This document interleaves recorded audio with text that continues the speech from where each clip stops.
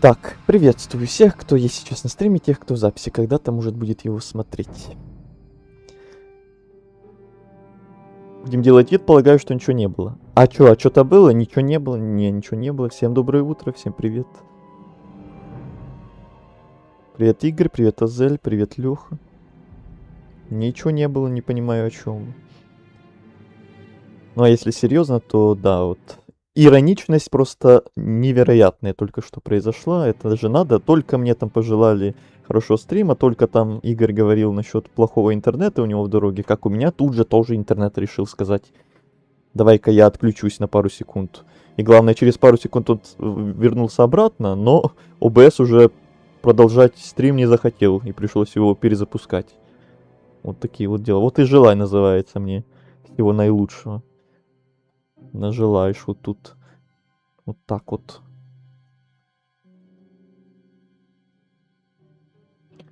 Так что повторять уже не буду в этот раз опять, что у нас сегодня. По названию стрима понятно, что у нас сегодня. Завершаем дела на Тарисе. Может быть, сегодня улетим с него наконец-то, но для этого надо все квесты доделать. Начнем с верхнего города. У нас тут есть кое-какие дела, которые надо доделать в первую очередь.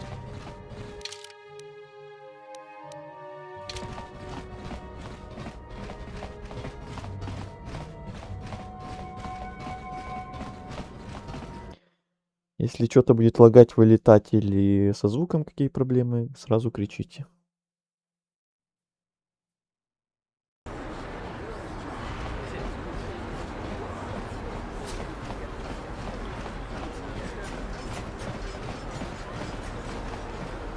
Так, сначала к этому аптекарю пойдем.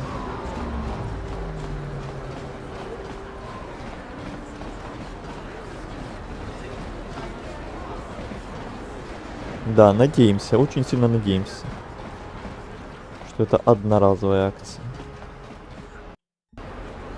Еще раз здравствуйте. Еще раз здравствуйте. У меня есть для вас сыворотка. У вас есть сыворотка? Да! Невозможно. Возможно. Как вы ее достали? Нет. Подождите. Из жопы мира. Я не хочу этого знать. Можно взглянуть. На сыворотку я имею в виду. Просто хочу узнать, хватит ли ее для изучения и начала массового производства. Дайте взглянуть. Да, это оно. Лекарство от ригоульской болезни. С этим образцом я смогу сделать достаточно сыворотки для всех. Тарисианцы в неоплатном долгу перед вами. Пожалуйста, возьмите это. Вознаграждение небольшое, но это все, что у меня есть. Несколько кредитов и 2 запасных аптечки.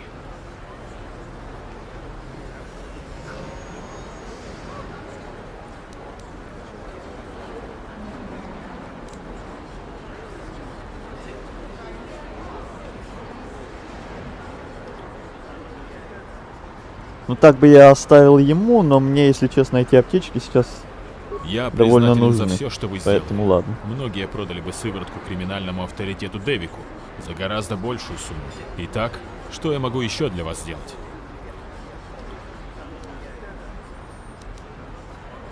До свидания.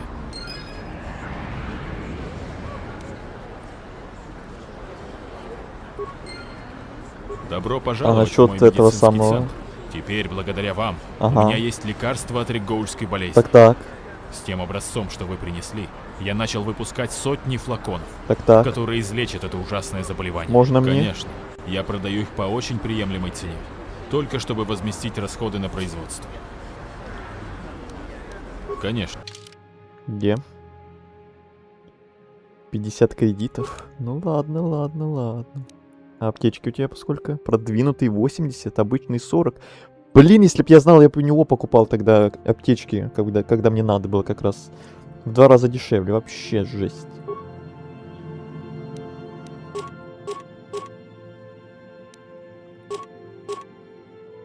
Облапушил меня тот ворюга. Так, всякое ненужное продаю.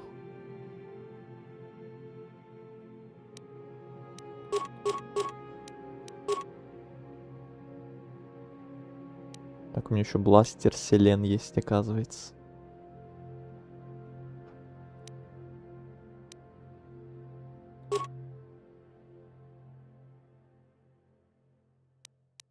Мины можно продать. Пока все. Так. Ладно. Ты все испортил. Ты все Ты испортил. отнес регоульскую сыворотку Заксу. Он бы тебе хорошо заплатил за нее, но нет. Ты пошел и сделал доброе дело. Да. Я Ты добрый всё человек. испортил. Иди в баню, а то я тебя убью, как из того самого шортса.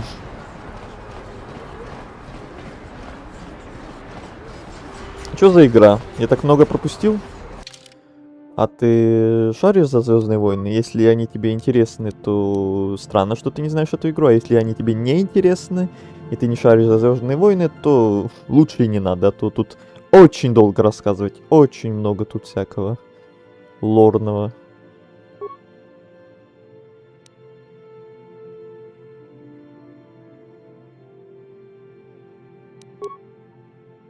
Я надеюсь, этим зараженным подойдет и это, что я купил только что. Да, вот. По идее, должно. Сначала арена.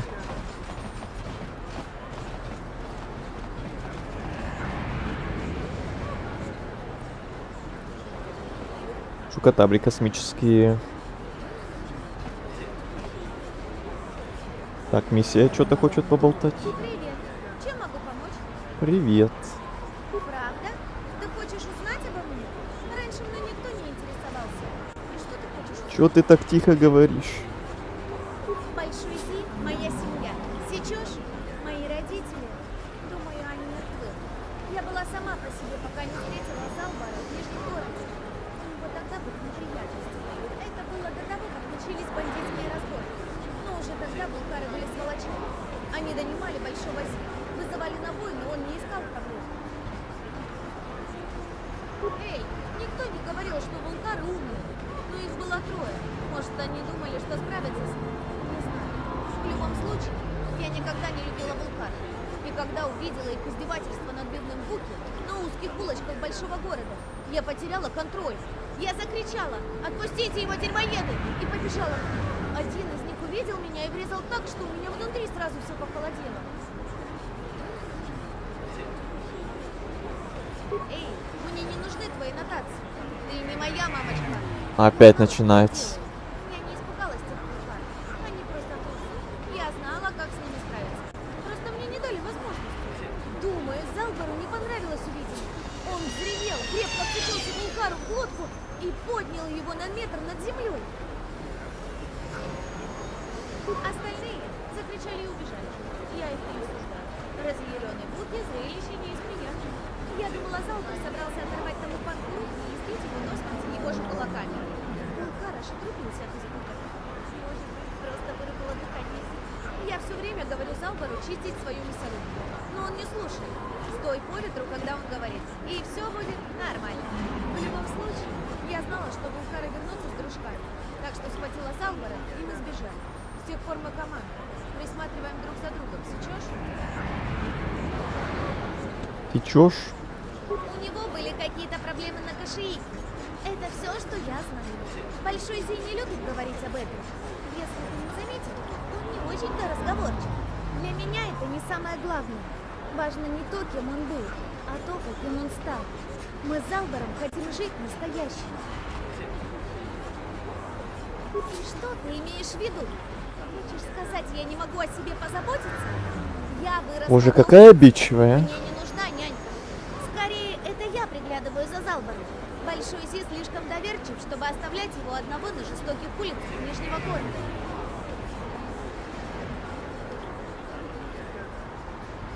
У него были какие-то проблемы. Так, это было. Ладно, пошли уже. Да, полагаю, ты прав.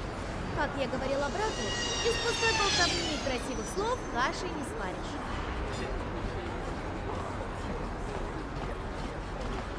Мне почему-то ассоциируются люди 2010-2012 это подростки, 2000 и 2009 это старики, ветераны жизни, люди.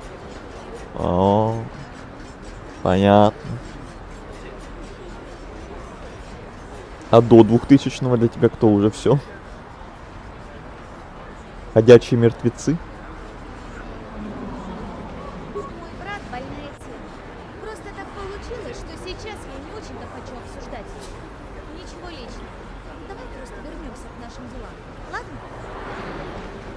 Ладно.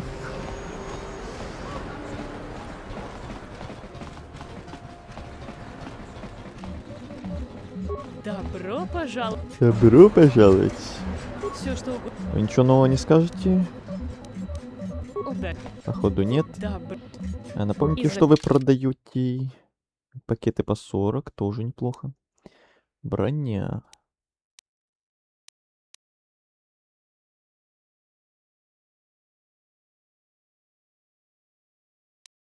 Клинки двуручные.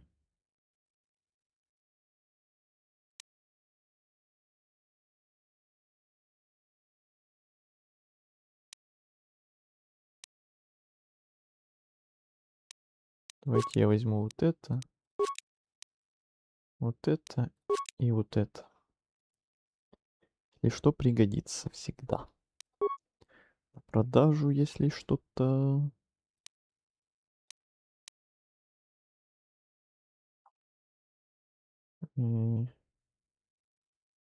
Энергетический меч. Урон 1. А, ну урон электрический еще, блин. Ладно, пока пусть будет. Пока что. Обычный пистолет, целая гора, это все продать. Тяжелый бластер, ионный бластер, это все продать. Чуть-чуть оставим, так уж и быть. Дробящий пистолет.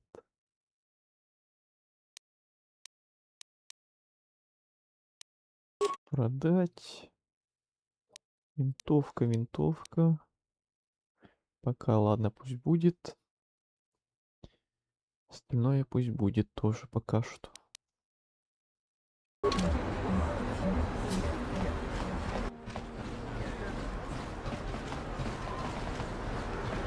Людей до 2000 года не существует, это миф. Да, это другое тысячелетие. До нашей эры. Каменный век. До 2000 динозавры вроде только были.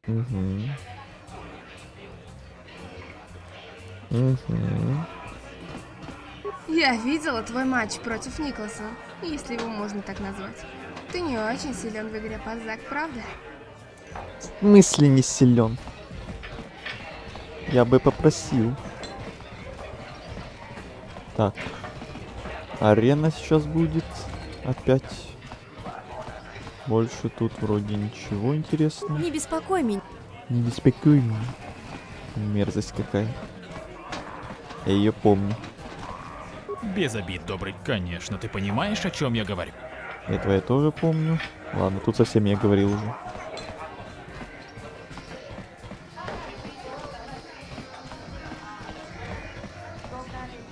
Сохраниться.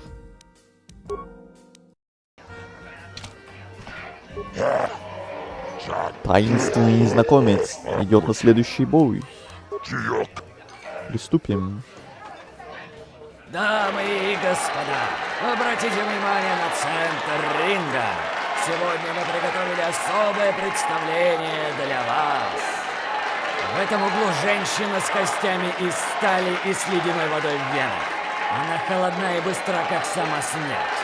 Вы знаете ее. Вы любите ее. Айс. А в Айс. другом углу восходящая звезда, которая только делает первые шаги в большой лиге. Представляю вам таинственного незнакомца. Погнали. Форма после слета стрима повышенная раздраженность. Это вы с чего взяли? Того, что я там одну NPC прокомментировал.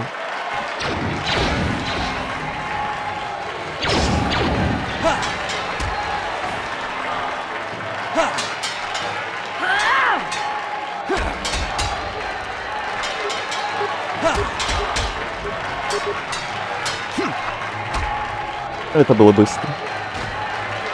Все кончено, битва закончилась. Таинственный незнакомец выиграл. Айс побеждена. Кажется, у нас новая восходящая звезда в лице таинственного незнакомца. Но как высоко взойдет эта звезда, вам остается только наблюдать. Какого слета? Не было ничего такого. Не-не-не. Все правильно говорите. Ничего не было. Не понимаю, о чем вы. Я никогда не бежала от очевидной правды, так что скажу тебе прямо. Мне не потягаться с такими, как ты, незнакомец. Я понимаю, когда победить нет шансов. А ты хорош. Очень хорош. Но ты ошибаешься, если думаешь, что я стану теплее к тебе относиться. Правда в том, что мне больше нечего сказать, так что ты можешь идти. Еще был момент, как ты ответил на вопрос, откуда ты сыворотку взял. Я ни при чем, это NPC такие. Были бы нормальные NPC, было бы все нормально. Так, мои деньги. Сюда. Идем сразу дальше. Вплоть до финала. Приступим. Дамы и господа, обратите внимание на центр ринга. Сегодня мы приготовили особое представление для вас. Он легенда спорта, 20-летний ветеран, который все еще знает, как показать малышам пару трюков. Давайте похлопаем Марлу. Но всегда приходят молодые, которые побеждают ветеранов. И сегодня на ринге с нами один из лучших. Представляю вам таинственного незнакомца. Ах уж этот тон. Вроде и пафосный, а вроде и как-то это стрёмно выходит все равно. В бой.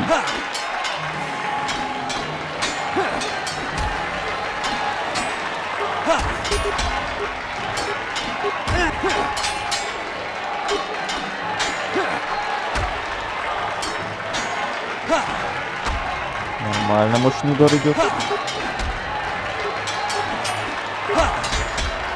Ага. Все кончено, битва закончилась. Таинственный незнакомец выиграл. Марл побежден, но есть много вопросов. Это конец славного ветерана. Неужели Марл отложил шпоры? А что с таинственным незнакомцем? Твич ожидает на крыльях. Ты посмеешь выстрелить в самого чемпиона? Неужели это чудо с дикими глазами наконец будет сброшено?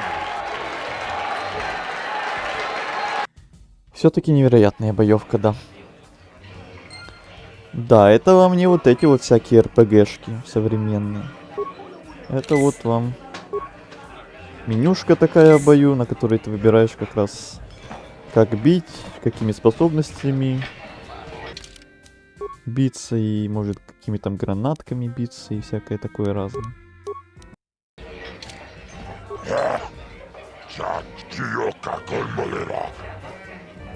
Деньги. Итак, следующий бой.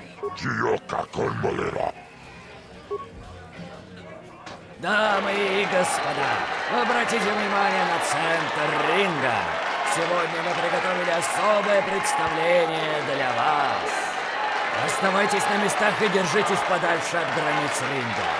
Он дикий, он непредсказуемый, он на грани психоза. И он чертов лучший дуэлянт сегодня в игре. Похлопайте Твичу! Но противник Твичу планирует победить чемпиона. Вечер за вечером, битву за битвой мы наблюдаем, как этот молодой феномен продвигается по рангам. В этом углу претендент на звание чемпиона дуэли Тариса. Таинственный незнакомец. В покемонах также, кстати. Ну тогда я не понимаю ваших претензий к боевке.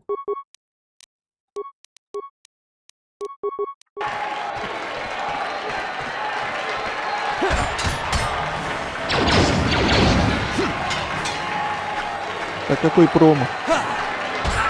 Ой, как хорошо.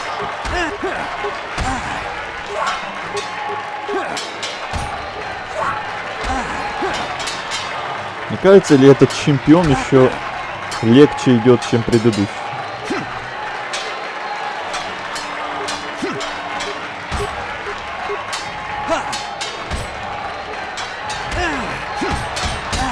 Ну да. Тут мне хотя бы пол хп снес.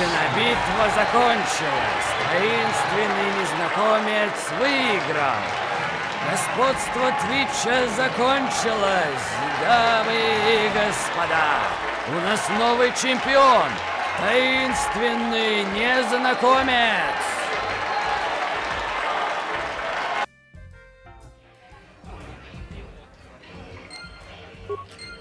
Опыт получаем, деньги получаем.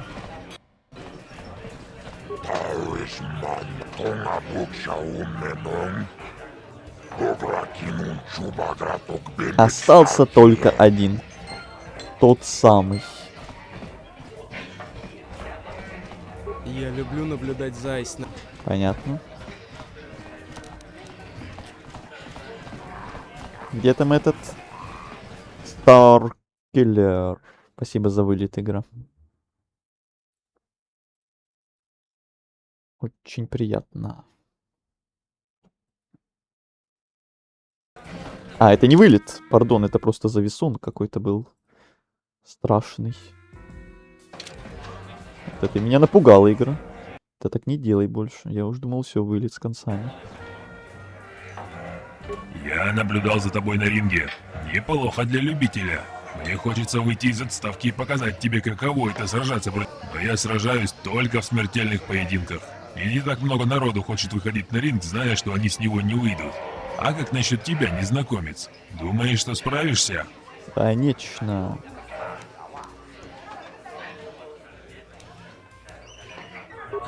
Наконец-то свежатинка. Свежатинка. А все устроит. Поговори с ним. Понадобится время, чтобы все устроить, но до тех пор не стоит отоживаться. Я вернусь, когда придет твое время умереть. Бугага. Ложная тревога. К счастью.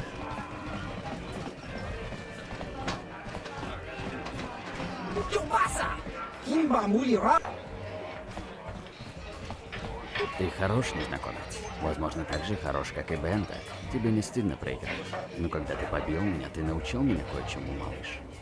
Сначала я не мог победить только Твича. Теперь это ты и Твич. Скоро на ринг придут и другие молодые новички. Эта игра мне нравилась, но мое время пришло. Мне нужно на некоторое время уйти с ринга и многое обдумать.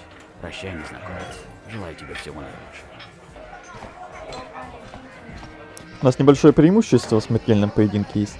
Никому не говори. Никто не должен этого знать, это наш секрет.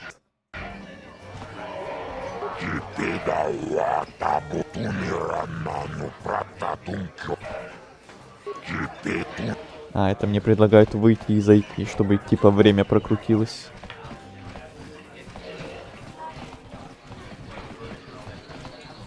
Я видела твой матч. Я видела.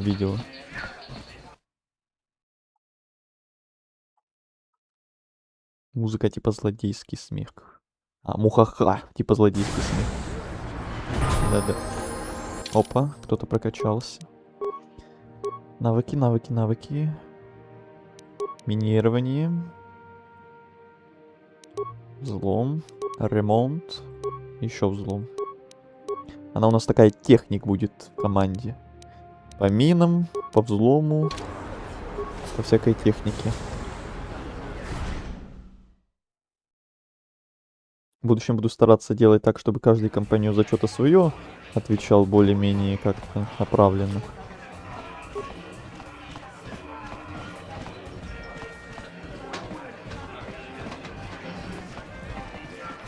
Ну что, уже пора? Да. Я готов.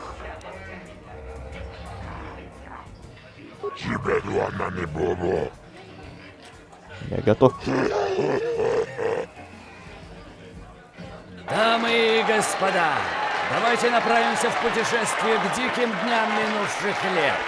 Ко временам, когда два противника входили на арену, но только один выходил оттуда живым.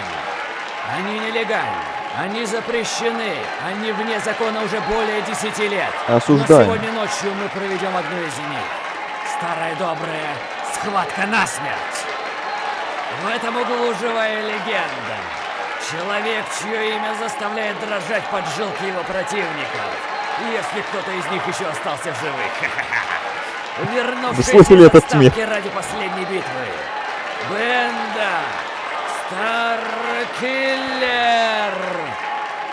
Кто осмелится выйти на ринг с такой смертельной легендой? Кто окажется достаточно безумным, чтобы наверняка пойти навстречу собственной смерти ради вашего удовольствия? Дамы и господа, направьте ваши заинтересованные взоры на таинственного незнакомца. А теперь момент, которого мы все ждали. Пусть начнется схватка! Схватка! Зато с душой озвучка. Да. Хотя бы где-то.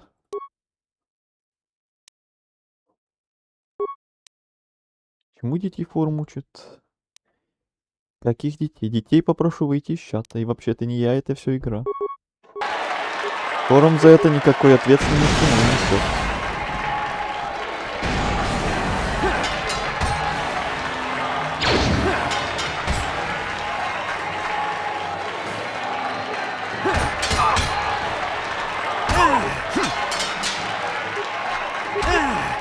Ай-яй-яй, он хорошо так лупит.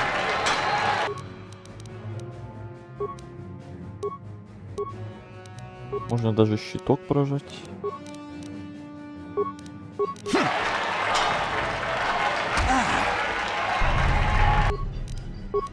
Хилку.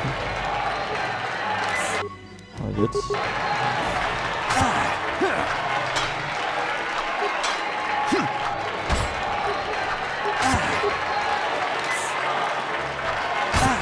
Да хорош.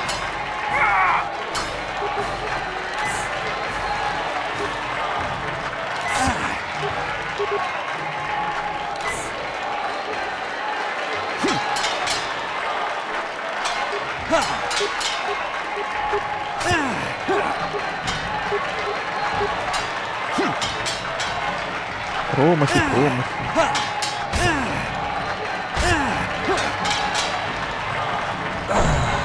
Ну, конечно. Но у нас есть преимущество, как сказал Игорь. Единственный сложный более-менее бой за всю эту арену.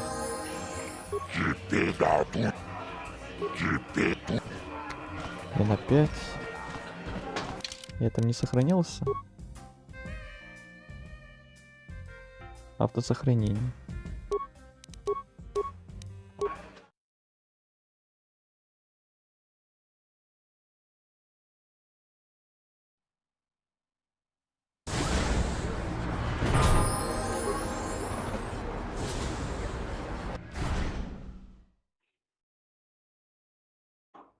Дубль 2.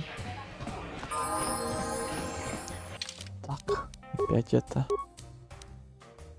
Еще раз взлом, минирование, ремонт, взлом. Все. Конечно. Конечно.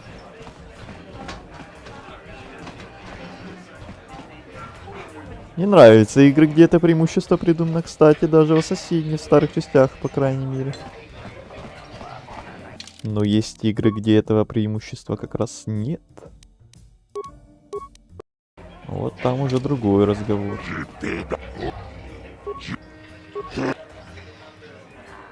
Дамы и господа, в этом углу живая легенда. Человек, чье имя заставляет дрожать поджилки его противников. Если кто-то из них еще остался в живых. А кто? Ох уж этот смех, невероятно. Давайте к делу. Сразу к делу. Так, гранатки, оглушительные давай. А он тоже кидает какую-то гадость мне.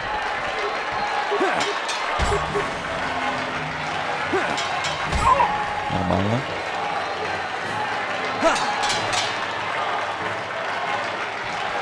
Давайте-ка еще гранатку. Куда ты побежал, блин? Нет, не беги за мной. Догонялки.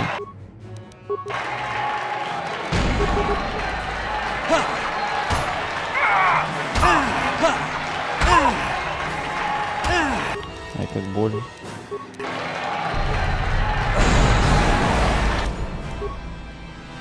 Ну ладно, ладно.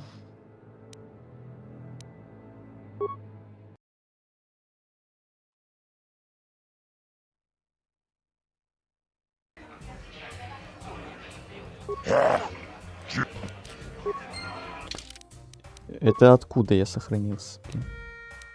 6 часов 53, 59. Мне тут сохранение как-то вообще не по порядку, все по-дебильному идет.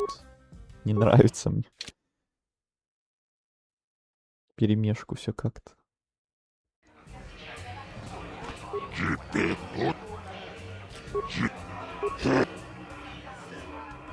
Дамы, в этом углу живая легенда. Человек, чье имя заставляет дрожать поджилки его противников. Если кто-то из них еще остался в живых. Вернув... А кто осмелится выйти на ринг с такой смертельной... Так, давайте сразу щит. Потом... яду ему кину.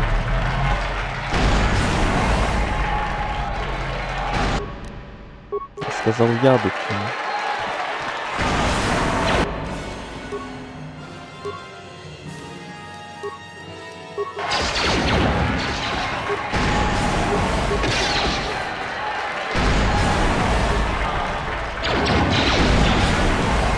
Тупо закидаю гранатами. Раз вы так настаиваете.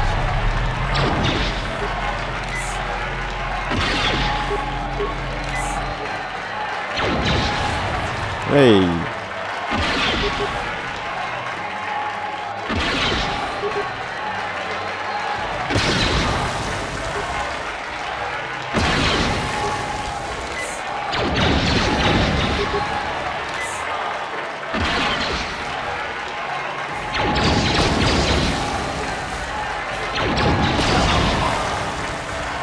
Все кончено.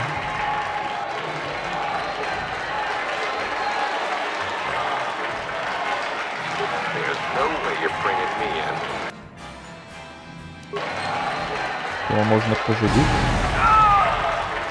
Или нет.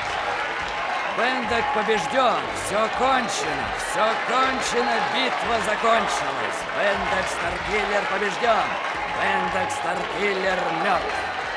Слава таинственному незнакомцу, величайшему дуэлянту, который когда-либо ступал на ринг. Да-да, величайшему гранатометчику.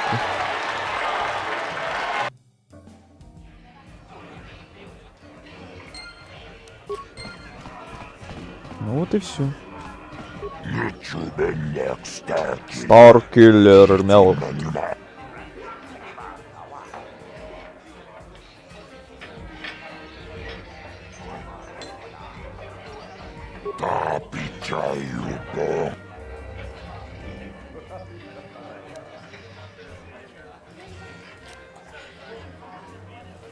Хочу броню.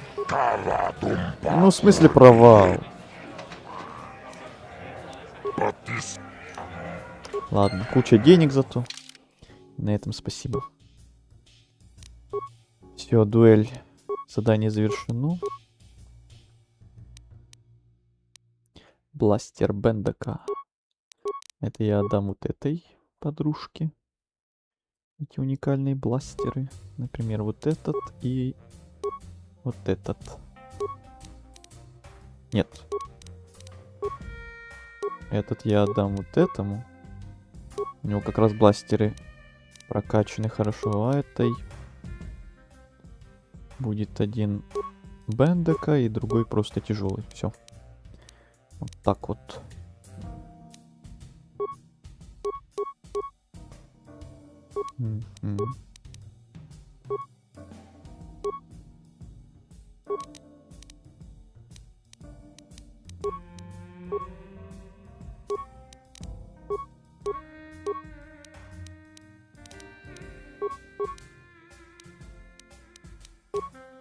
Что мы еще там получили? Ничего. Все тогда тут. Погнали. В верхнем городе у нас тоже, по-моему, пока что все. Можно возвращаться вниз. Там квесты поздавать. В подземелье вернуться, там тоже квест сдать. Всякое прочее. Скипнули все, кроме смеха. Самое приятное. Оставили.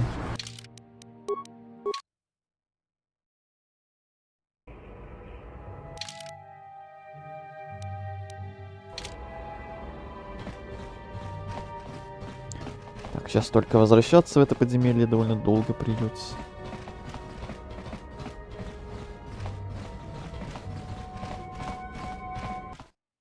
Так, главное сохраниться, блин, точно.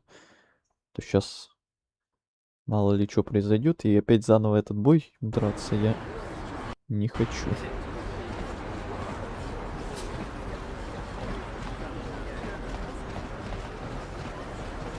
Так, а что у меня похилка? 2.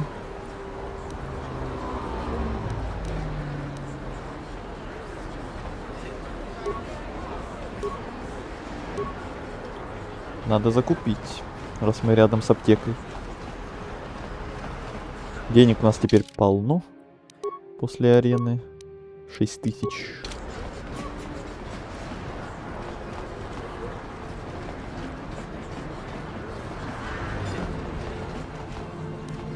Ты все из... Понятно. Добро пожаловать, теперь коня. Сейчас я... Добро пожаловать, теперь коня. Дай Коня. посмотреть. Так, продвинутый 80, да? Ну давай. Возьму все и обычных тоже чуть-чуть возьму. Допустим, вот столько. Продать.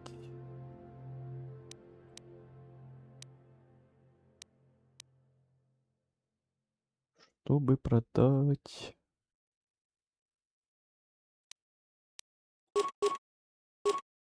Это...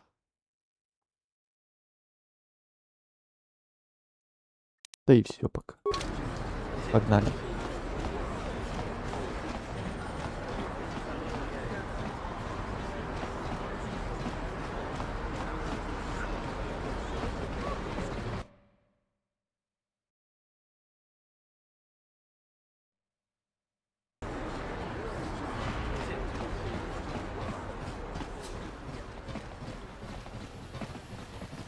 Так, а это что такое?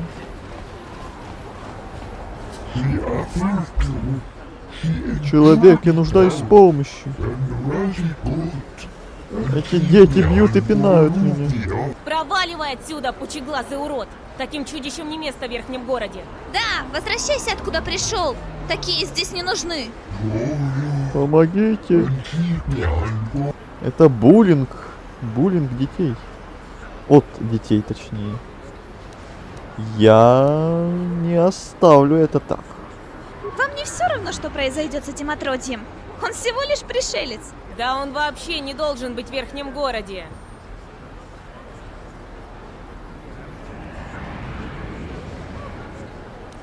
Ладно, идем. Я больше не хочу слушать этого Боулинг. любителя пришельцев. Спасибо вам, человек.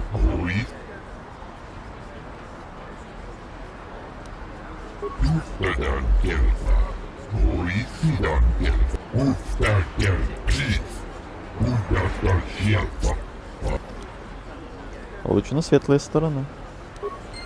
А какую я ему аптечку отдал? Надеюсь, обычную, а не самую продвинутую. Где количество показывает?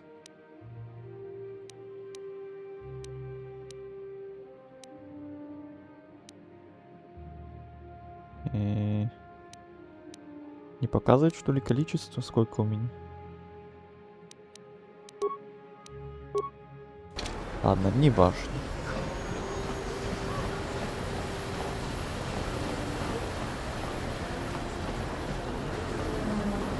Что ты опять хочешь?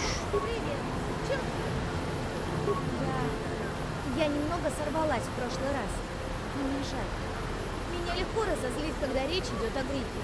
О нем всегда неловко кому-то рассказывать. Все не так просто. Да, Гриф не был примером для подражания. Но знаешь, я любила его. Иногда люди этого не понимают. Я не знаю, родителей за мной присматривал брат. Это он привез меня на Тарис. Мне было всего 5 лет, но я помню путешествие, если его можно так назвать. Мы прятались внутри контейнера в трюме грузового корабля. Запасы еды и воды у нас было только на дорогу. Не первый класс, знаешь ли.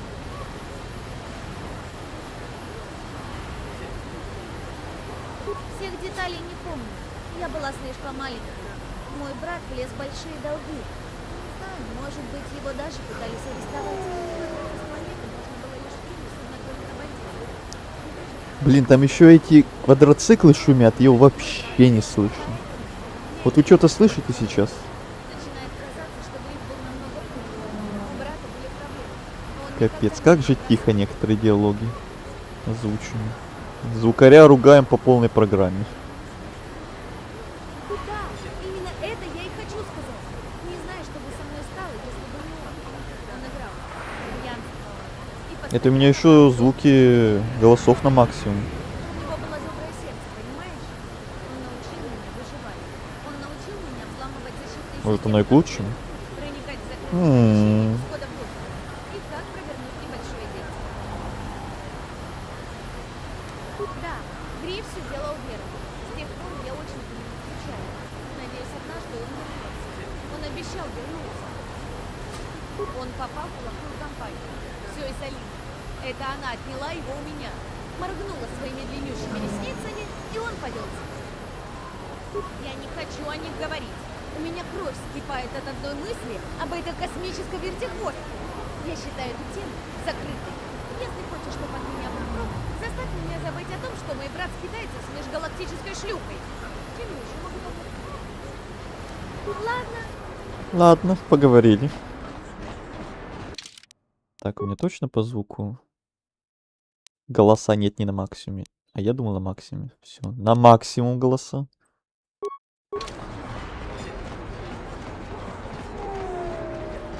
Так-то лучше, надеюсь, будет.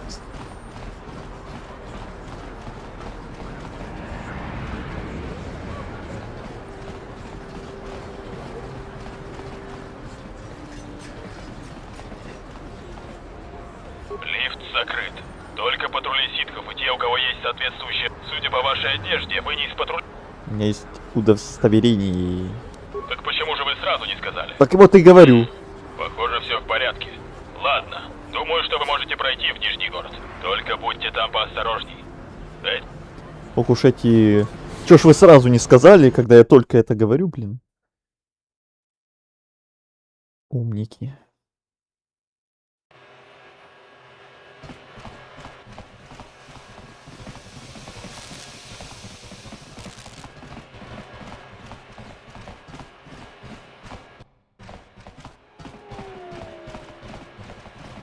Идем за наградами. За контракты.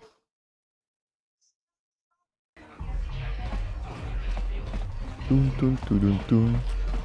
Тун-тун-тун-тун.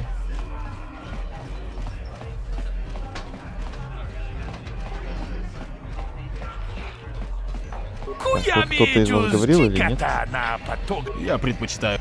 Нет, ничего интересного. Я выполнил заказ типа. За Бендака, например. 300 кредитов. А я хочу 400. Провал. Ай-яй-яй. Ну ладно, давай 300. Дальше еще один заказ на Сильвен. 300. Хочу 400. Провал. Давай 300. Ну хотя бы раз могли бы выиграть. Так, что там еще? А, все. Это все. Еще 600 кредитов. Еще 2 задания выполнены. Так, в целом тут что осталось? Это сюжетка, это потом. Это понятно. Это мы сейчас вернемся, сдадим. Это... Продать. Куда-то, не знаю куда. Это сдадим. Это понятно. Так, только сейчас я уточню насчет этого задания. Пойду за едой я. Хорошо, приятного аппетита заранее. Я сейчас уточню, что с этим квестом. Куда это продавать именно надо, то я не помню вообще.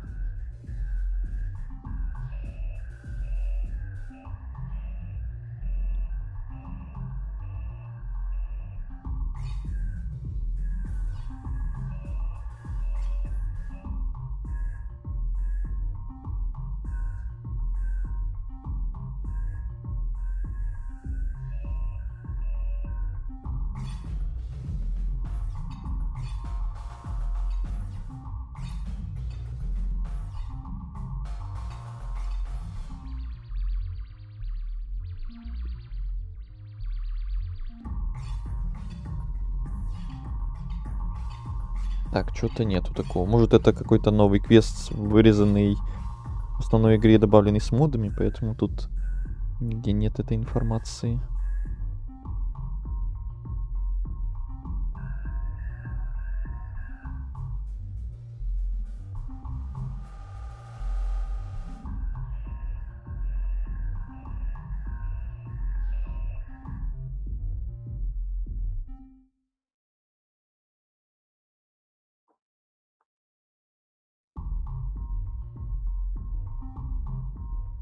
Ну, нет такого у меня. Нам удалось добыть немного спайса. Он, несомненно, стоит немалых денег.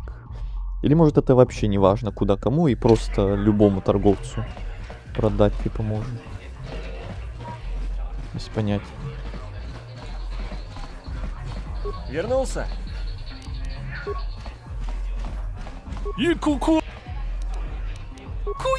Ну-ка. Нет, ему ничего нельзя, у него просто карту. Окей.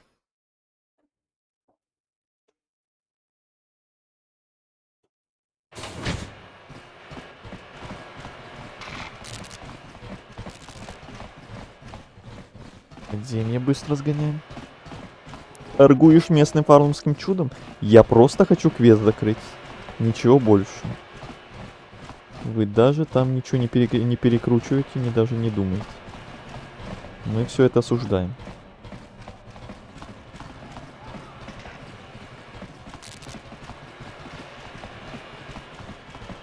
И не поделился.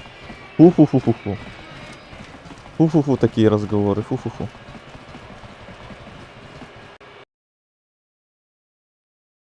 Что, опять подвесон или... Нет, в этот раз вылет. Эх.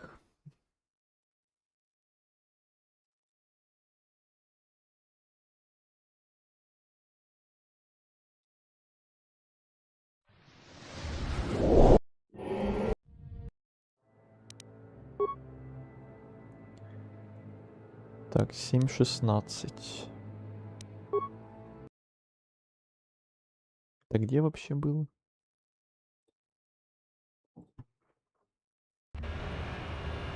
А, нормально. Это уже за едой. Всем приятного аппетита. Ему словом тебе вылет. Ну, такая игра. Такая игра. Тут столько своих косяков и своих проблем, вы даже не представляете. С установкой сколько было проблем. Сейчас еще в самой игре, пока мы играем, еще сколько проблем. И это еще мало. Раньше их было куда больше, и чтобы поиграть, это вообще была проблема. Не понял. А меня вообще пустят туда или нет? Или все, мы теперь каждый раз будем на этом месте вылетать? Это уже закономерность какая-то, а не случайность.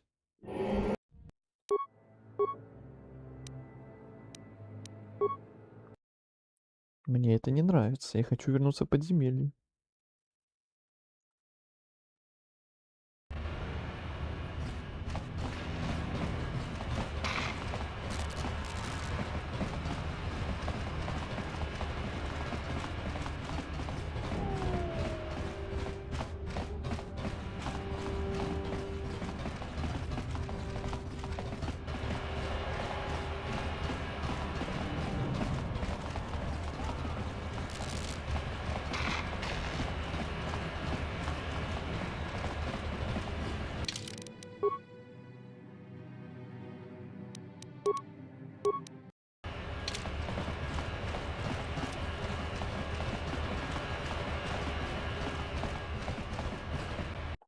Да блин.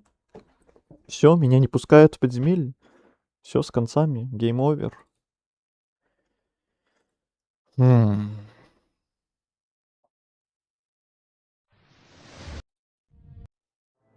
И что, мне предлагают через канализации, через базу вулкеров как-то туда возвращаться? Это капец долго будет. Если вообще там получится. То может там тоже вылеты будут. А может там вообще тупик уже. Блин, ну и дело. Ни с того ни с сего. Меня просто не пускает вылет. Замечательно. Великолепно.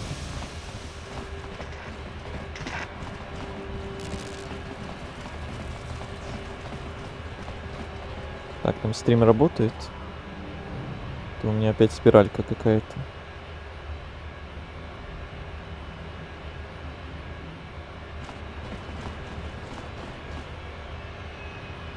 Не, вроде нормально.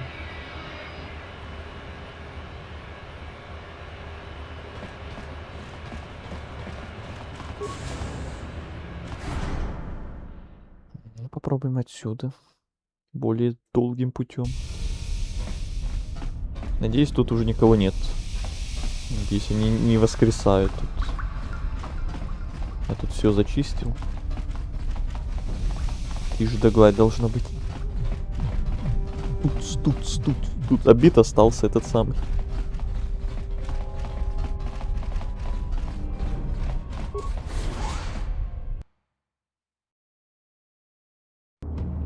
Опять канализации, но это ненадолго. Это просто пока мы мимо пробежим.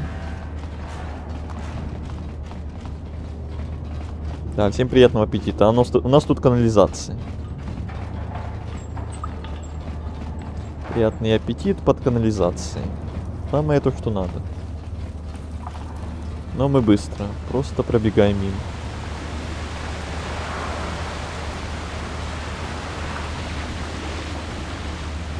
Самое то, да. Самый лучший выбор локаций под еду.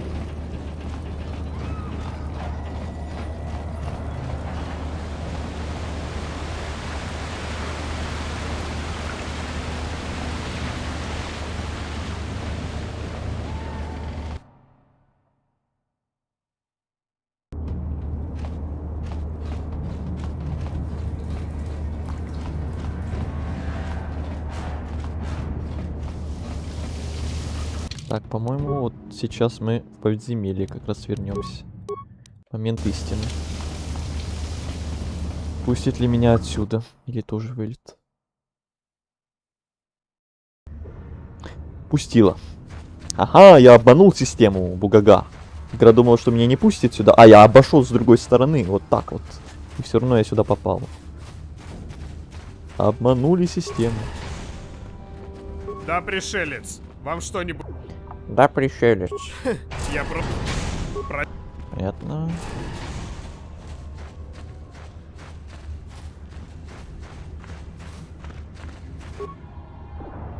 Эй, вы, пришелец сверху! Ох, похоже, Я не помню, я говорил с ними или нет. В той загрузке. Так, еще раз, что ты продаешь? Капец, дорого. Аптечки по 30, еще дешевле. Ого. Неплохо. Гранатки. Гранаток я бы взял, а то я все потратил. Это тоже. Так, продать. Где там то, что мне надо было для квеста продать? А, то самое. То самое, то самое. Сыворотка, стимуляторы. Вот. Нет. Нет, его тут нет. Мгм. Значит, просто торговцу это не продать. Значит, это по какому-то квесту, действительно, какому-то уникальному персонажу. А какому? Без понятия.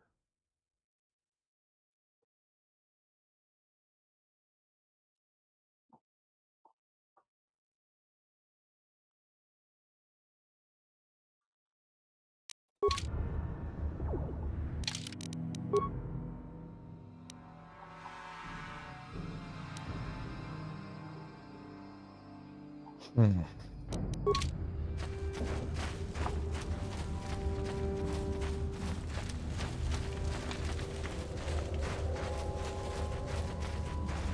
С возвращением, человек сверху.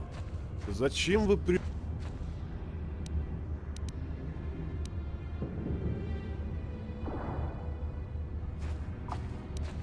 Как... Секундочку. Сначала к этим пойду, а потом к этому.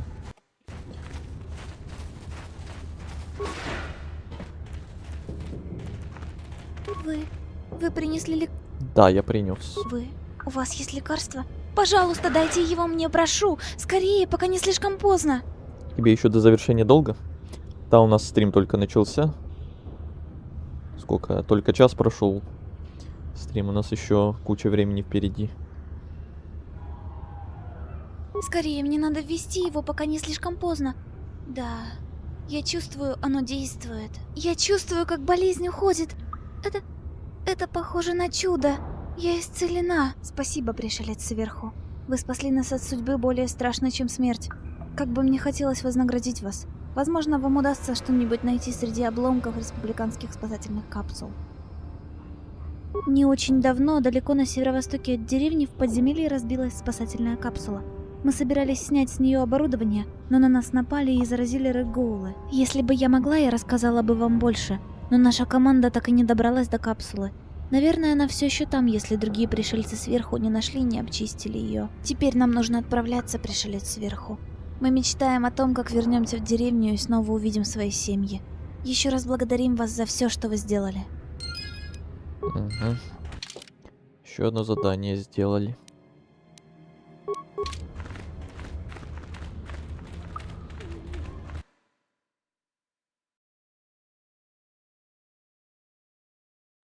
Что, опять?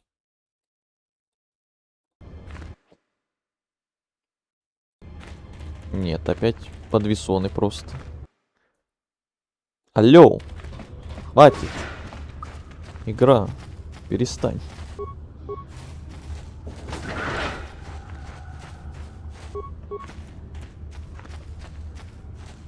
Вы сделали бы...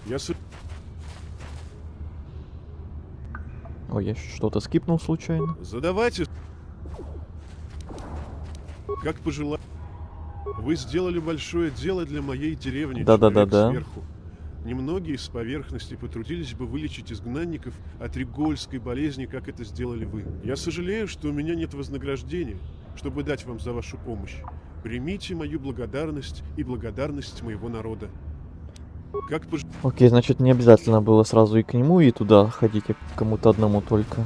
Ладно. Еще раз приветствую. Еще раз приветствую. У меня есть дневник. Это то, чего я боялся. Она оказалась в списке тех, кто отдал свои жизни, служа нашему делу.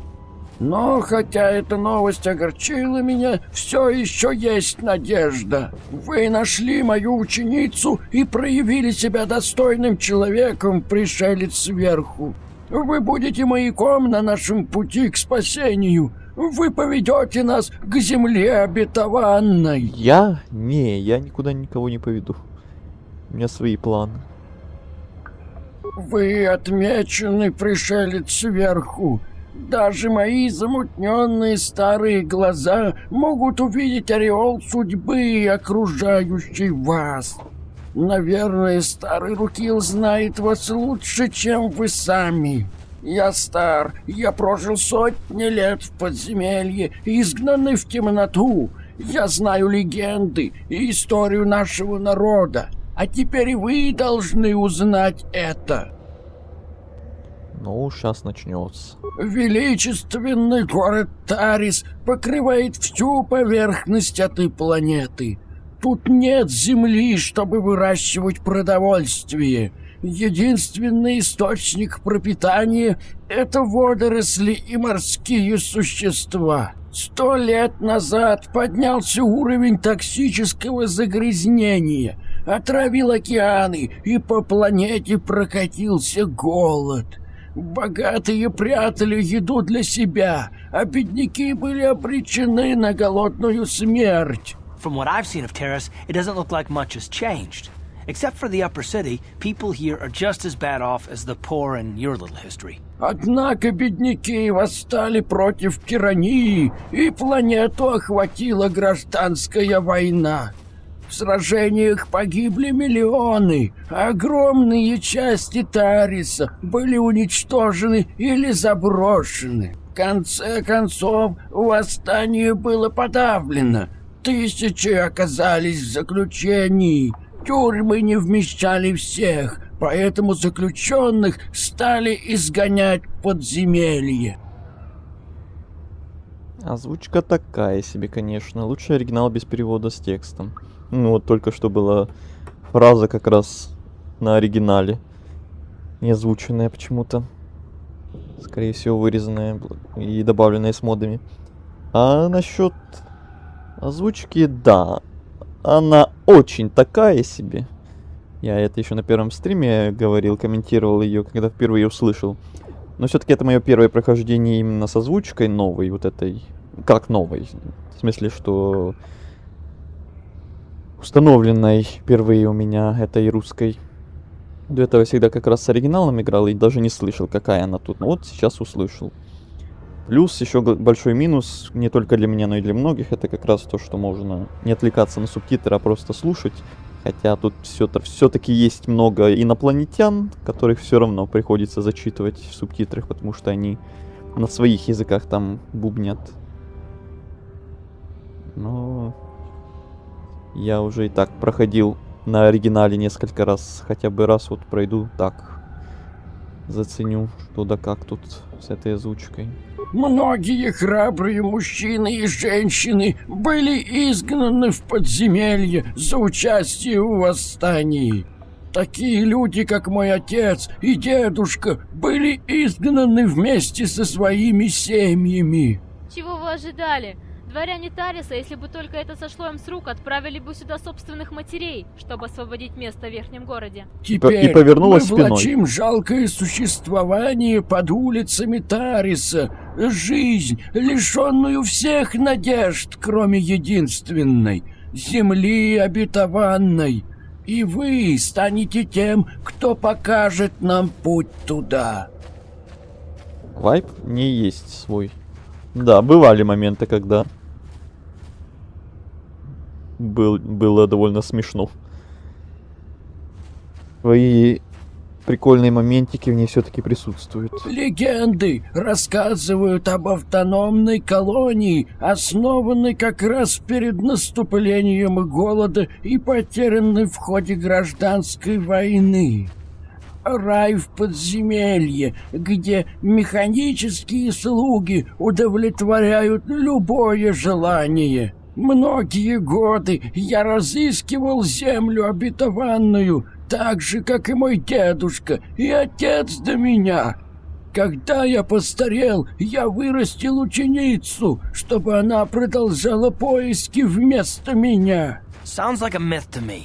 Something to give the people here some false hope to cling to so they don't go mad with despair. Я собрал много доказательств о месте ее нахождения. Из дневника моей ученицы я получил еще больше информации. Но в этой мозаике все еще недостает многих частей. Но я знаю, что и мой отец, и дед вели дневники, где записывали собственные открытия. Возможно, имея их дневники, я смогу получить последние данные о тайном месте. А у меня все есть. Вот возьмите. Нет, сначала спрошу. Мне нечего предложить вам за помощь. Надеюсь, что осознание того, что вы помогли целой деревне бежать от жизни во тьме и страданиях, будет достаточной наградой. Прошло много десятилетий с тех пор, как мой отец начал свой дневник, но я помню, что он очень хотел исследовать систему канализации. Может, вы начнете поиски там. Я желаю вам удачи в этом деле, пришелец сверху. Будущая жизнь этой деревни, моего народа, зависит от вас. Привет, Лёха-ха. Еще раз.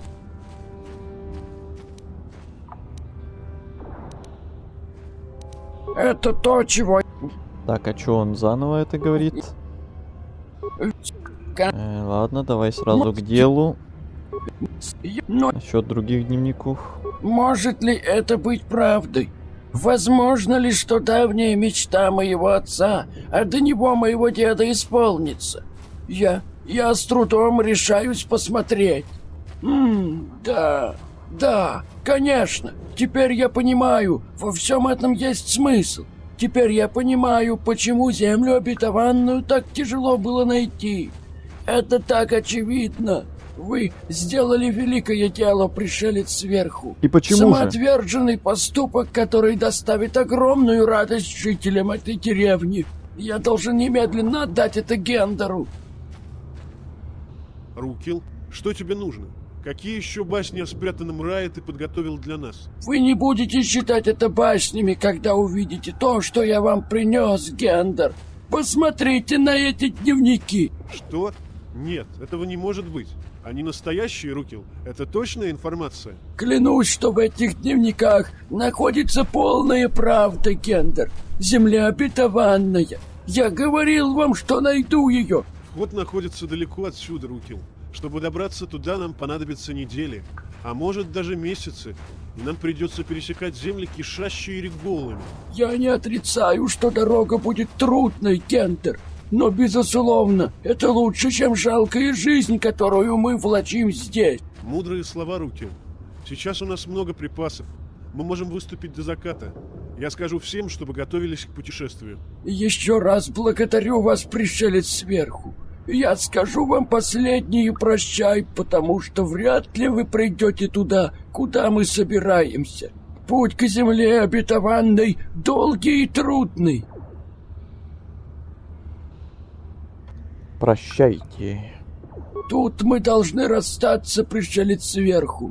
Я чувствую, что вы пока не предназначены судьбой быть избранным, а судьба моего народа ждет нас в конце предстоящего нам долгого путешествия.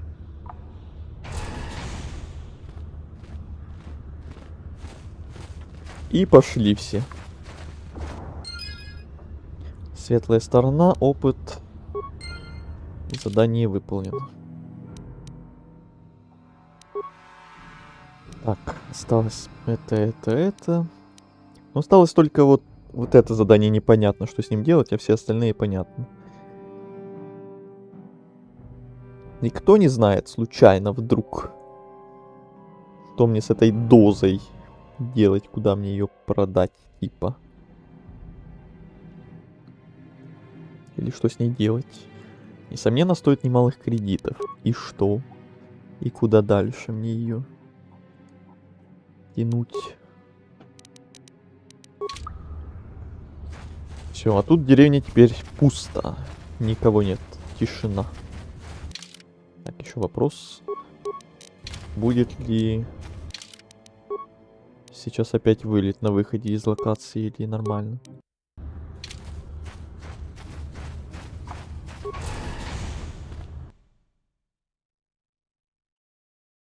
Или это только на вход в эту локацию тут был вылет? На выход нормально. Не, на выход нормально. Окей.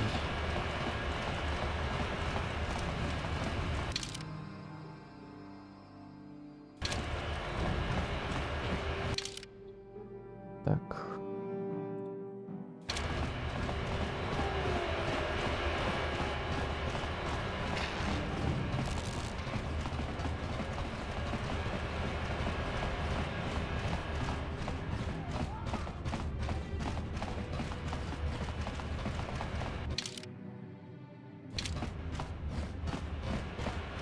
Идем сдавать квест насчет этого двигателя.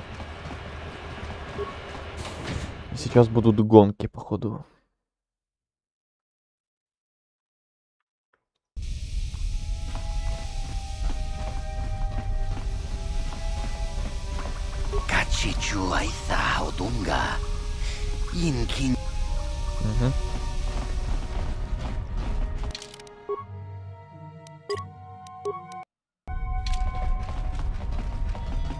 Можете поговорить?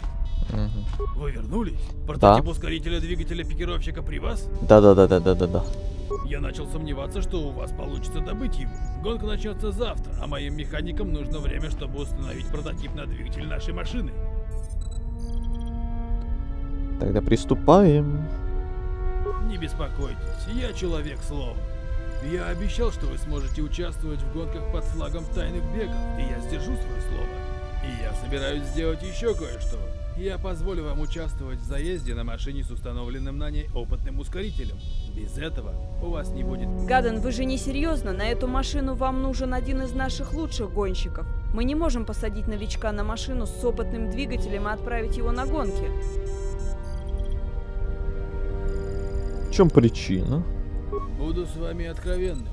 Есть причина, по которой я даю вам опытный двигатель.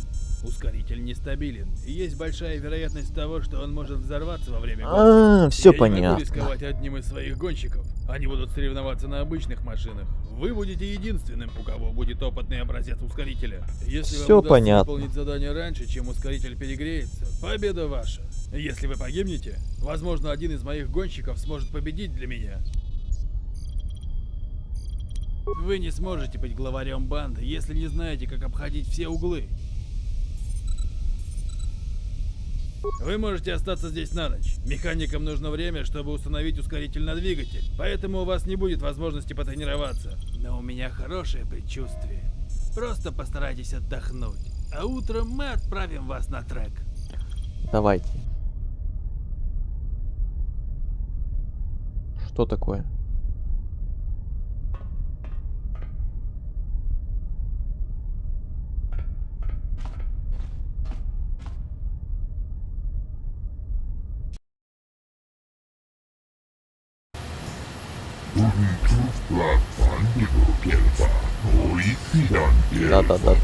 Да, это я еду, это я. Первый раз. Конечно.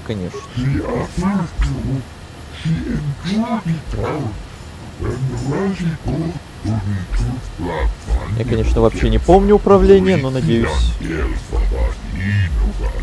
сейчас все вспомню.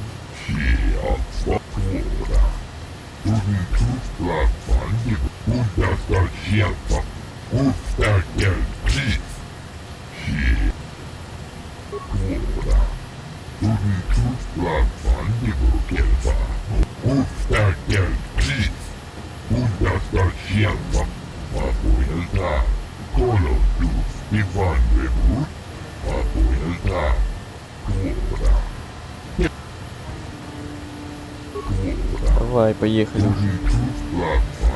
Да, я готов.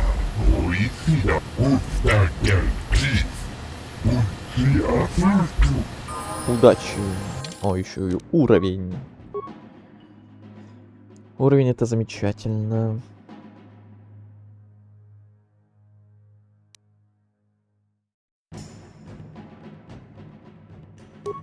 Давай харизму. Навыки. Врачевание. Чтобы хилиться больше. Тут.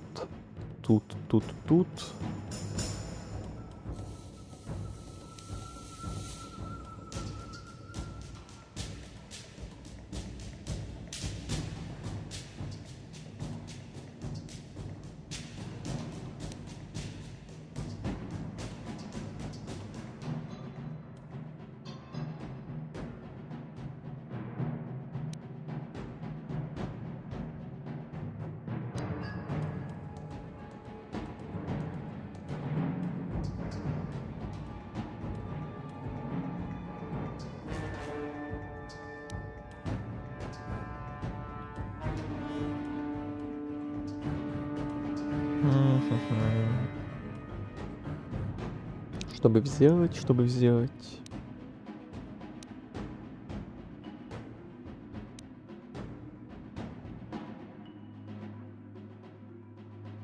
Урон в ближнем бою.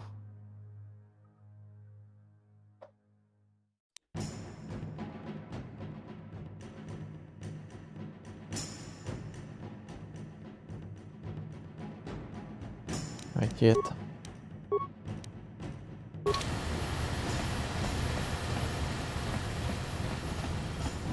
А вот и Бастила.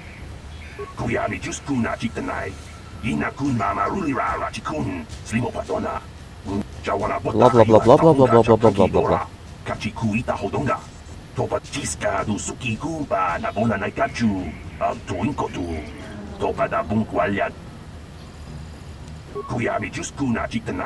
Тридцать 38-43.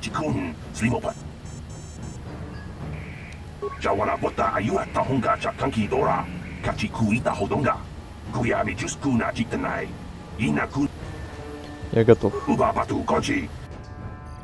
Вперед. It's Zerdra here. I hope you're reading me. Your swoop run is about to begin. Remember, just hold on tight. Try not to smash into anything. The prototype accelerator should last about 60 seconds before it overheats and explodes. That should be enough time for you to finish your run. Good luck. The Becks are counting on you. Благодарю.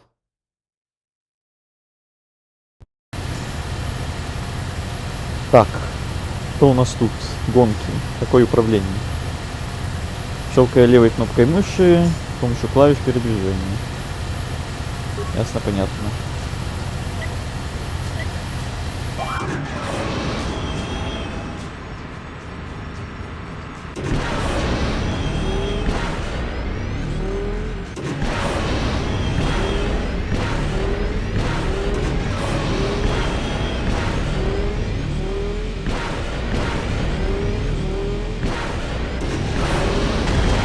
Ай-яй-яй.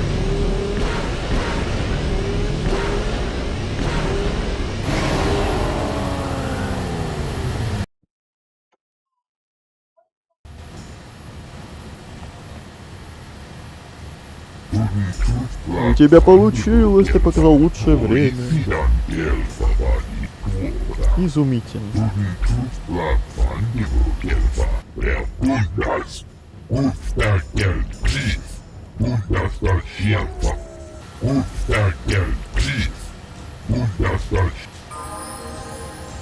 Сохраниться обязательно.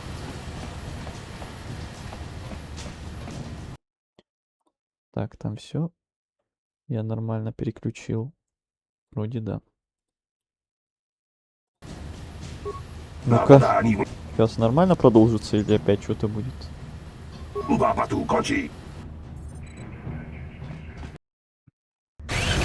Не, нормально. Может, помогло то, что я там что-то в настройках накляцал.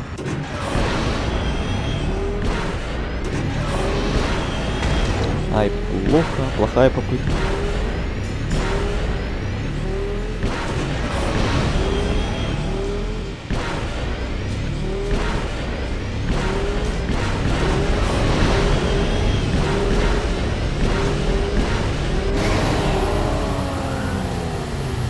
Живем? Да, живем. Магия какая-то происходит. У тебя получилось. Дамы и господа, предоставляю вам нашего победителя. Спасибо, спасибо. Спасибо, спасибо.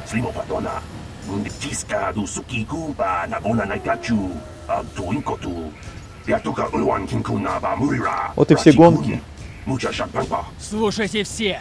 До того, как я представлю вам так называемого чемпиона Беков и его приз, вы должны кое-что узнать. Победитель жульничал. Твой свуп использует прототипный ускоритель. Явное несправедливое преимущество. По причине этого вероломства тайных Беков я снимаю вулкарскую часть главного приза.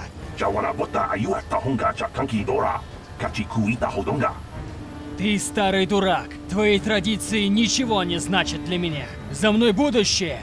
Если я хочу забрать приз и продать самому эту женщину на рынке рабов, меня никто не остановит. У меня найдется для тебя пара слов, Брежик.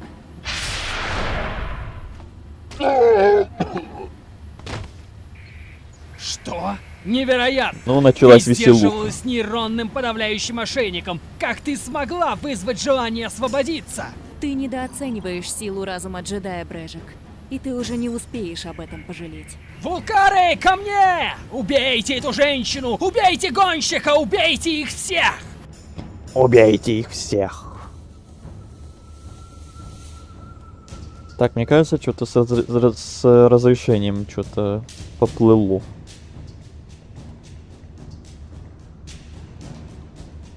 Да. Ну-ка, ein Moment. Хотя... Не, давайте после боя, наверное. Я с этим разберусь, а то сейчас опять...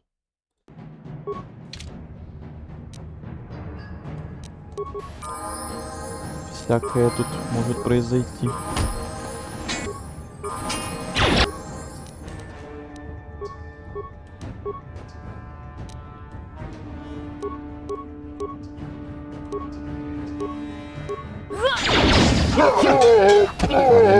Гранату кидать.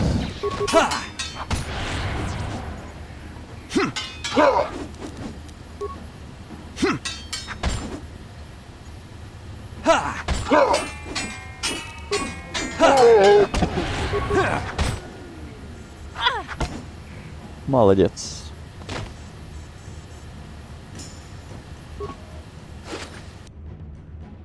Световой меч Бастилы. И еще куча всякого приятного. Так, сохранится. И сейчас я с разрешением разберусь, что оно тут это самое балуется мне.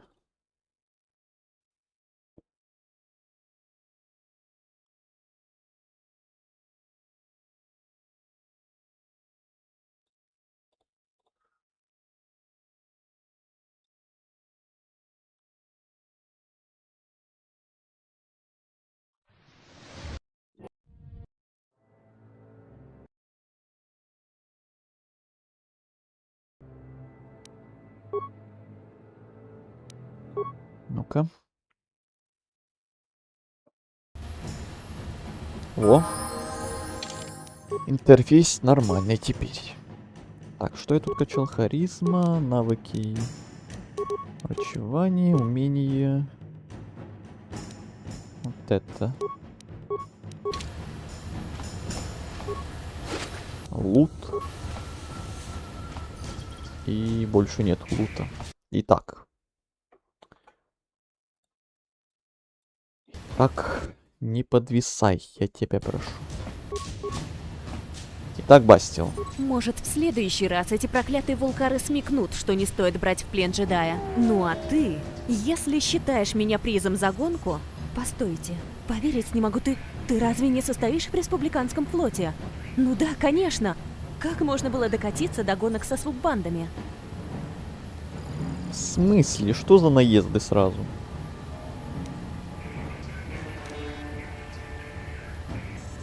Это долгая история. Сейчас у нас нет на это времени. Надо убираться, ситхи вряд ли оставят этот бардак без внимания. Ты знаешь, где тут можно отсидеться? Я все знаю. Спасти меня? Так вот для чего этот цирк с гонками на свуп-байках. Из всех спасательных миссий, это одна из самых жалких. Это могло ускользнуть от твоего внимания, но я сама избавилась от сдерживающего нейроошейника. Если быть точнее, то это я тебя спасла. Если бы я не вмешалась, Брежик и вулкары не оставили бы от тебя и мокрого места. Тебе повезло, что я смогла тебя вытащить. Боже, да что вы говорите? Интересно, что вы столько времени ждали, пока я к вам не приперся, и только в этот момент освободились. Чё ж вы раньше терпели, дамочка?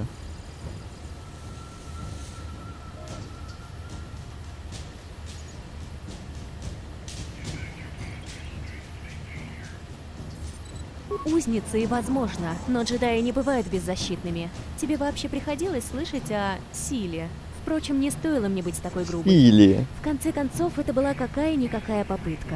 Так что давай вернемся к насущному. Опасность еще не миновала. Чтобы придумать способ улететь с планеты, мне нужно знать, на какие ресурсы мы можем рассчитывать. Во-первых, есть ли еще переживший крушение Эндерспайр? Есть. Карто Наси выжил? Наконец-то хорошие новости. Он один из лучших солдат Республики и проявил себя не один десяток раз. И он послал тебя спасти меня? Возможно, я тебя недооценила. Карт должно быть уверен в твоих способностях. Прошу прощения, хоть я и джедай, порой все равно делаю поспешные выводы. Прошу, доставь меня к Карту. Думаю, втроем мы сможем придумать план побега с планеты, прежде чем ситхи узнают о нашем присутствии. Так, сейчас внезапно опять нету этого самого захвата видео, да? Ну, конечно.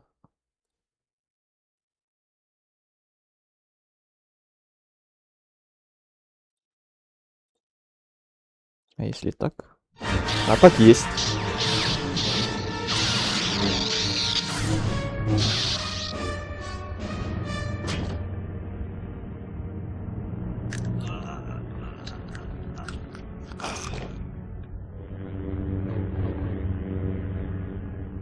Тебе не победить, Ревен.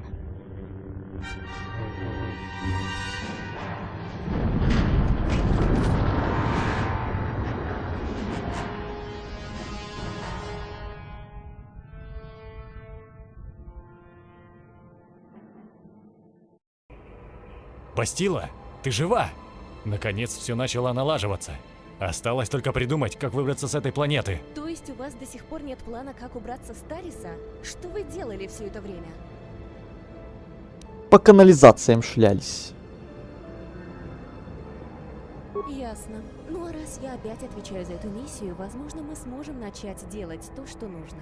Надеюсь, наш побег с Тариса пройдет более гладко, чем мое спасение от Брежика. Знаю, ты в этом новичок, Бастила, но лидер не бронит свои войска только потому, что все идет не по плану. Не дай своему эго помешать решению реальных проблем. Вряд ли это подходящий тон обращения к своему командиру, Карт. Я член Ордена Джедаев, и это моя миссия. Не забывай этого. Мой навык боевой медитации много раз помогал Республике в этой войне. И он послужит также и нам, в этом я уверена. Твои способности, может, и помогли нам выиграть пару битв, но для хорошего лидера этого мало. Хороший лидер прислушался бы к совету людей, повидавших столько битв, сколько ему и не снилось. Чё вы такие конфликтные? Да, конечно, ты прав. Я извиняюсь, Карт. Это было непростое время для меня. Конечно, я буду рада прислушаться к твоим советам. Что ты предлагаешь нам делать? Прежде всего, нам нельзя без лидера. Чтобы выбраться отсюда, нужно действовать сообща. Ответ где-то поблизости. Его нужно лишь найти. Хорошо сказано, Карт. И чем раньше мы начнем искать, тем лучше. Я уже побывала пленницей вулкаров, и я не хочу, чтобы меня поймали ситхи. Думаю, нам понадобится помощь, чтобы убраться с Тариса. Может, если мы спросим местных, они смогут нам помочь. Мы должны начать расспрашивать в барах. Ты в порядке? Такое чувство, будто тебя что-то беспокоит. Видение? Видение чего? Это странно. Такие видения бывают у чувствительных к силе. Хочешь сказать, я могу пользоваться силой? Я не уверена. Возможно, у тебя есть какая-то связь с силой. Рано или поздно она бы проявилась. При нашей первой встрече ты мог питаться от моих способностей силы. Возможно, в напряжении от прошлой схватки сила дала тебе пережить одно из моих самых ярких воспоминаний. Значит ли это, что я могу стать джедаем? Силу сложно понять. Даже мне, несмотря на обучение, не удалось сделать этого. Этот вопрос лучше оставить мудрости Совета Джедаев. Если хочешь, после побега с Тариса мы можем обратиться к Совету. Они сумеют разгадать значение твоего видения, если оно не выдумка. Однако, думаю, пока нам лучше сосредоточиться на текущей задаче. Мы не можем позволить себе отвлекаться. Нам надо найти путь с Тариса. Хорошие отмазки. Оу, поаккуратнее, женщина. Побег с Тариса. Так, что я там нашел? Всякая фигня. Броня еще одна. Перчатки, наручи. Пояс. Вот это уже интересней.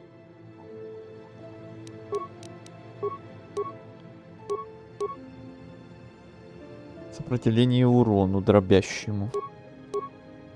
Стойкость.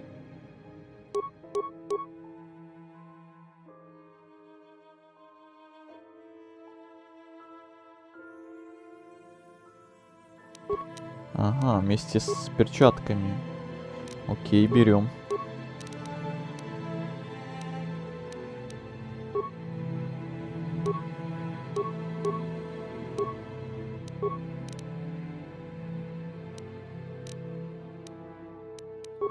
Так, Бастила, новый компаньон. У нее есть свой световой меч. У нас в компаньонах теперь джедай. Это вам не хухры-мухры.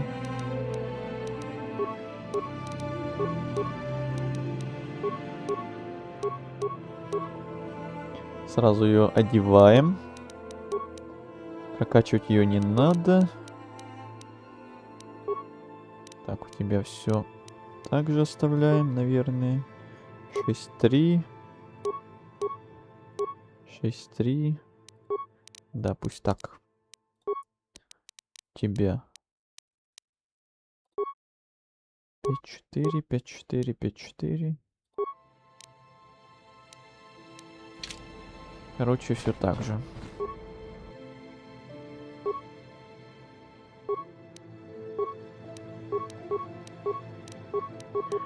Тут пока ничего.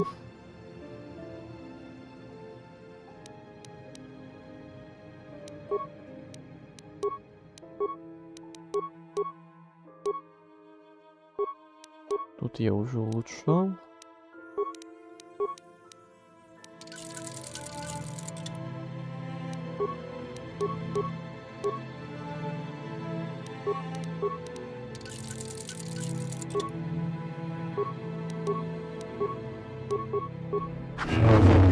Как-то так. Так, поболтать. У нас нет времени, но вот поднять себе ЧСВ время есть. Да вообще, я каждый раз при каждом прохождении удивляюсь, какие они и конфликтные ЧСВшные. Чем могу помочь? Расскажи, что произошло после крушения на Тарисе? Мне любопытно, чем вы с Картом занимались, пока мы не объединились. На арене дрались, деньги зарабатывали, подземельях шлялись, в канализациях.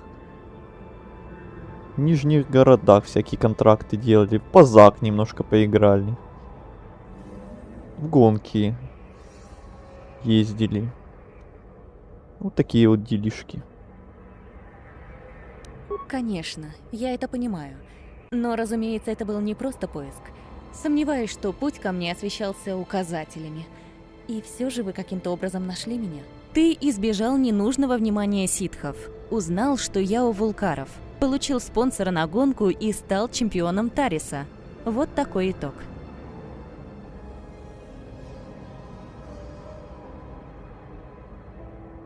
Я восхищаюсь твоей скромностью. Но несмотря на помощь других, ты был катализатором этих событий. Когда тебя назначили на это задание, вряд ли кто-то из нас многого от тебя ждал. Вот джедаю, конечно, такое было бы по плечу, но только с полным погружением в силу. Сила есть в каждом из нас, хотя для большинства людей это едва различимый шепот. Однако есть несколько человек, не входящих в Орден джедаев, которых мы считаем чувствительными к силе. Несомненно, в тебе течет сила. Другого объяснения твоим успехам я не вижу. Даже не знаю, как поступить в подобном случае. Возможно, если бы ты не был... если бы ты был моложе, джедаи взяли бы тебя на обучение. Но в нашем случае... Старик! Она прямо сказала, что мы старый дед. Динозавр. Старик. Все. Прости, я превысила свои полномочия. Я говорю о вещах, которые лучше оставить совету джедаев. А пока давай смиримся с тем фактом, что ты одарен. Надеюсь, что благодаря твоим способностям, моему опыту джедая и навыкам наших компаньонов мы сможем найти способ покинуть эту планету. Да, мы Дину Дэнс. Вот вам и воплощение этого смайлика, этого мема. Чем могу помочь? Так, уже ничем. Думаю, если бы не мало, то Ревен бы выиграл. Да? Ты что-то хотел? Абсолютно. О, хочешь еще немного поспорить, а? Хочу.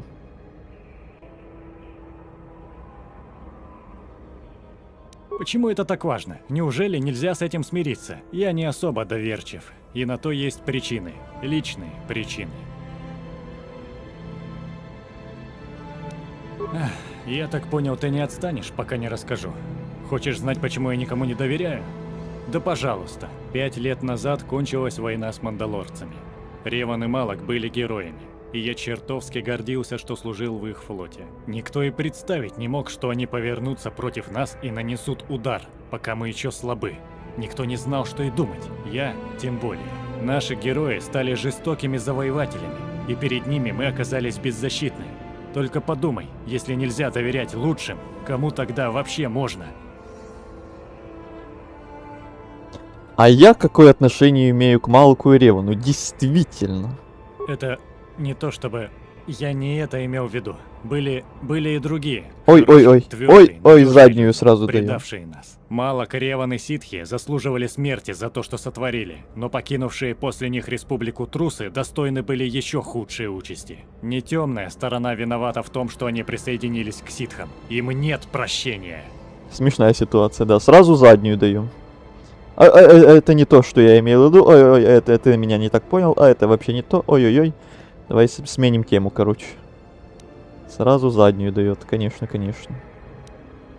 Знаю, я должен извиниться. Просто я уже привык ожидать худшего от окружающих. Пускай ты не даешь мне повода. Просто... неважно. Давай вернемся к нашим делам. Я бы не хотел это обсуждать. Да? Хорошо. Угу. Ну мы со всеми поговорим. Привет. Чем могу помочь? Привет. Я не хочу о них говорить. У меня кровь. Если хочешь, чтобы от меня... Понятно, с этой тоже пока что все. А с тобой?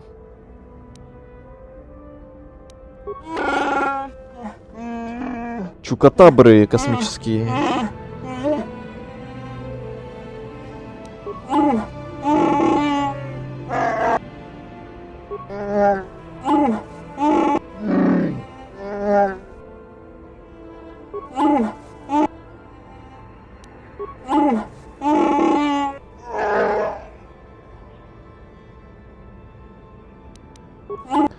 Понятно. Пусто. Ну все, тогда идем на разведку. Куда нам там? Побег Стариса. Надо с местными жителями поболтать. А именно где-то в барах она нам говорила, вроде бы надо пошляться, найти информацию.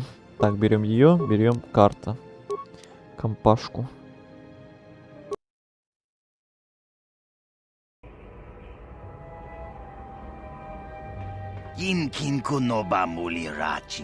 Да, это я. Сообщение от Кандеруса.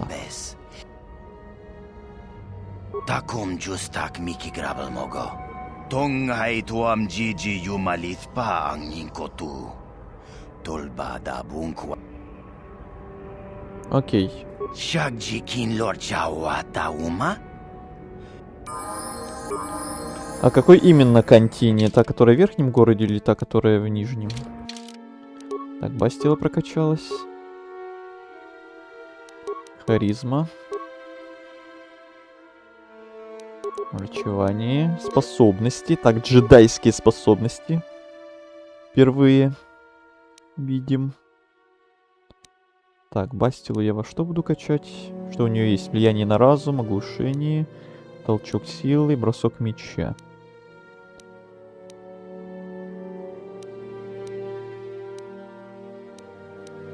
Где-то тут вроде должен быть хил. И его я бы как раз взял. А, вот оно. А, это только 6 уровня. Черт.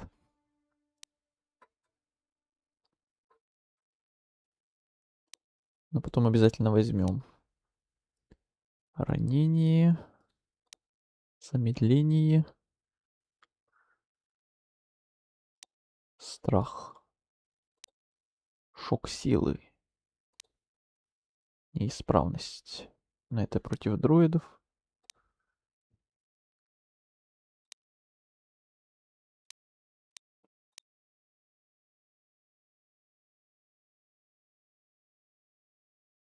Давайте замедление. Еще можно. Ух ты, вот это она неплохо прокачалась. Сразу несколько уровней.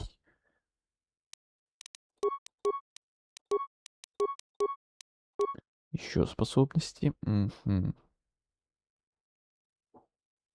Что еще?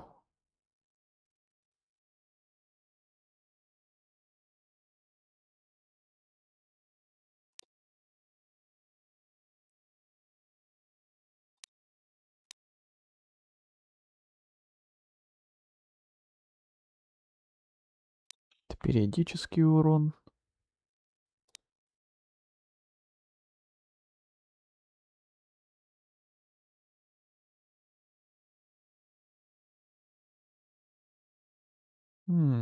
Давайте вот это. Шок силы. Еще. Это сколько у тебя уровней сейчас будет, а?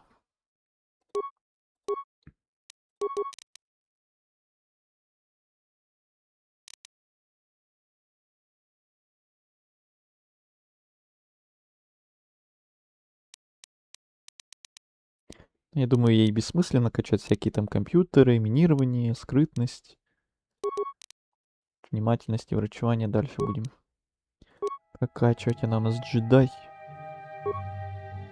Особо смысла не имеет всякие такие штуки. Так. Так.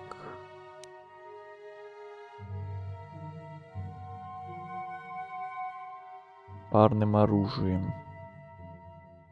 И давай крит удара тебе качаю. И способности. Берем лечение. Еще уровни. А куда столько уровней?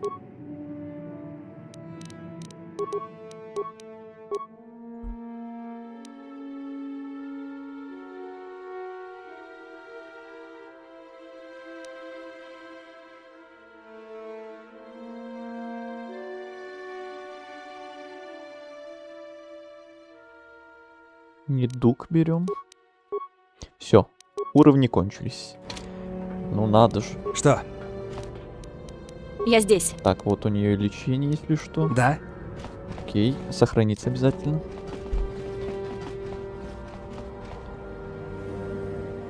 — 19 градусов. Великолепно. О, да, это великолепно. Наверное, самое наилучшее, которое только может быть по температуре.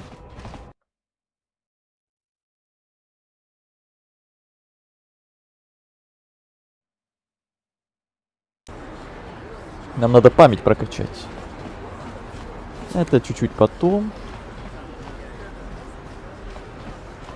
Все пройдет. Так, невидимые стены опять. Так, может быть, тут он, чтобы мне далеко не ходить.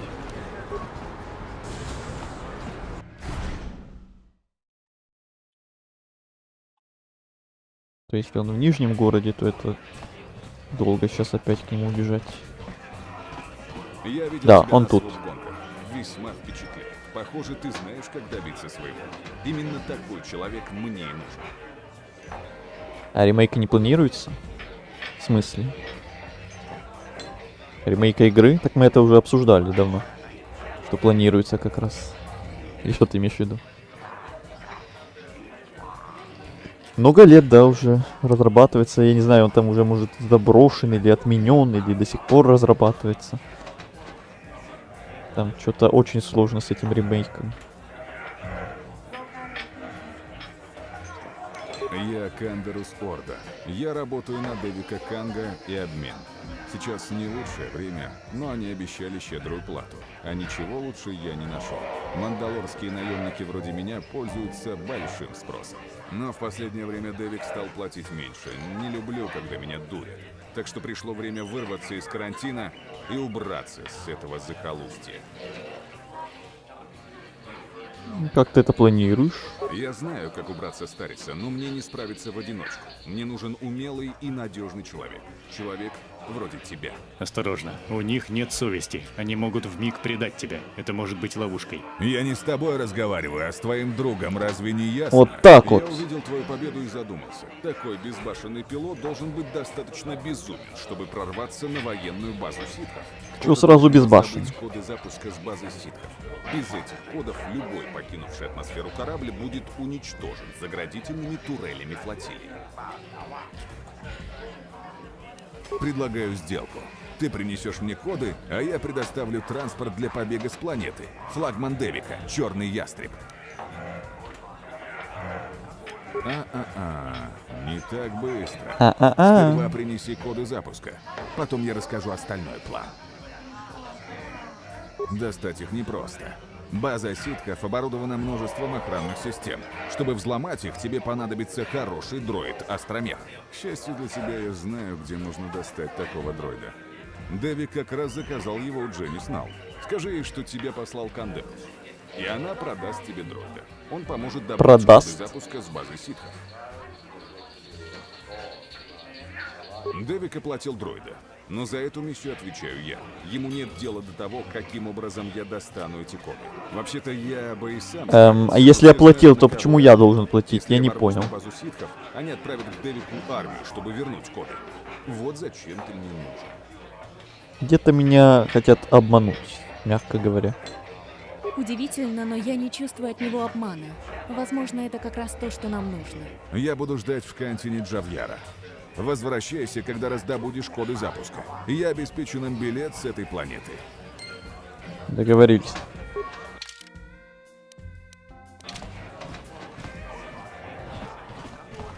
Я по-прежнему не понимаю, где мне найти вот это вот... Кто бы там ни был, не NPC какой-то или торговец, или кто вообще, чтобы вот это вот продать или отдать, или что это? Этот квест с этим... Без обид, добрый человек, Канни. Карлумским чудом.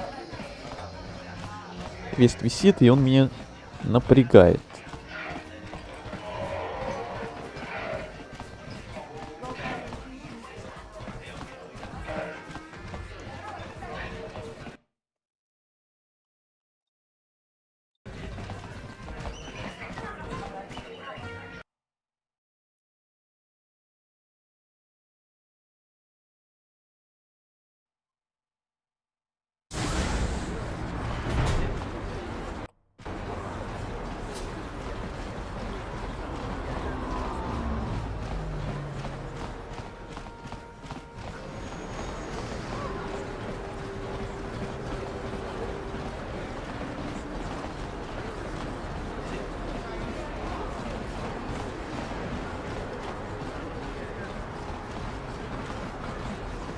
Бастила, я вот все не могу понять, как этим вулкарам удалось схватить такого известного джедая, как ты?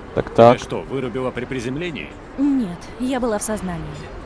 Но я исчерпала свои силы, используя боевую медитацию в бою за Эндерспайр.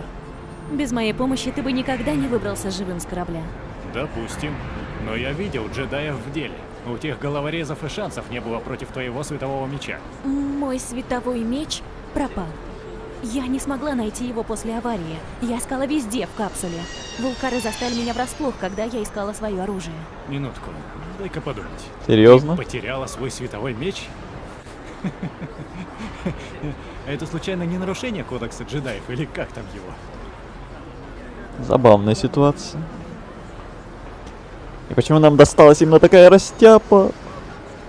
Сейчас будем булить ее.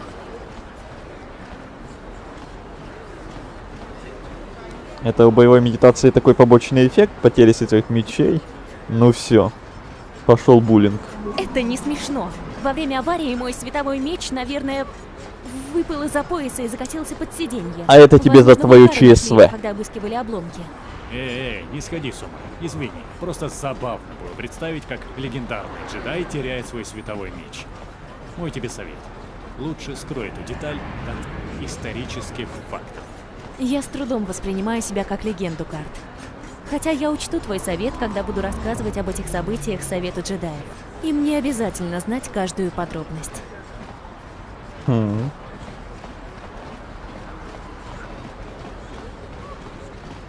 Ты все Блин, думал, может ему эту фигню продать. Добро пожаловать. Теперь конец. Тебе тоже нет.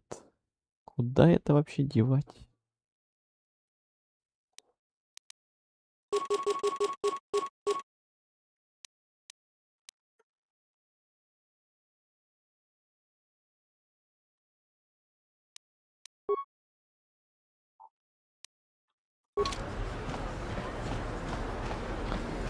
И не мешайте. Удивительно, что она не считает себя легендой. Да, что-то подозрительная и внезапная скромность. Вообще не похоже на нее.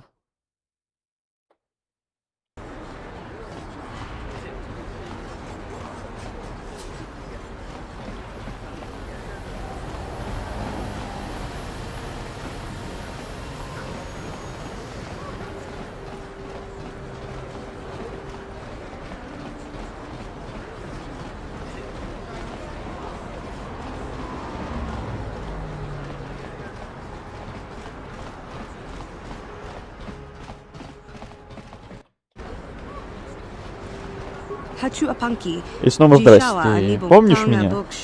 Я тебя помню. Сколько? 2000. Это грабеж. И вообще мне сказали, что он уже оплачен. Вот так вот. Не знаю, может мне за это сейчас дадут темную сторону. Но 2000 это сильно. Да. Темную сторону мне дали. Ну и... Зато сэкономили 2000. Не смертельно. Тут не то, чтобы прям важно, чтобы всегда получать светлую сторону. Никогда не получать темную. Переживем этот случай. Так. Новый компаньон дроид. Как его? Т3М4. Так, интеллект, навыки. Взлом. Ремонт, компьютеры.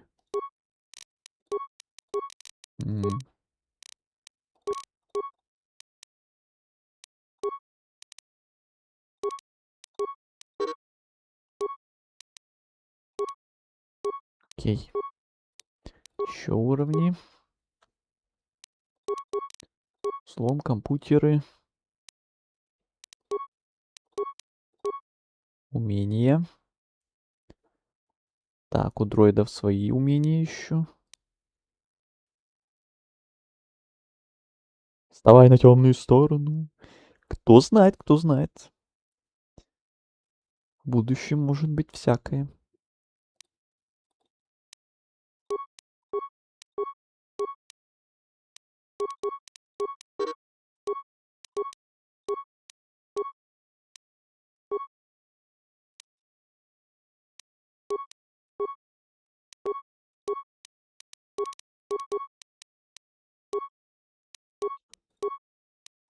Все. Так, и еще у нас тут для него как раз есть всякие штуки. Бонус брони. Такой же. Оглушающий луч. Разрушитель щитов. Пусть будет.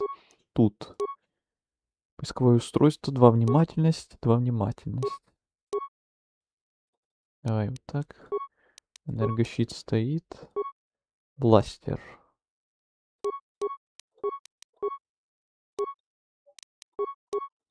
Ну, допустим, вот так пока что. Потопали.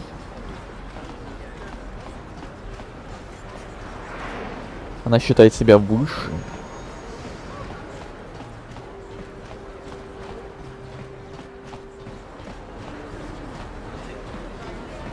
Она же типа Ревана победила. Они эту историю пытаются продать. Ну, типа того, наверное. Так, дроид. Твой час настал.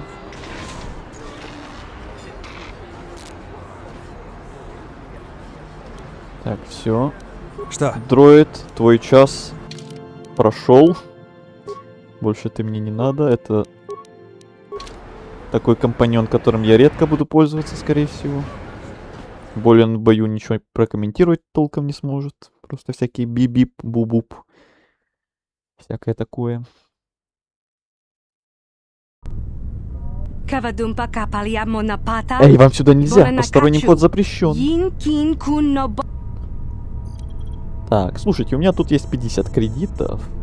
Ну, это было легко.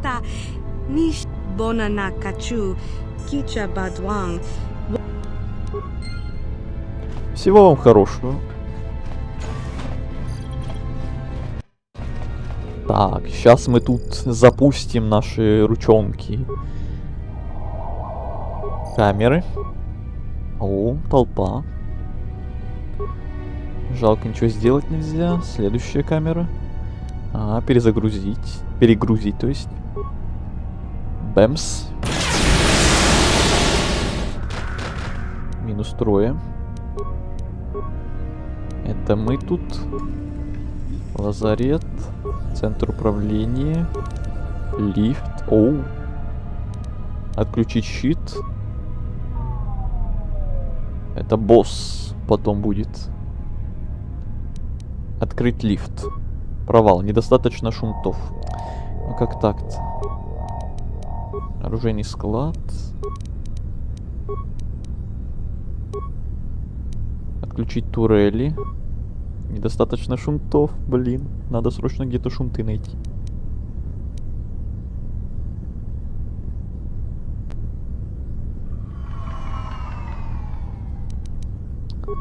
Мало шунтов.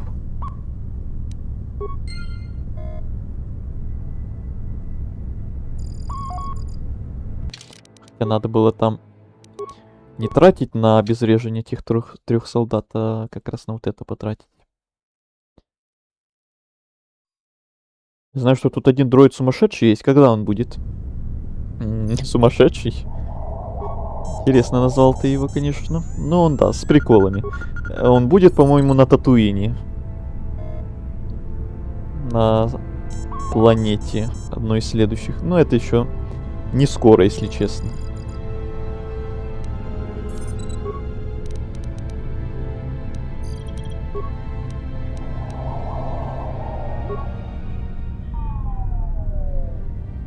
Так, это первым делом. Открыть лифт. Все. Это самое главное. Остальное уже не хватает. Итак, пошли исследовать новую локацию.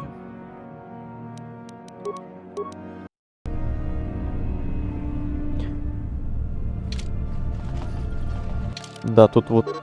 А, уже нельзя выбрать. Там было как раз меню выбора команды. Там в силуэтах можно было увидеть всех будущих компаньонов как раз.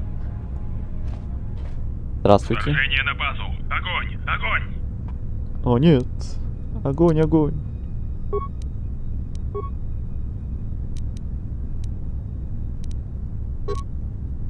Так, Бастила, работаем. Чем могу помочь? Она что, молнией только что жахнула? Ты что,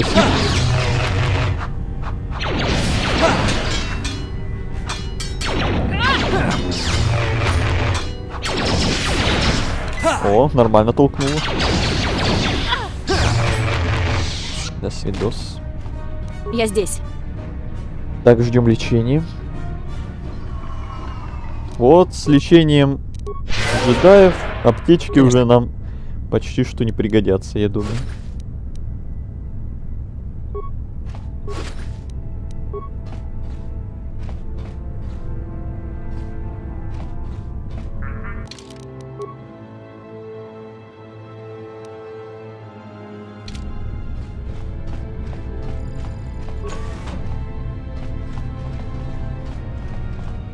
Я видел отрывки, где он хочет постоянно всех ликвидировать. Если мы до этого доживем, то и на стримах это увидим. Когда-нибудь, может быть.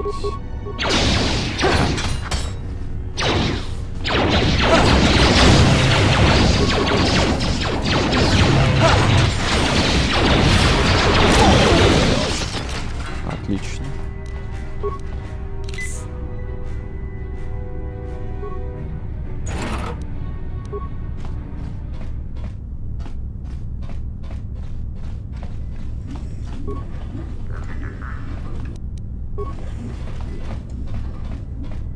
Хотя что-то тут ничего толком нет.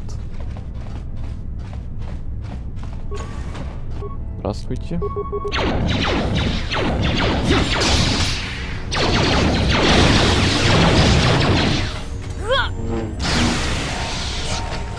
Бастила прям жарит. Джедай в команде — это имба. Сразу геймплей становится полегче. Так, а у нас минирование кто-то умеет из команды сейчас? Блин, а так не посмотреть, да? Ну, нет, ты не можешь. Чем могу помочь? Ты не можешь. Конечно. И я не могу, да ё-моё. Опа. Получилось. Вроде активировали, но не попались. А у меня же шунтов нет, ну точно. Печаль, беда.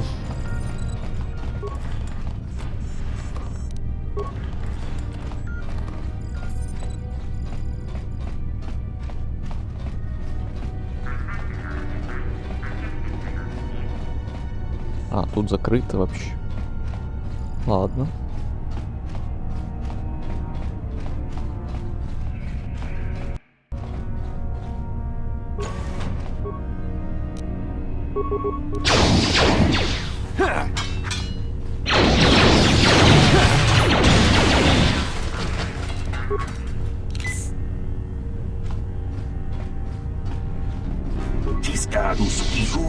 Эй, человек, помнишь меня?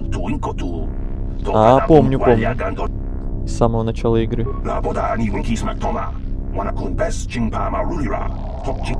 Помоги мне выбраться. Панели все в красное положение.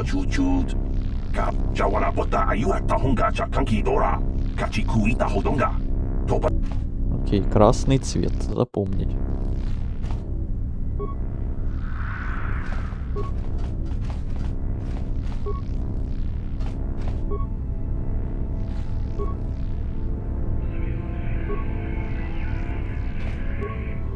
Вуаля.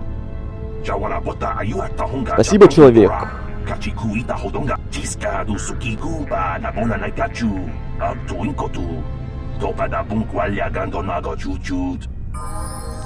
Светлая сторона.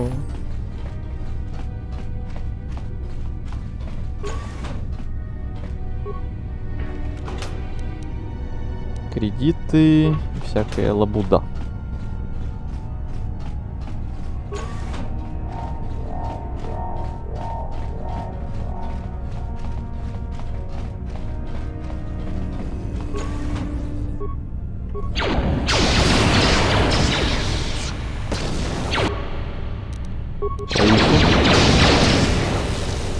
Пойти еще.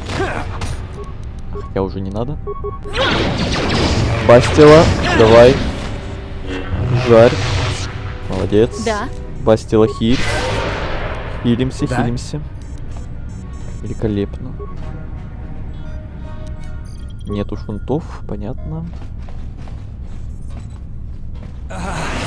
Ай-яй, чуть-чуть отравились в этот раз, ничего страшного. Антидотов полно.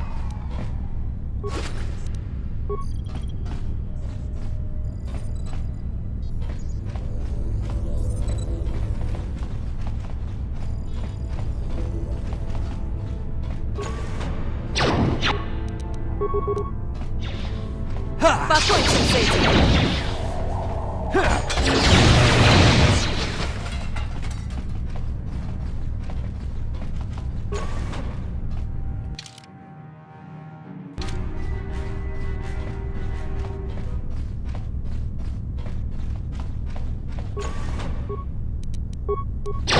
Лови вкусняшку. Ай, мне тоже кинули вкусняшку. Тоже неожиданно.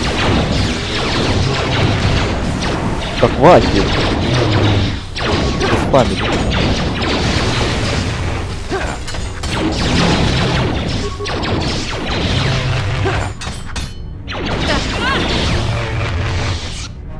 Да. Жесть, больно было. Хил раз. Хил 2. Хил 3. Великолепно. Как удобно, что сила восполняется со временем сама. Можно спамить этим хилом. Сразу жизнь становится легче. Как я говорил. Намного легче. Не вопрос. Не сработало. В смысле не сработало? Чем могу помочь? Тогда давай грубой силой. Да. Оу.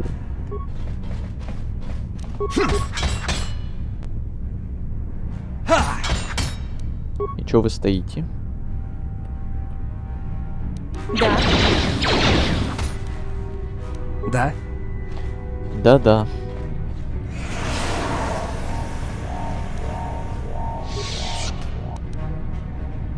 Так, винтовка. Еще одна винтовка. Гранаты. Огнемет. Это для дроида. Так, тут вроде все. Теперь направо. Туда, куда нам надо как раз. Так, никто не прокачался? Прокачался.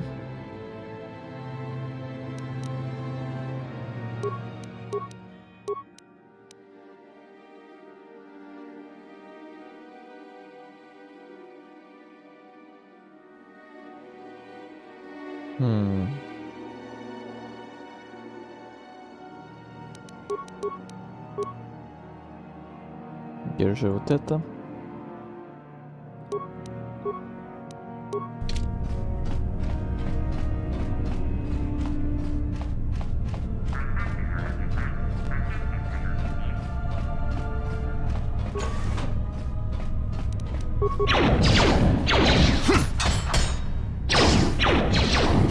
Где вы там? Вы чё там застряли, помощнички? Алло?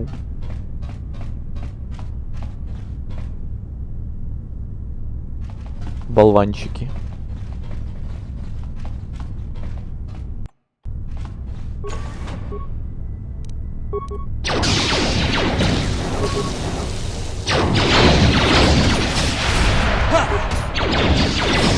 Ты проиграешь.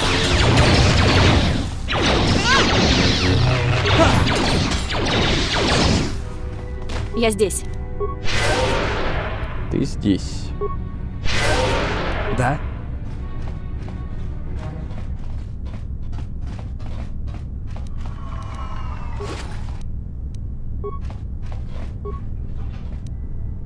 Пропуск на базу ситхов. Да ну. Не прошло и 100 лет. Так, сейчас будет босс, по-моему.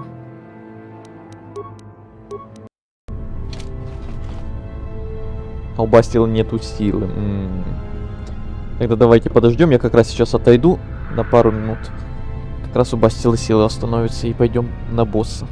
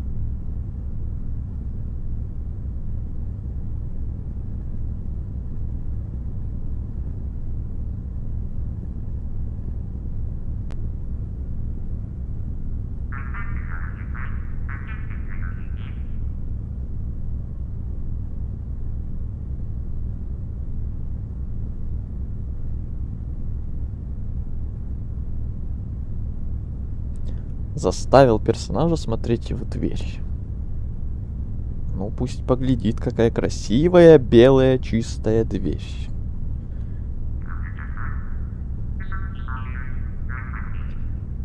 С нами кто-то говорит? Где? Кто?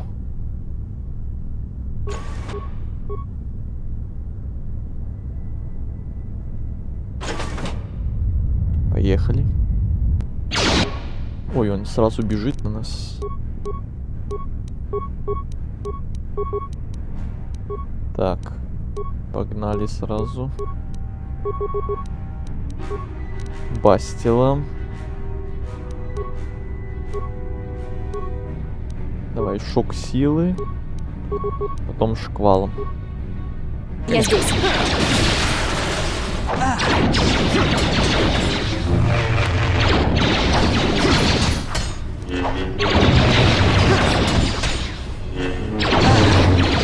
Она что, не попадает вообще? Я здесь. О. Конечно. Хорошо. Что делать? Все. Великолепно. Чем могу помочь? Конечно. Я про робозвуки. А, ну я не слышал. Пока я отходил. Так, база ситхов.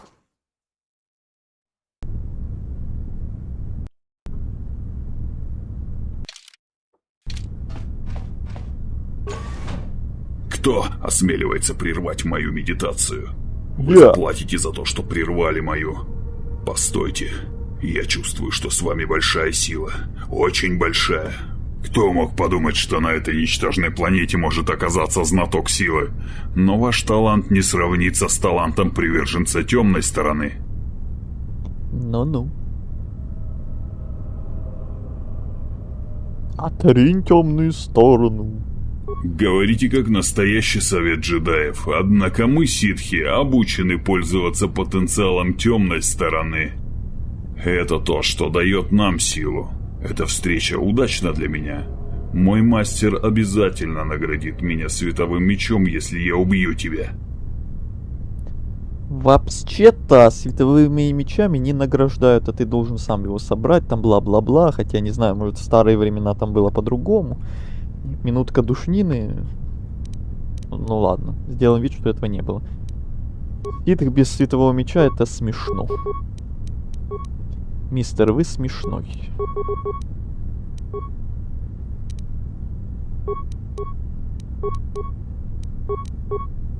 Да.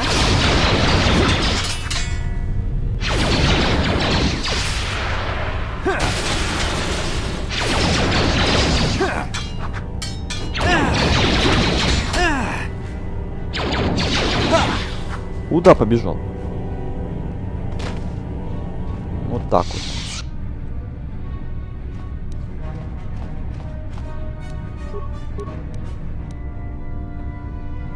И чё, я не могу двигаться? Алло, гараж. Чё-то мы зависли.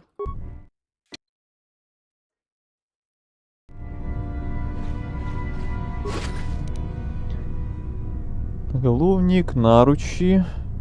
Угу. И коды.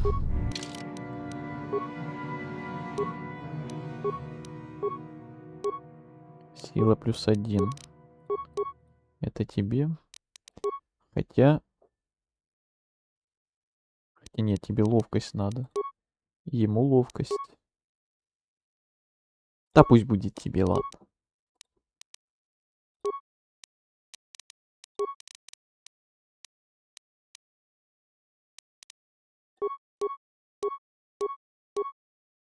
Рефлексы +2. Это давайте бастили, наверное. Хотя, может мне? Может мне? Нет, у меня вот это. Тогда бастили. Рефлексы. Она у нас в ближнем бою. Джедай, все дела. Кредиты, кредиты. Да. Конечно. Броня и всякое прочее. Все, возвращаемся. Коды получены.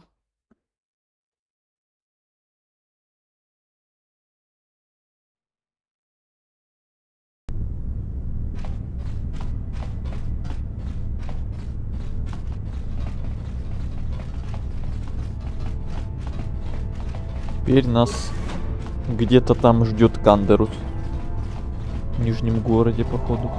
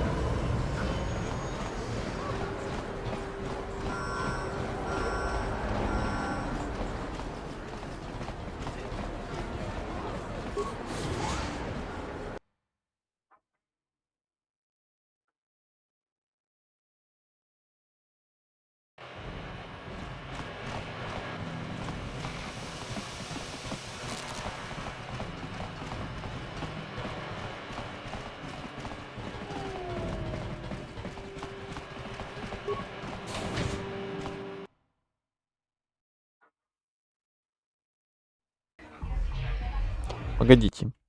А если я схожу к этим бандам? Мне там что-то скажут? Спасибо там или награду, может? А то мы после гонок к ним уже не возвращались.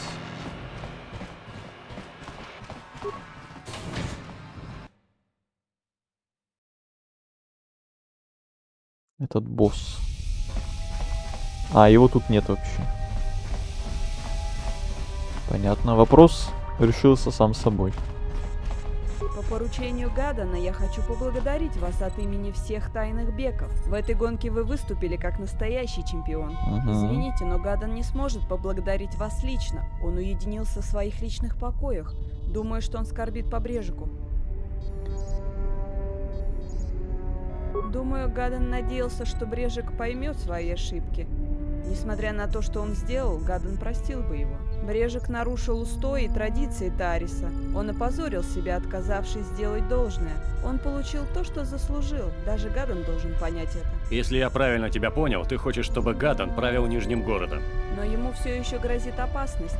Оставшиеся в живых вулкары все еще желают ему смерти. Он для них главная цель, так же, как и вы. Вам нужно быть осторожнее на улицах. Ну, хоть что-то услышали.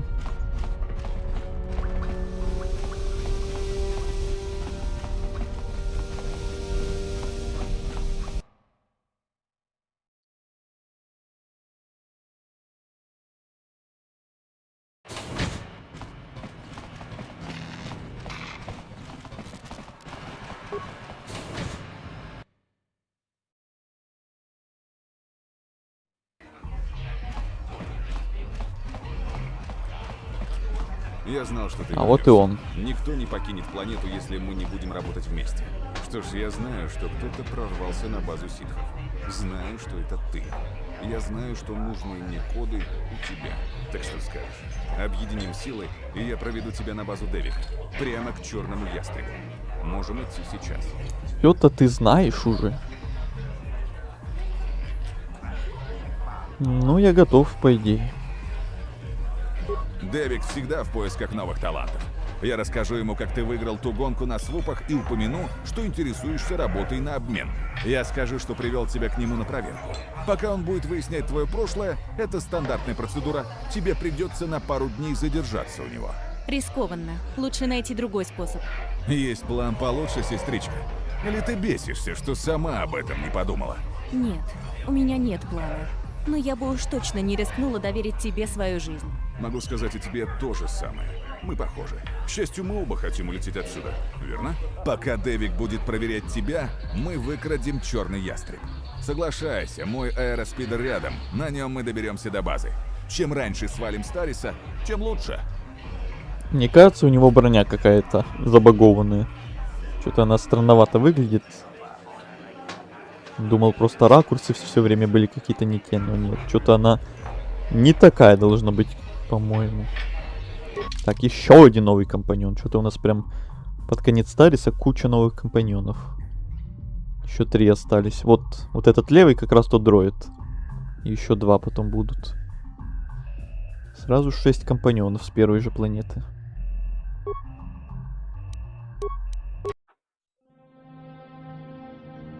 Так, стоп.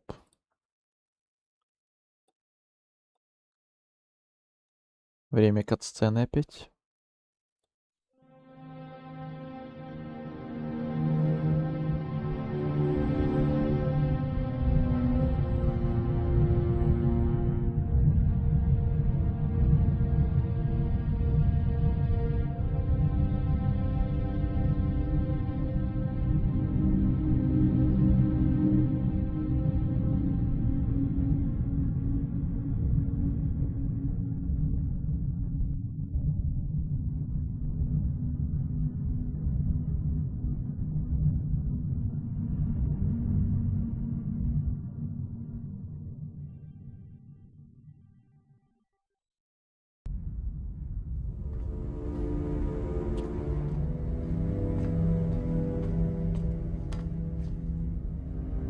Вы звали меня, лорд Малок? Поиски Бастилы длятся слишком долго. Мы не можем допустить ее бегства с Тариса. Уничтожьте всю планету. Целую планету, лорд Малок? Но на Тарисе ведь миллиарды людей. Мы убьем громадное количество невинных граждан, не говоря уже о наших собственных людях, все еще находящихся на поверхности. Ваш предшественник однажды допустил ошибку, обсуждая мои приказы, адмирал. Несомненно, вы не настолько глупы, чтобы делать те же ошибки. Конечно, лорд Малок. Я сделаю, как вы прикажете, но построение флота займет несколько часов. Тогда советую вам начинать немедленно. Вольно, адмирал. Да, лорд Малок. Ох уж эта озвучка. Ох уж этот голос.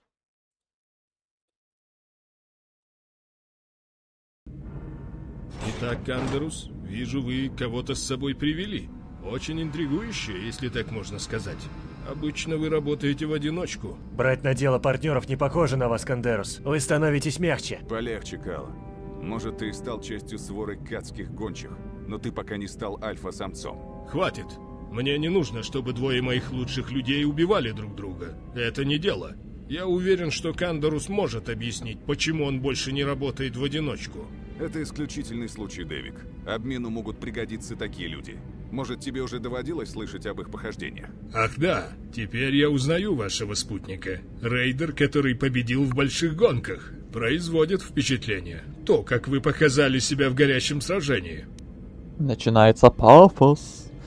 Да, чайными ложечками, вот. Чуть-чуть, по крупиночке пафос. И так еще долго будет продолжаться. До определенного момента. К сожалению, пока что.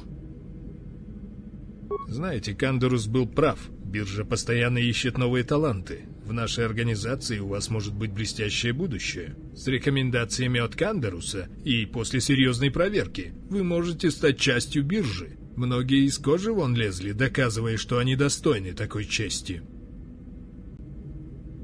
Так, строим вид, что нам интересно. Пойдемте со мной. Я познакомлю вас с моими достижениями. Не сомневаюсь, вы будете поражены.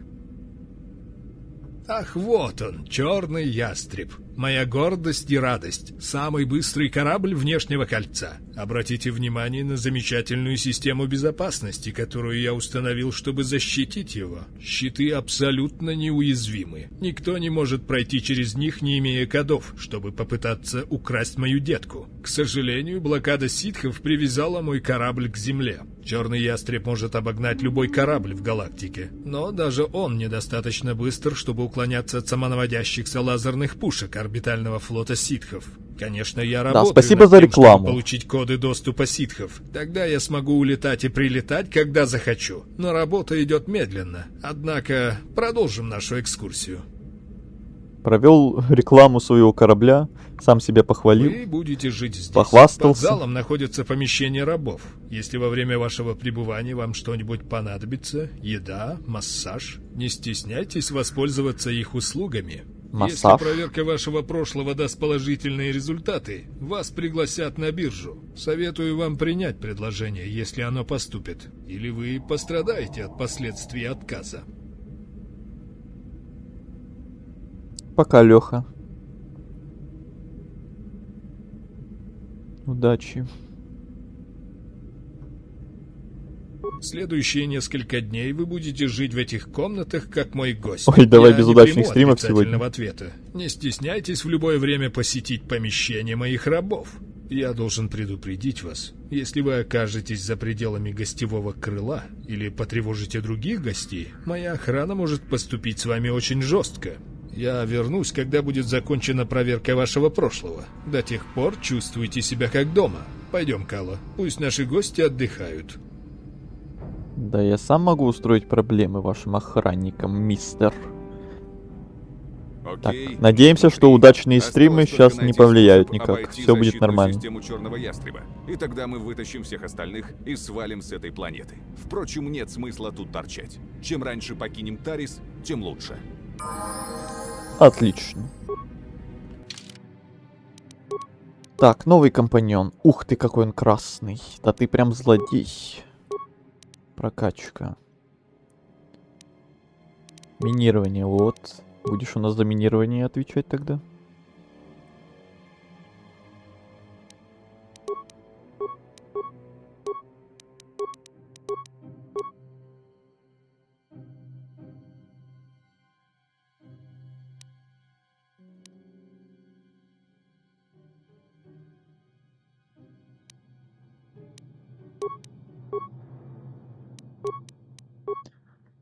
Так, одежа, одежа, одежа.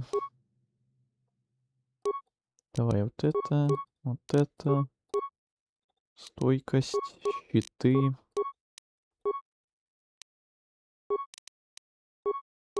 Так, нет, тебе обычный щит. А мне как раз вот этот уникальный. Так, пулемет это пусть остается у тебя. И пока что все.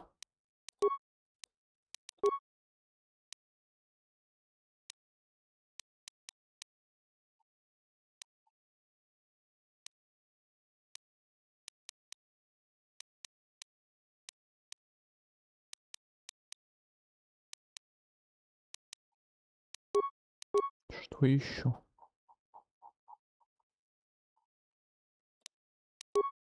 Угу. Сохраняемся.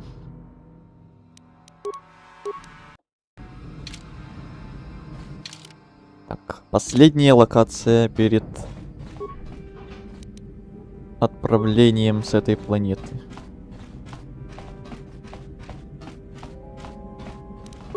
Не вопрос. Эй, что за идея тут слоняться? Убирайся, или я позову охрану. Пуду, Тони Рама на прокат-дом. Эй, детка, постой! Черт побери! Только что вы испортили мне свидание, поэтому вам лучше объясниться, пока я не рассердился и не позвал охрану. Упс. Я просто заблудился. Ух-ух. Никак. Ух-ух. Вам не удастся так легко из этого выбраться. Вы должны дать объяснение охране, если доживете до того, чтобы они допросили вас. Ой, как страшно.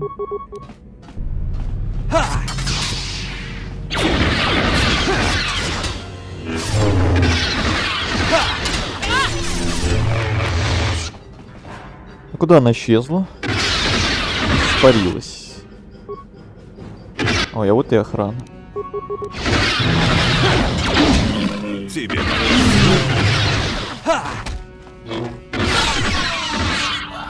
Ну, делов-то.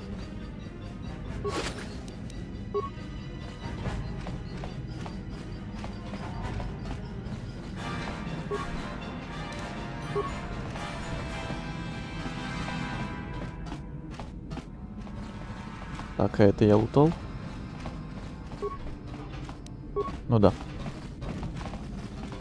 Она стала призраком силы. Может быть. Не вопрос. Готов. Кто вы, зачем вы тут? Извинитесь, ошибся дверью. Ну да, конечно. На самом деле нет.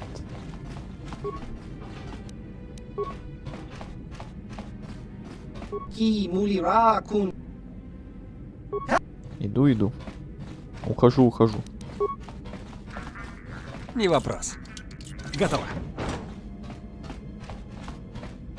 Тут прям зал трофеев. Не вопрос. Готово. Карты. Не вопрос. Готово. Еще карты. Кредиты. Планшетик какой-то.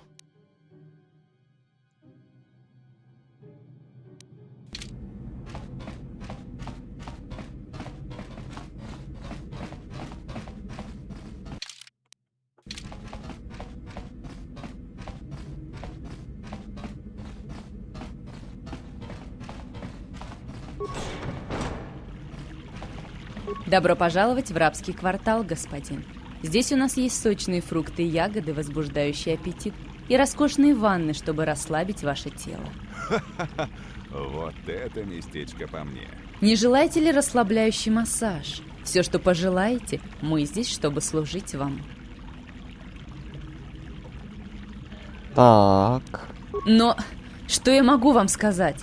Рабам запрещается покидать это место под страхом смерти. Похвалы от гостей особенно ценны здесь. Дэвик награждает тех рабов, которые хорошо выполняют свои обязанности. Я расскажу вам все, что знаю. Дэвик редко позволяет нам покидать рабский квартал. Мы знаем только то, что слышали от гостей Дэвика.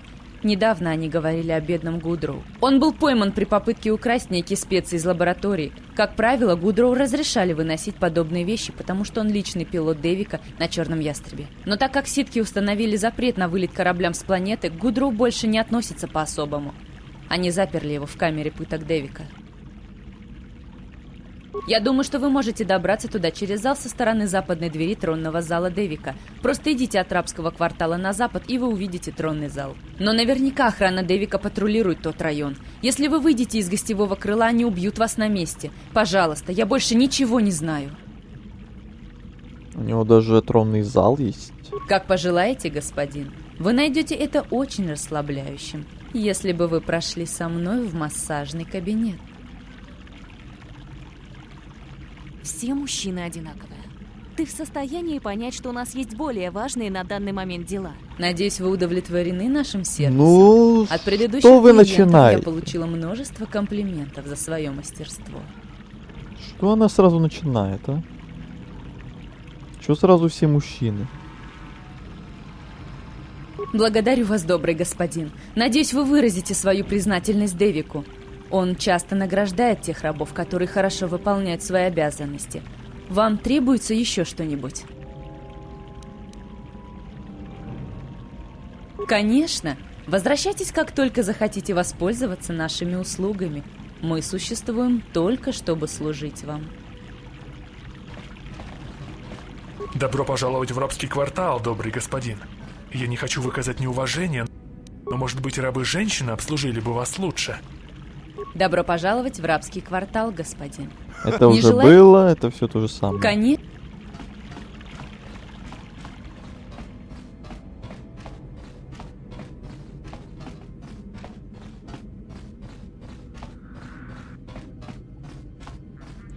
Вот это тронный зал. Вот это да.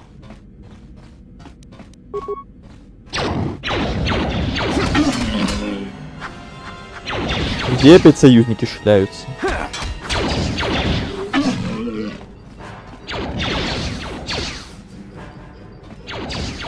Работайте, работайте. Где пастила? Чем могу помочь? Ты чё тут стоишь? Женщина.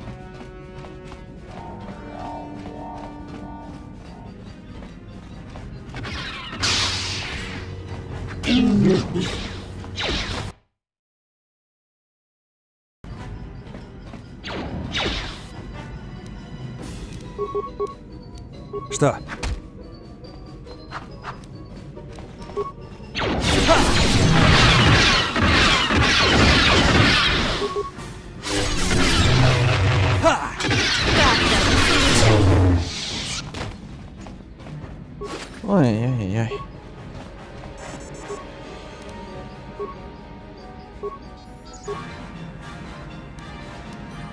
Так, это пока погодите.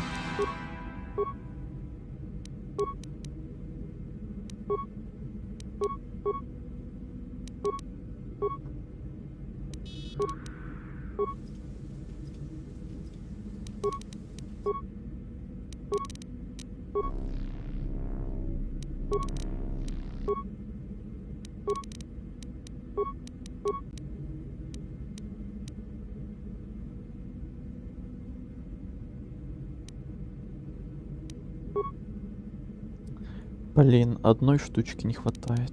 Тогда я сейчас попробую найти, может быть. А мне, если что, опять надо будет тратить? Блин. Если б я знал.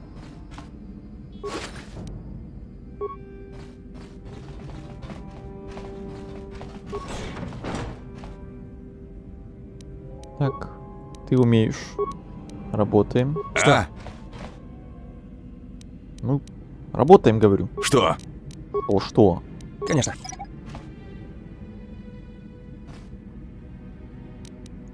Да? Еще раз.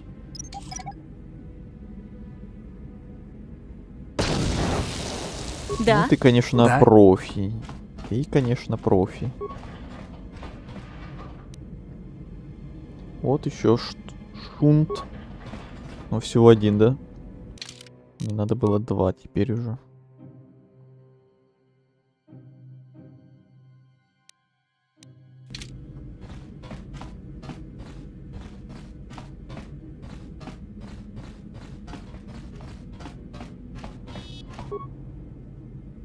А нет, 10. Хватит тогда. Все. Это основное.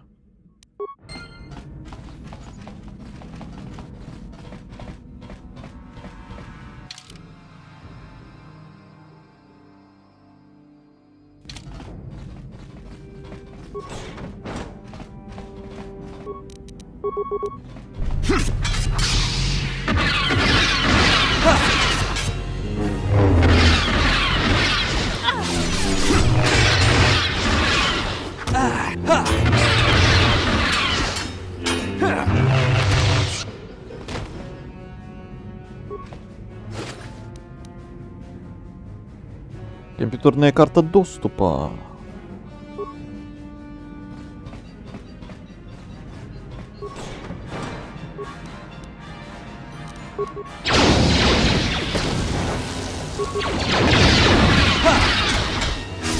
Этого тут много.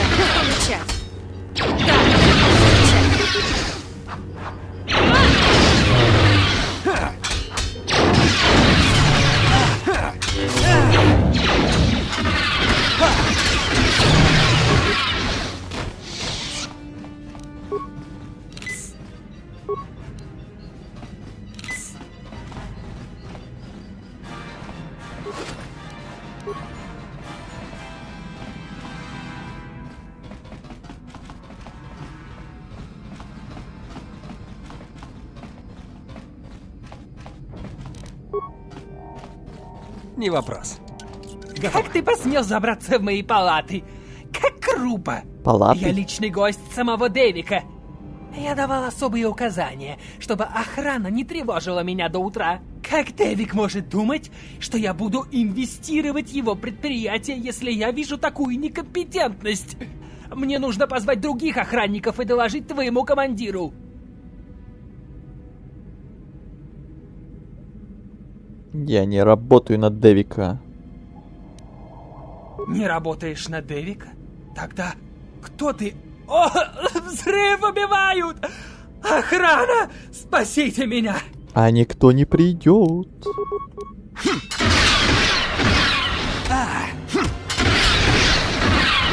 Аж отлетел.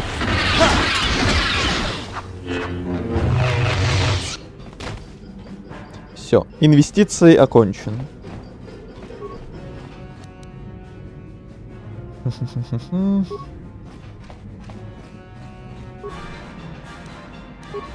Кредиты, кредиты.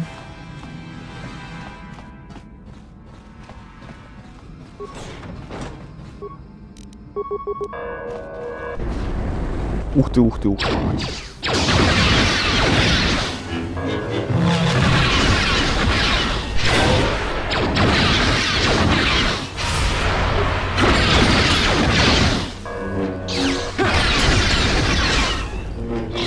они страшно бьют.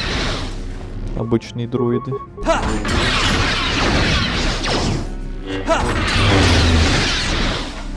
Да.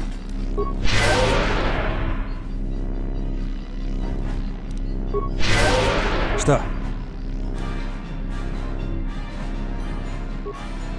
Спасибо вам. Вы не представляете себе, что такое камера пыток. Не знаю, сколько бы я еще выдержал, не сойдя с ума.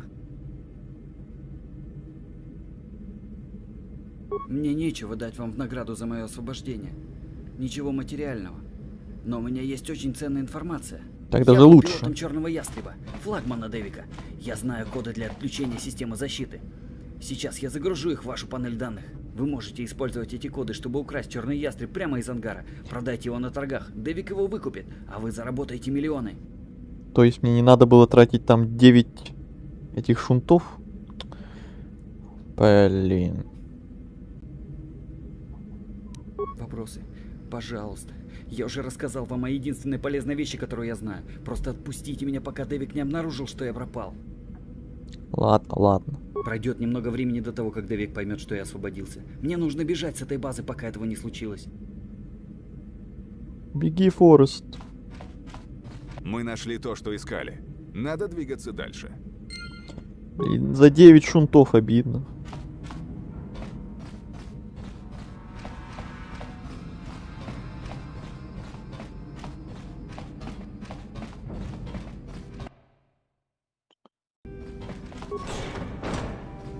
Оу. Опять целая толпа.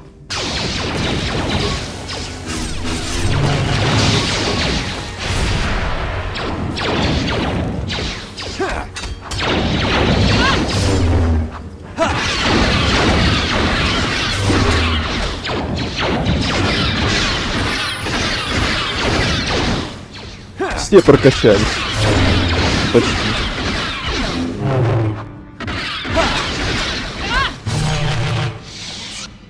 Чем могу помочь? Что?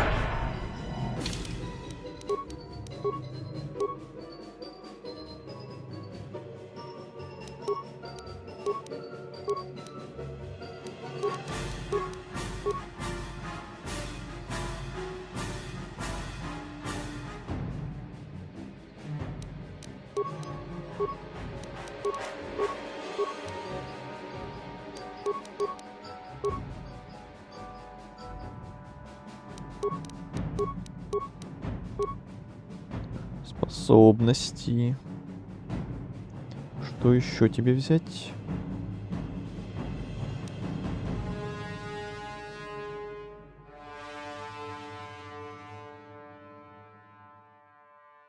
Щит силы. Оглушение дроида. Ранение. Давай ранение.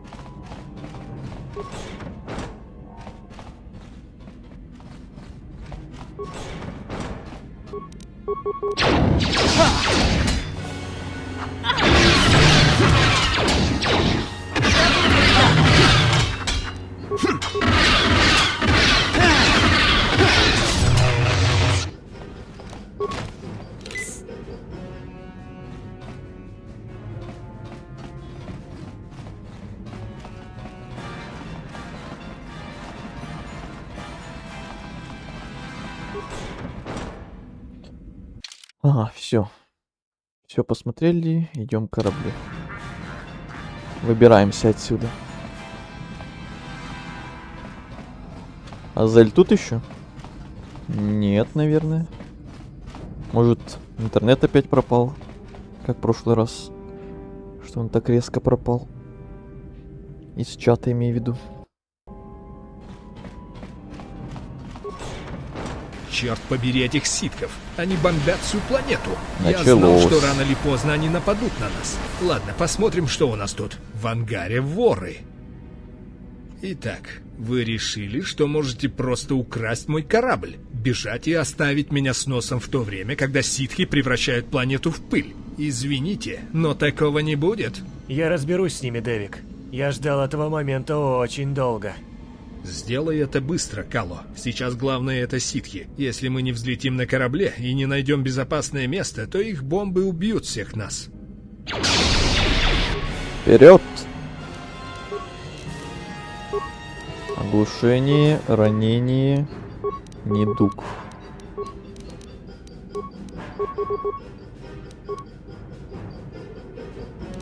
Чем могу помочь?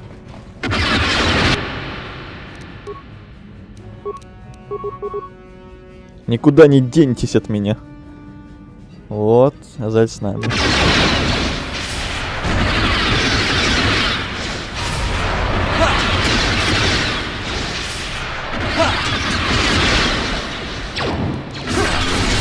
Может быть, вас больше и лучше вооружены. Но если что-то пойдет не так, заберу вас всех с собой. Этот термальный детонатор разорвет нас всех на куски.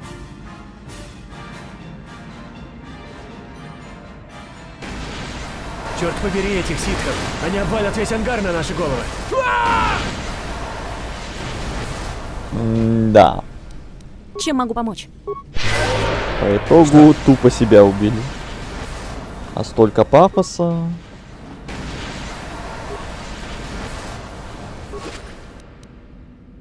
Энергощит, бластер, броня.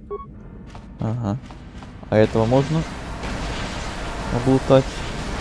Нет, нельзя. Тогда все, валим отсюда. Быстро, быстро. Да. Валим. Быстрее заводи движки. Захватим остальных твоих друзей, а потом надо сваливать с этой планеты. Согласен. Секунду, сейчас опять будет кат-сцена.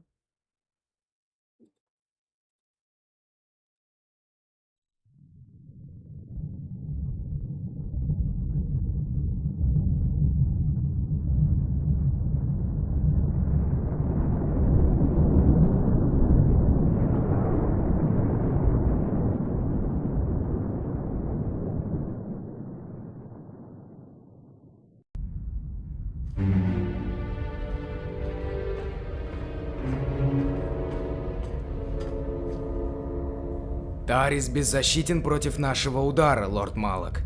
Они не выставили никакого сопротивления. Город лежит в руинах. Продолжайте бомбардировку, командующий. Сотрите эту жалкую планету с лица галактики.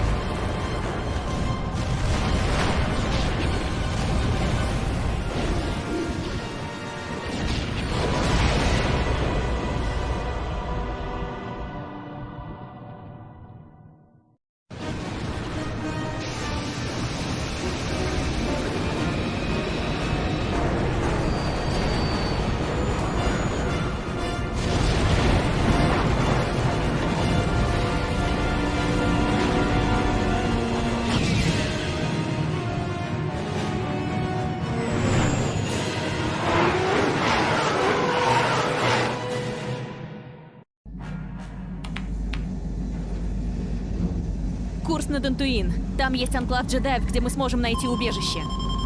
Внимание, истребители!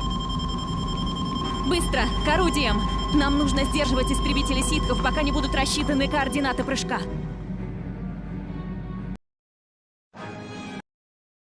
Ой. Еще касцен. Оу, мини-игра пошла какая-то.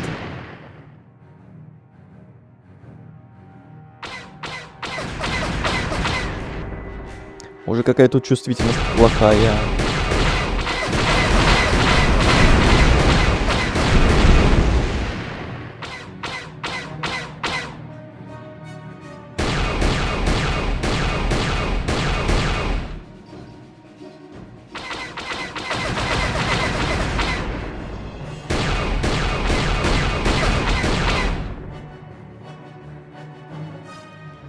как неудобно.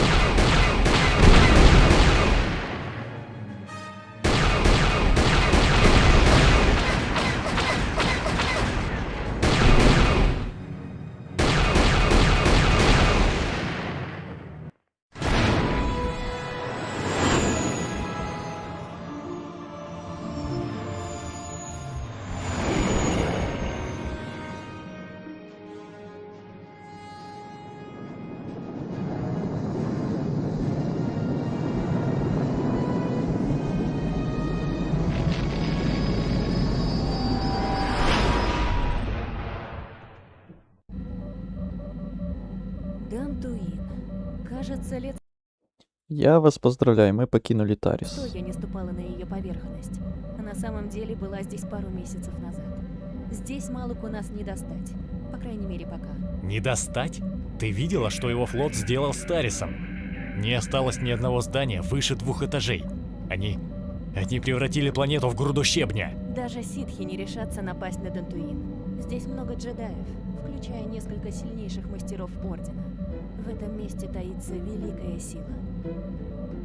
Вот это там, конечно, картинки кораблей у планеты. Да, я заметил. Чуть-чуть черные квадратики эти.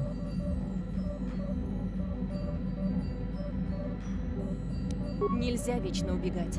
Так или иначе, Малак нас найдет. Нужна передышка, нужен план. Здесь мы можем запастись запасами. В Академии можно восстановить как умственные, так и духовные силы. А после всех наших бед лучшего и желать нельзя. Может, ты и права. Наблюдать искоренение целой планеты непросто.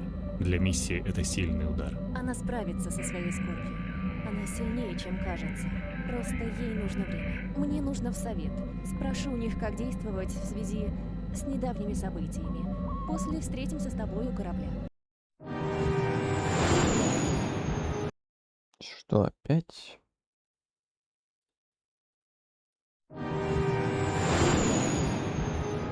Дантуин.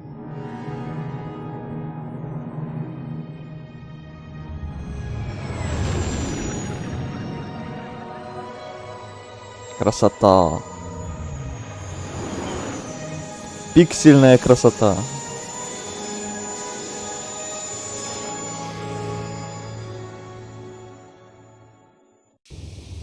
У меня был короткий разговор с советом. Они хотят с тобой встретиться прямо сейчас. Постой, Бастил. Прямо сейчас. Что происходит? С каких это пор совет просит аудиенции у тех, кто даже не является джедаем? Прости, Карт, но я не могу этого сказать.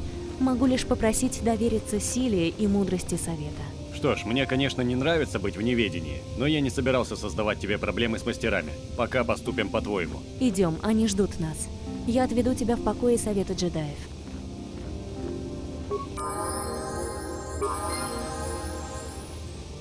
Ну, наконец-то, новая планета.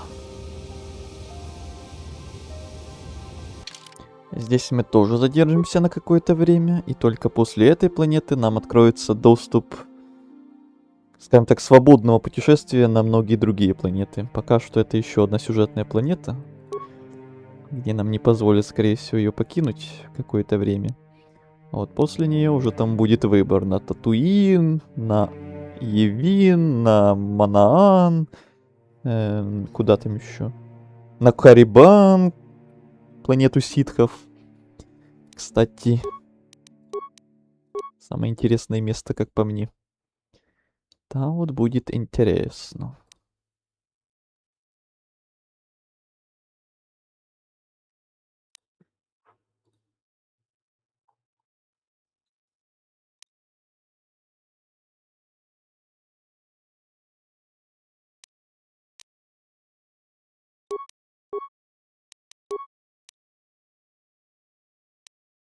Да, то задание провалилось, походу. Ну да. Пропало, которое там было связано с этим фарлумским чудом. Ну и пофиг. Я без понятия, куда-то мне это надо было нести.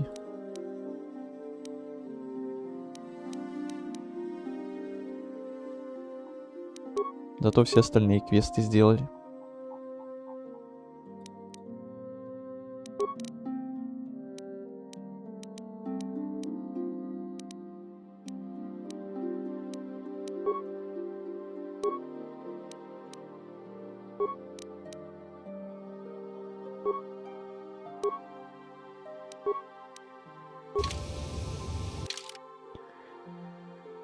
Ну что ж.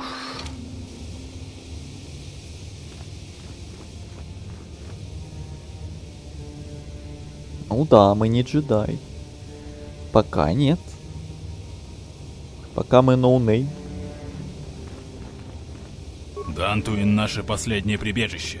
Ситхи везде ищут нас. Sorry, I'm very busy right now. Sorry. Здравствуйте, юный друг. Это магазин.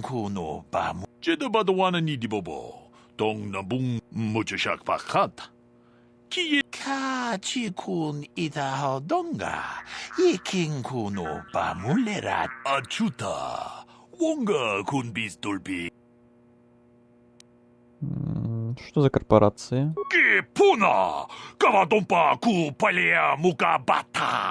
Давай.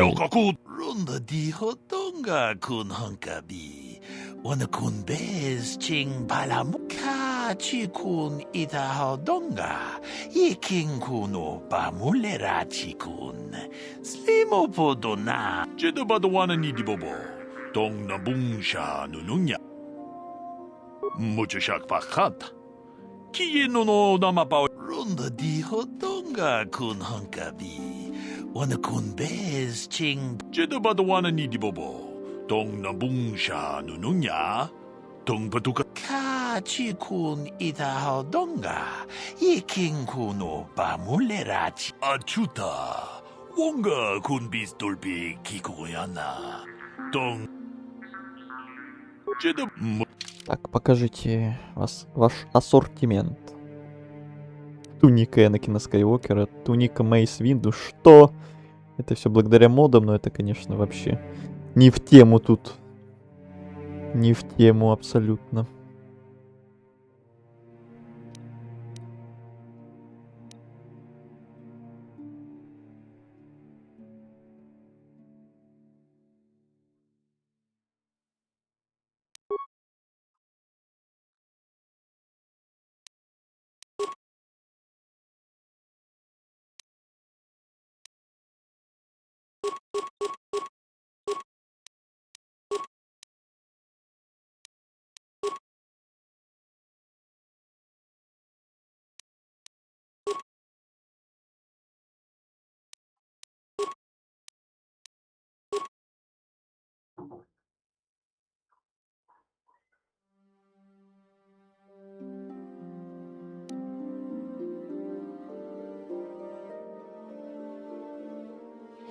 Остальное пусть будет 7600 у нас уже.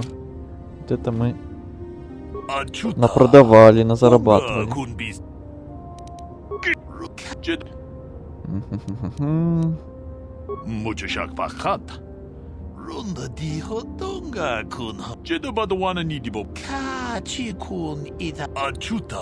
Окей. Прошу прощения, человек. Прошу прощения, человек. Приветствую вас, человек.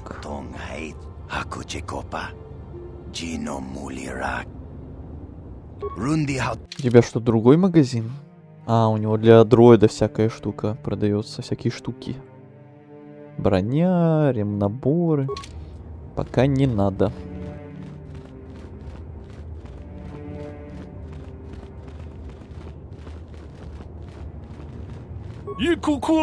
Приветствую. Что тебе?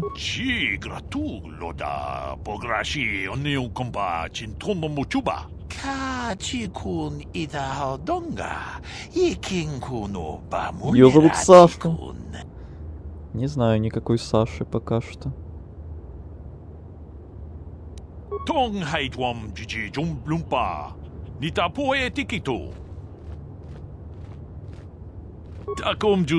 Пока что ничего не известно.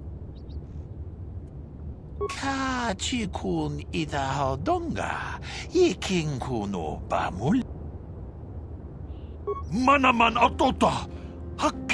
Манаман Атота!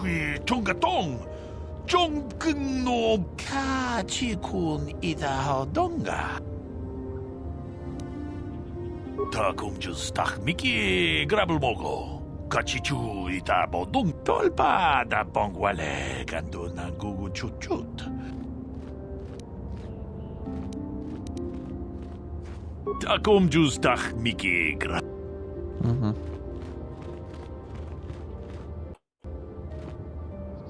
Tomba Торас Магделия, Ашута, Ты кто? Рунди Хаутонга, Меня зовут Шума. Манконкек, Вана, Рунди Хаутонга, Тонкимба Манконкек, Лабода на Ренкес Матома, Рунди Хаутонга, Тонкимба Манконкек, Вана Кумбес, Чинпая, Лабода на Ренкес Матома. Инкин слимо подона мулера, Рунди Хаутонга, Тонкимба Нанконкек, Ванакум, Чибедуана Небобо, Акочек. Выход. Вот это ты, капитан Очевидность. Вот это выбор, конечно. Чачиска дом пута, Иноба мулера кинкончикун, Моча, Чибедуана Небобо. Tongnamu, Rundi Hautонга, Tongkimba Nangkongkek, Wanakumbes, Чинпаямуль, Акочекопа. Вроде бы все.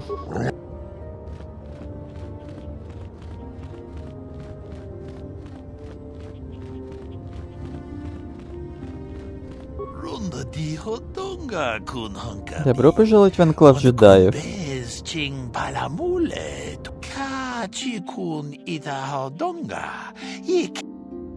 Я прибыл с Бастилой.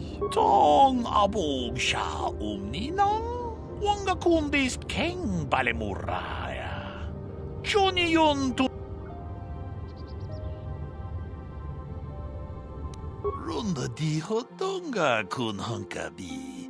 Wana kun bez ching palamule. Ачута. Вонга kun bis dolbi кикуна. Да пребудет с вами сила. Да-да-да. Ачута. Это самая легендарная фраза. Я сейчас посмотрел. Этот самый дроид дожил аж до событий фильмов. Его окончательную смерть таки не прописали. Ух ты. У него настолько долгая история.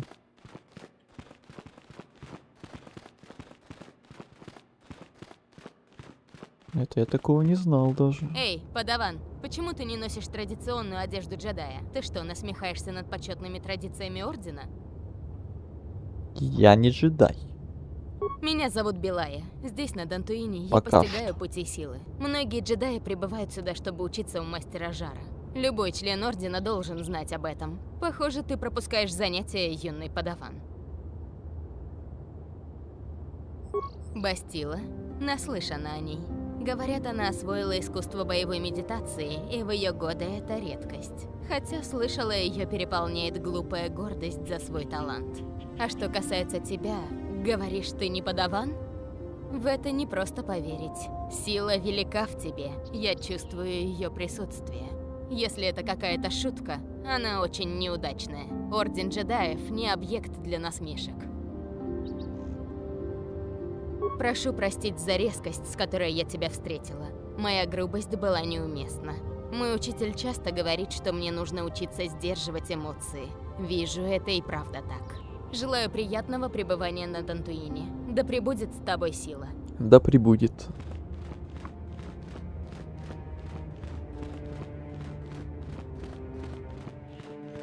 Это дроид Булка? О, да! О, да! Вот дойдем мы до него, если дойдем, конечно, когда-нибудь. Ты увидишь, какой он Булка. Он еще та Булка. Ой, это Булка из всех булок. Совет запретил вам покидать Анклав. Пожалуйста, Понятно. вернитесь в свою комнату. Понятно. Это расслабляет, хоть иногда... Я не могу вам помочь, гражданин. Проходите. Гражданин. Икукуно нобамулера. Оу, игрок в пазар. Конечно, хочу. Давно мы не играли. Давай. Ставка 120. Вот это неплохо. Так, меняем колоду. Раз у нас тут уже побольше новых карт. Вот это раз. 2, 3, 4.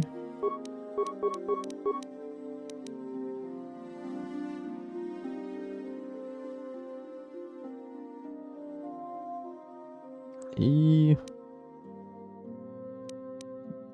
допустим, тройка. Погнали. Картишки.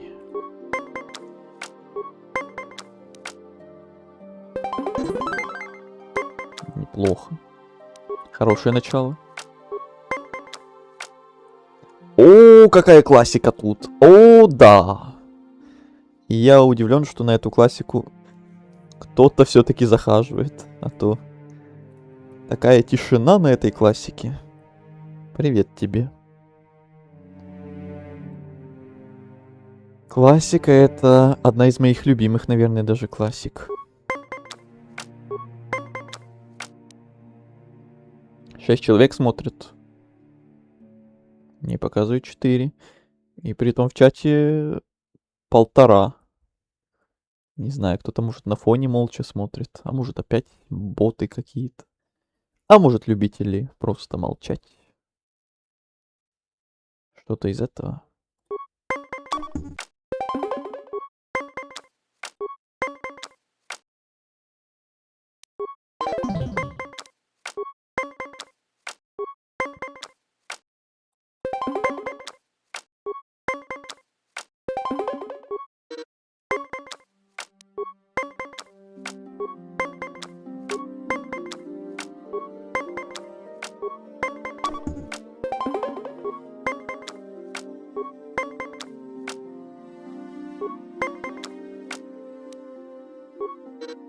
Ничья. Не так давно сам прошел первую и вторую часть. Ох, о как. Самое конченное — это, конечно, гонки. А как тебе картишки?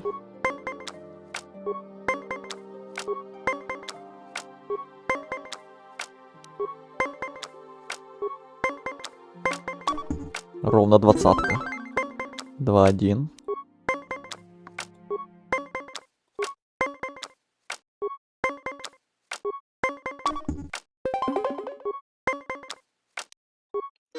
Опять ничья. Либо есть мод, который их чинит, либо у меня какие-то траблы. Кстати, эта карточная игра есть онлайн отдельно? Да ладно, впервые слышу об этом. Сколько раз играл, впервые слышу, что есть прям отдельно. Это поворот.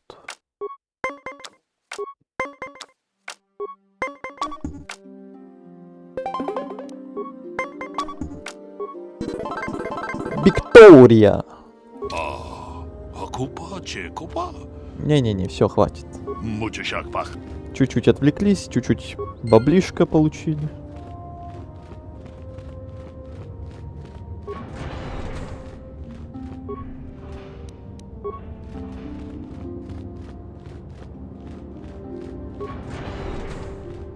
Зачем вы надоедаете мне? Я тут, чтобы поговорить с советом, а не со слугой. Пожалуйста, уходите, или мне придется рассказать совету о вашем грубом поведении. Какой ты мерзкий. Прям первое впечатление про тебя такое себе, дедок.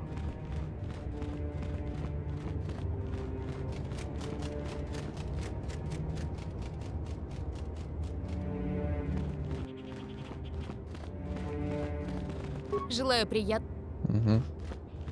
Ну, идем на совет. Джедаев. Так, уже стоит, ждет нас. Они ждут тебя внутри. Иду. Ага, так это ты спас Бастилу. Очень хорошо, что ты здесь. Мы только что обсуждали твои удивительные поступки. Я Жар, член Совета джедаев. Со мной мастер Врук, мастер Вандар и, конечно же, историк нашей академии, мастер Дорак. Падаван Бастила. Я уверен, вы уже знакомы. Бастила сказала нам, что ты обладаешь силой. Мы хотим предложить тебе обучение в Ордене Джедаев.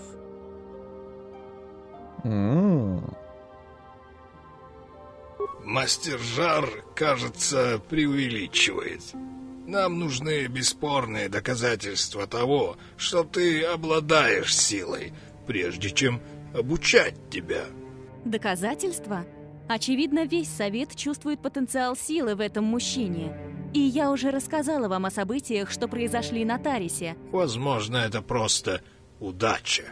Мы оба знаем, что удачи не бывает. Есть только Удача сила. это Мы миф оба Лаем. чувствуем силу, которой обладает спутник Бастилы. Хотя она все еще дикая и необузданная.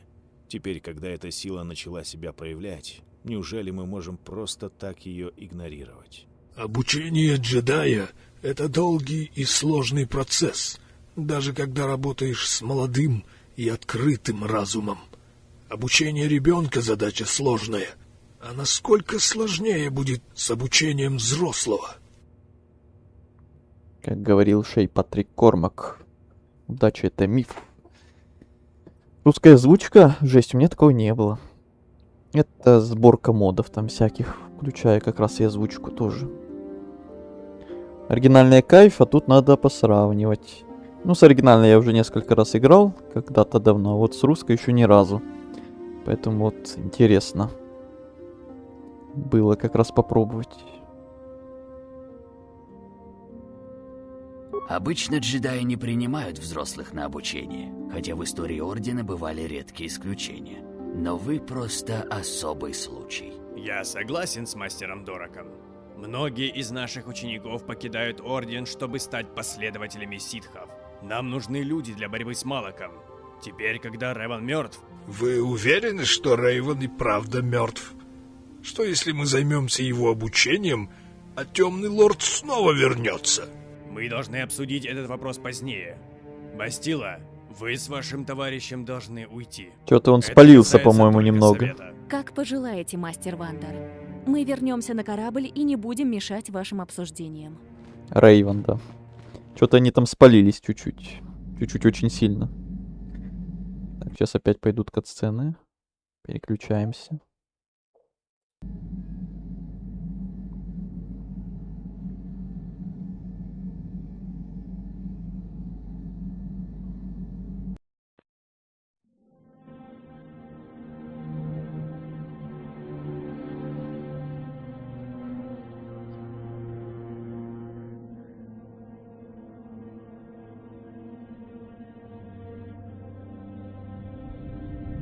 Здесь властвует темная сторона. Я чувствую ее мощь.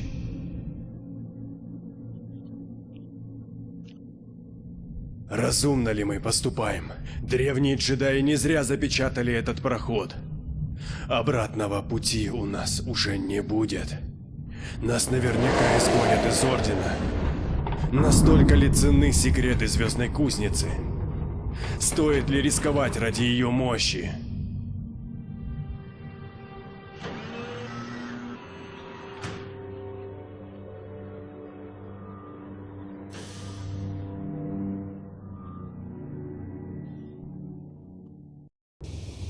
Это утро становится все страннее. Сначала пришла Бастила, вся бледная, будто призрака увидела. А теперь вот ты. Перед уходом Бастила сказала, что тебе нужно присутствовать на заседании совета. Дело, очевидно, срочное. Не заставляй их ждать. Нет, не совсем. Помнится, видок у нее был так себе. У тебя, кстати, тоже. Все нормально? Ночка выдалась та еще. Хорошо. Что хорошо? Ничего хорошего.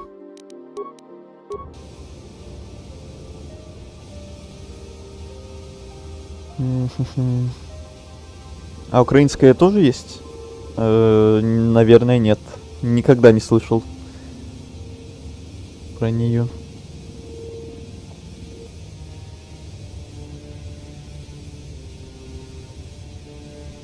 Вот это намеки, конечно, да. Мы ничего не понимаем, естественно. Да, что тебе нужно? Судя по виду с орбиты, этот мир не очень густо заселен. Тут вряд ли можно найти нормальную работу, так что я особо не интересовался им. Похоже на мир-ферму. В республике тысячи таких. Здесь только и делают, что выращивают урожаи да охотятся на диких животных. Но, наверное, я недооценил этот мир. Он намного любопытнее, чем я думал. Хочешь спросить о чем-нибудь еще? Рейвен, видимо, от слова рей. Виу. Но голос одного из магистров у деда так себе был. Да тут много таких себе случаев с озвучкой. То иногда очень тихие, то иногда вообще какие-то безэмоциональные. Короче, озвучка так себе. Прямо говоря. И текст не совпадает, да, тоже. Они прям не идут именно по субтитрам, они как будто от себятину иногда какую-то говорят. Вообще не совпадает с субтитрами. Вообще абсолютно другое говорят моментами. Кандерус топ мужик. Да, такой четкий мужик. Нормальный. Хочешь историй о моих подвигах? О битвах, где я сражался? О врагах, павших от моей руки? Ха, конечно, это будет забавно. Мое имя Кандерус, из мандалорского клана Ордо. Я сражался в разных уголках галактики 40 ваших лет. Моим народом правят честь и слава в сражении. В битве мы показываем, чего стоим. Завоевываем известность и зарабатываем состояние. Вот на озвучку старый, ну, довольно, да. Точно не новый. 66 тысяч баллов у тебя уже, Игорь. То есть ты уже можешь позволить себе випку? Или она тебе не нужна? Теперь все по-другому. Кланы мандалорцев разбросаны по всему внешнему кольцу. Республика в упадке, а империя ситхов вот-вот займет ее место. Мы не представляем большой угрозы, но нас все равно боятся. Ха! Говорят, мы жестокий и кровожадный народ. Непонимание рождает страх. Мы хотели не легкой победы, а славы в битве с достойным противником. И проиграли. Теперь достойных противников не осталось. Крушить врагов Девика и жалкие банды Нижнего города – не самое стоящее занятие для мандалорца. Когда думаю о былых сражениях, тысячах жертвах, выжженных дотла мирах, мне жаль, что это в прошлом. Мы никогда не вернемся к этой теме. Пора уже взяться за работу. Пора. Да, что... Как? Так, с тобой все. Да? Ты что-то хотел? Ты что-то скажешь? Дантуин — скучное место. Сплошные равнины, фермеры и небольшие поселения. Лучшего укрытия джедаю не найти. Больше ничего на ум не приходит. И, кстати, вообще-то не баллов, а фориков. Первое же прохождение, я помню, прошел на темную сторону. Только в кузнице я почувствовал боль от волн врагов. Я пока еще не решил. Если мы вообще будем допроходить до конца, то на какую концовку будем проходить в этот раз? Я проходил и на ту, и на другую. По-моему, всего как раз 2 раза проходил, и все. На каждую концовку, и давно это было. Копит на заказ игры. Я уже забыл, сколько там. Интересно, на что он там копит, на какую игру. Точнее, не игры, а стрим по игре. Это важное уточнение.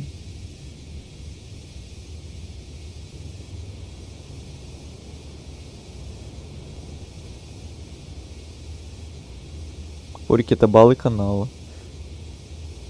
Ну, такие... Можно называть эти баллы канала как раз фориками. Реально форики? Да? Так я назвал их. А я Форикс. Совпадение? Не думаю. Не зря ты нас нашел, не зря. Почти коллега по нику. Я вроде ясно выразился, что не хочу это обсуждать. Лунтика попросит, надеюсь. Лунтика.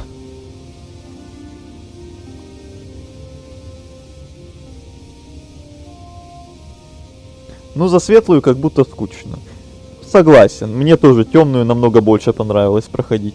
Особенно там в один момент, когда все резко перекручивается, все переворачивается, и ты резко переобуваешься, например.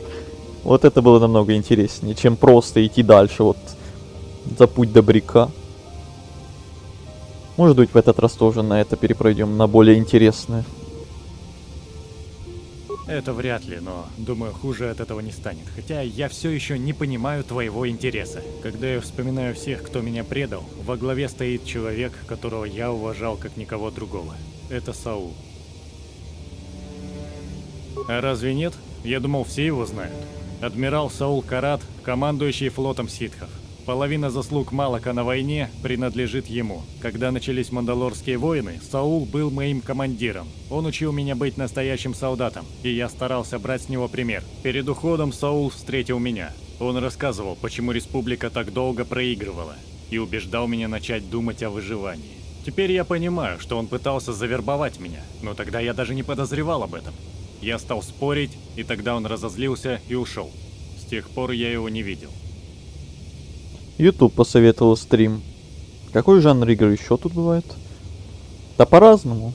Нет какого-то определенного. Вот недавно Ведьмака 3-го прошли основной сюжет. Потом на будущее еще когда-то DLC оставили. Nine Souls прямо сейчас еще параллельно с этими Звездными войнами проходится. Nine Souls это что-то типа Silksong, если ты знаешь вдруг. Так еще в планах, скорее всего, в ближайшее время какие-то типа рандомные игры на один стрим, а может и не на один. А может что-то большое опять начнется. Все по ситуации, короче, получается. По хотелкам. Когда есть какое-то настроение, есть какое-то желание, и время есть что-то конкретное поиграть. Вот тогда так и получается.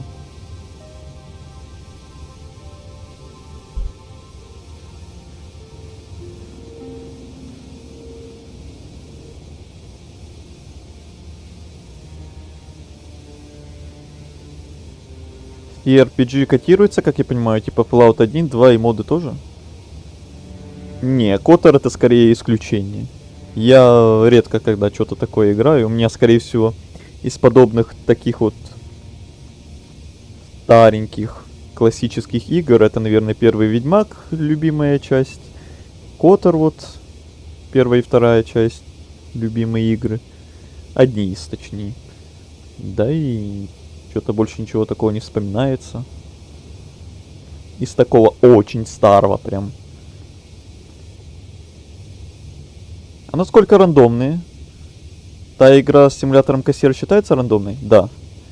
Вот что-то типа такого, что внезапно просто какая-то игра, про которую никто не слышал, просто на один стрим поиграли и забыли про нее навсегда. Может быть, что-то еще такое будет. А может быть, будет что-то такое, что не на один стрим, а на парочку стримов. А может будет что-то прям на полное прохождение, но все равно рандомное, что будет занимать много стримов. А кто его знает. Саул был моим наставником.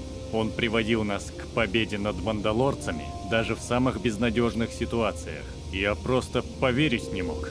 Он, казалось, шутит. Конечно, я ошибался. Он не только перешел на сторону ситхов, но и отдал им коды обхода наших сканеров. Помню, как проснулся, когда первые бомбардировщики ситхов проскочили нашу защиту и уничтожили половину кораблей в доках. И я сразу понял, что произошло. Я мог остановить его. Я мог предотвратить все это. Ну, разное, то есть. Да. Чего мы только не стримили за все время. Там в плейлистах ты, наверное, можешь абсолютно любые жанры найти. От и до. Чего там только не было.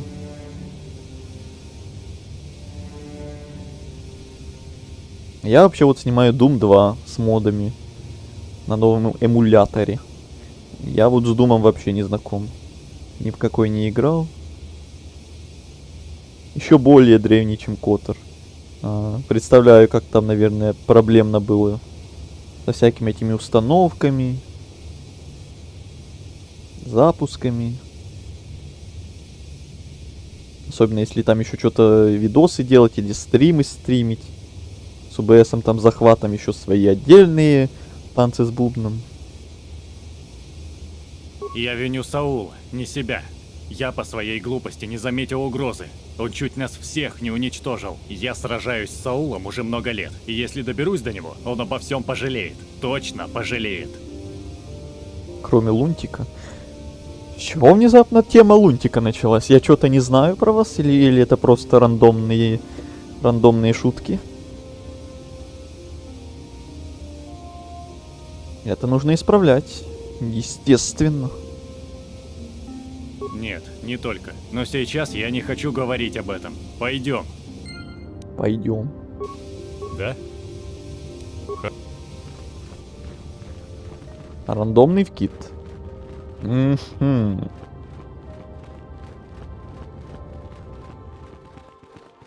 Сейчас уже все легко с установкой и запуском. Эмулятор упрощает жизнь по полной. Снимаю через NVIDIA без OBS. Ну тогда да. С Котором-то тут нет никаких эмуляторов, плюс у меня OBS. Все свои дополнительные проблемы. Целая гора. Так, что от меня тут опять совет хочет? Бастила рассказала нам нечто интересное. Она утверждает, Интересное? что вам обоим снятся сны о Малаке, Реване и древних руинах на Дантуине.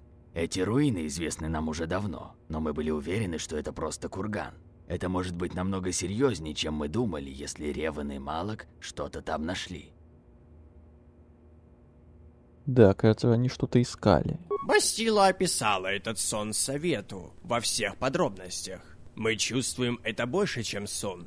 Это видение. Сила говорит с вами. И с Бастилой. У тебя с Бастилой крепкая связь силы и друг с другом. Это что-то неслыханное. Такая связь часто существует между учителем и учеником, но она редко развивается так быстро. Какие бы опасности ни ждали вас на пути, мы не сможем избежать судьбы, которая свела вас с Бастилой вместе. Что вы хотите сказать? Вы с ней связаны, как и ваши судьбы. Вместе вы сумеете остановить Малака и его армию. Но не позволяйте вашей голове затуманиваться мечтами о славе и величии. Такие мысли — верный путь к темной стороне. А вот путь к свету долог и труден. Вы об этом еще узнаете. Вы готовы к подобным трудностям? Да. Поймите, выбора нет ни у вас, ни у нас. По всей галактике ряды Ордена редеют. Мы послали самых лучших джедаев на борьбу с Малаком, но многие из них не вернулись. Ситхи охотятся на джедаев как на зверей, устраивают засады и убивают наших братьев при любом удобном случае. Мы боимся, что они обнаружат наши тайные убежища. Это лишь вопрос времени. Многие джедаи изменили свету и перешли на сторону тьмы, соединив свои судьбы с ситхами и Малаком, их темным лордом. Вторая попытка за джедая. Модострой Дума невероятен. На нем какие только игры не делают. Вот недавно вышел авиасимулятор даже аркадный. С ума сойти.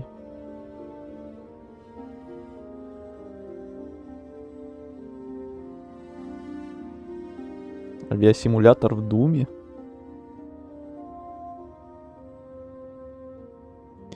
Вот какие чудеса бывают. Соблазнам темной стороны сложно сопротивляться. Сила Малака растет, и все больше планет попадает под его власть. Если Малака не остановить, то республика погибнет, и джедаи будут истреблены. Для галактики начнется новая эра тьмы и тирании, неведомой доселе. Совет решил, что вы и Бастила должны исследовать те древние руины, которые вам приснились. Но только когда Совет решит, что вы готовы. Возможно, там вы найдете подсказки. Может быть, объяснение того, каким образом Реван и Малак поддались темным силам. И, возможно, там вы найдете способ их остановить. Я ощущаю в вас сильнейшие потоки силы, но также самоуверенность и гордыню. Это опасное сочетание. Прежде чем вы пойдете изучать руины, вам нужно встать на путь джедая, чтобы суметь противостоять тьме внутри себя, внутри нас, иначе вы обречены. Твое обучение начнется немедленно. Ты должен подготовиться к встрече со своей судьбой. Будущее галактики в твоих руках. Надеюсь, вы справитесь с этим заданием. Путь, который ты выбрал для себя, труден. Интенсивные тренировки физически подготовят тебя к требованиям Ордена. Медитация научит тебя направлять энергию силы в нужное русло. Чтобы по-настоящему понять путь джедая, ты должен открыть свой разум для знания.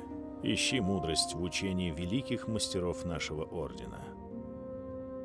Джедай никогда не остается один. Другие члены Ордена всегда находятся рядом с тобой. Ты и Бастила связаны особыми узами. Не бойся обращаться к ней, когда тебе будет нужна помощь в твоих тренировках. Путь джедая труден. Он требует строгой дисциплины. Но хотя ты всего лишь просто ученик, твои возможности безграничны, а твои достижения удивительны.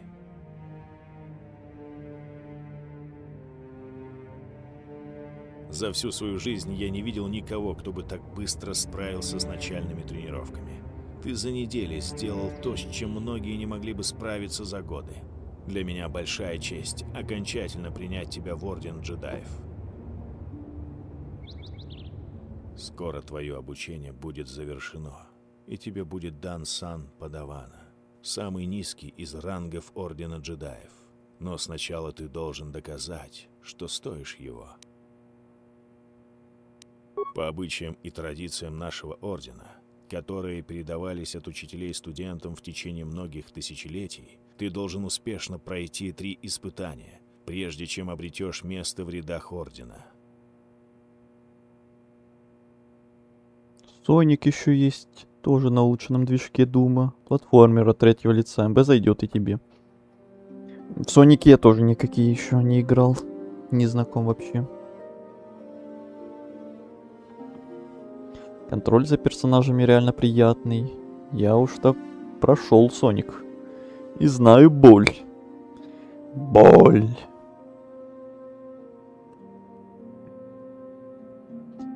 А здесь есть каноничная концовка? Ну да. Эти экзамены лишь проверяют, хорошо ли ты усвоил те уроки, Да, хороший как умственные, канон. так и физические, которые тебе преподали.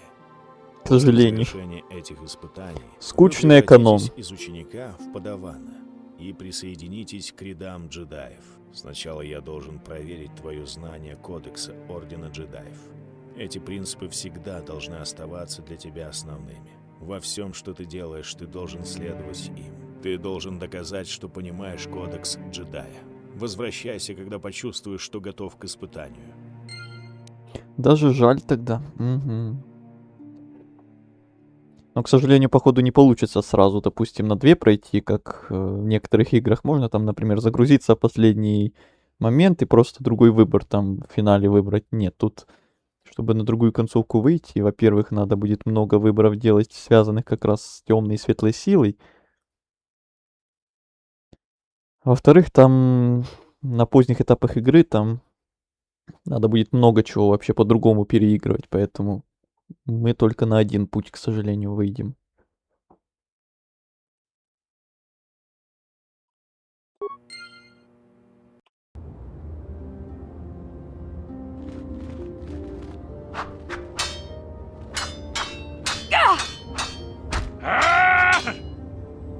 Арр!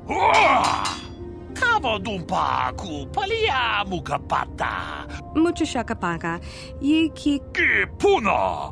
Кавадумпа купалия мука. Chinapala Mula, Tonki ba non tontek, Kakin cha na kwat na bonkon, Wanakumbes, Chi pala mulek, Muchishakapaka, Yiki kun no ba mula draki, Chi tonga bok sha nagnong, Kin kun shin shi. Мучишак пахат. Нет, невежество, есть знание. Ачута.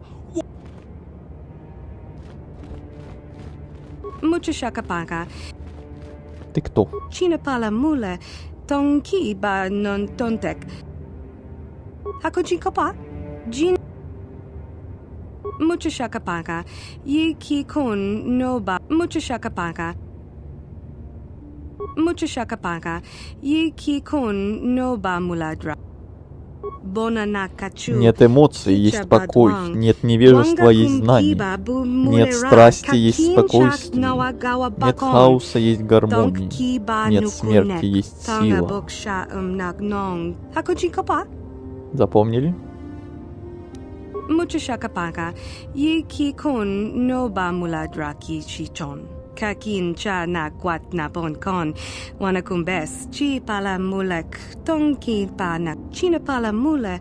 Tonki ba non ton. Hakoji kop. Bona na kachu. Кристаллы. Badwang. Wanga kum kiba bu mulera. Kakin chak nawa gawa bakon. China pala mule. Tonki ba non tontek. Du hakoji kopa? Нет, все. Mucho shakapa.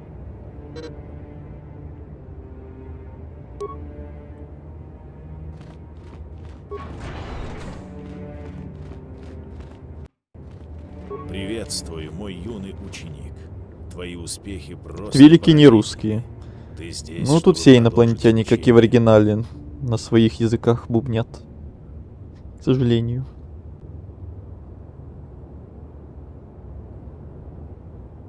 Там только поднятых рук к солнцу не хватает в финальной сцене. Интересно тоже, мы на какую собираемся? Скорее всего, на эпичную. Скорее всего. Все-таки хочется более прикольную, более интересную, более эпичную, чем всю игру строить из себя добряка. Мы и так вот больше, чем пол игры будем из себя добряка строить. Хотя бы под финал развлечемся. Тем более там интересные способы развлечься будет.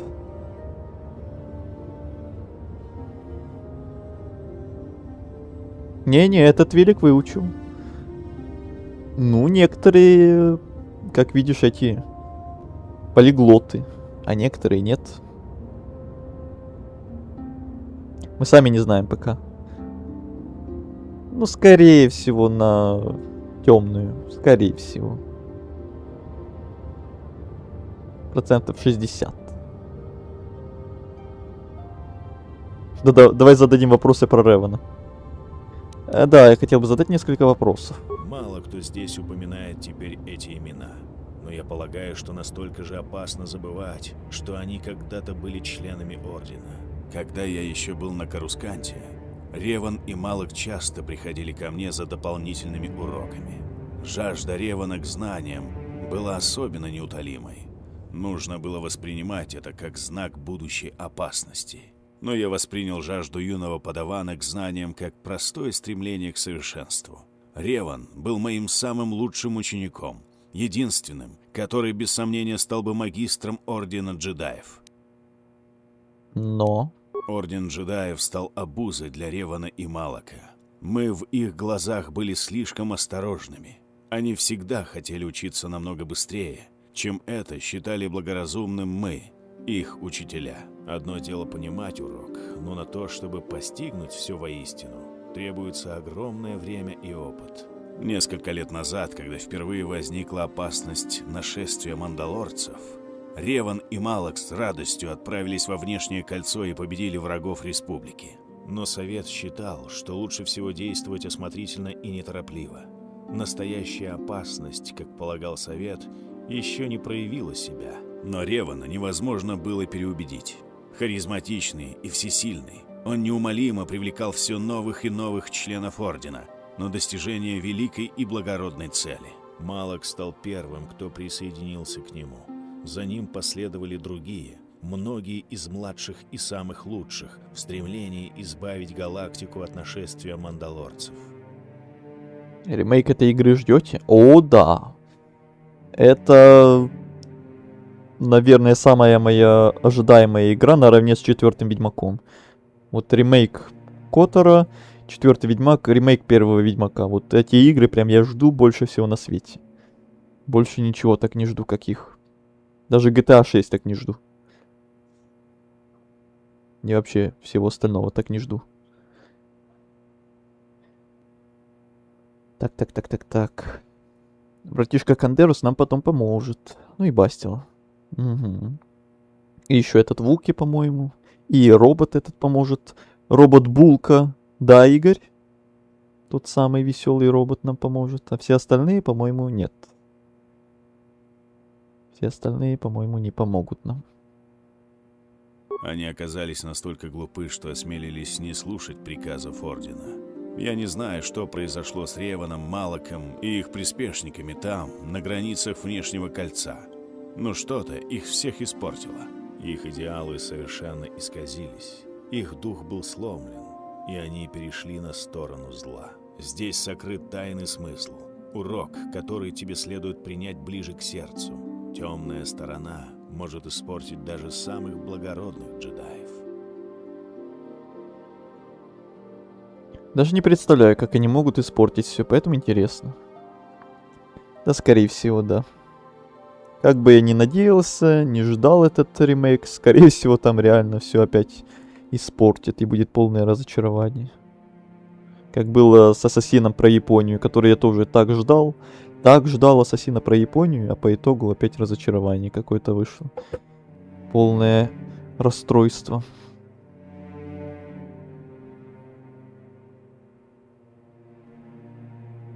Позитивно. Робот будет только за. Да, ликвидировать. Всех ликвидировать. Только за. А чё, Вуки разве за нас? У меня было не так. По-моему, Вуки в расход идет. Я помню, что он, если прям... Может, это зависит от его ветки заданий, если там прям ему помочь на Кишиике. Очень хорошо так помочь. Не помню, как там все это развивается, но, по-моему, если все там нормально сложится, то он будет тебе верен, прям настолько верен, что даже готов будет на все. По-моему. Shadows, так называемый. Он самый, да. Ты многому обучился, но все же есть еще множество вещей, которые тебе предстоит. Реван в ремейке будет... По пути джедая можно идти только... Я думаю, что будет какой-нибудь чернокожий. Когда ты почувствуешь, что готов продолжить испытания, знай, что меня всегда можно найти здесь. Чернокожие твилики какие-нибудь там, не знаю. Ай, я даже не хочу представлять эту всю кринжатину. Приветствую. Так, я готов продолжить обучение. Скоро твое обучение будет завершено, и тебе будет дан сан Падавана, самый низкий из рангов Ордена Джедаев. Но сначала ты должен доказать, что стоишь его. По обычаям и традициям нашего Ордена, которые передавались от учителей студентам в течение многих тысячелетий, ты должен успешно пройти 3 испытания, прежде чем обретешь место в рядах Ордена. Но, видимо, что-то провалил на планете Вуки, и он остался хорошим. Может быть. А кто эту игру делает? Там права вроде передавали. Не помню. Там же, по-моему, еще кроме ремейка оригинального Котора, еще какой-то... Не Котор, а... Тор, скажем так. Не Рыцари Старой Республики, а еще какая-то игра про Старую Республику, которая как-то по-другому там называется. Торчи или что-то как-то так. Не знаю, делают ли это еще, или это обман какой-то был. Все, короче, там сложно с этим ремейком, с этими всякими старыми республиками по Звездным войнам. Все сложно. Но я жду все равно. Что бы там ни сделали.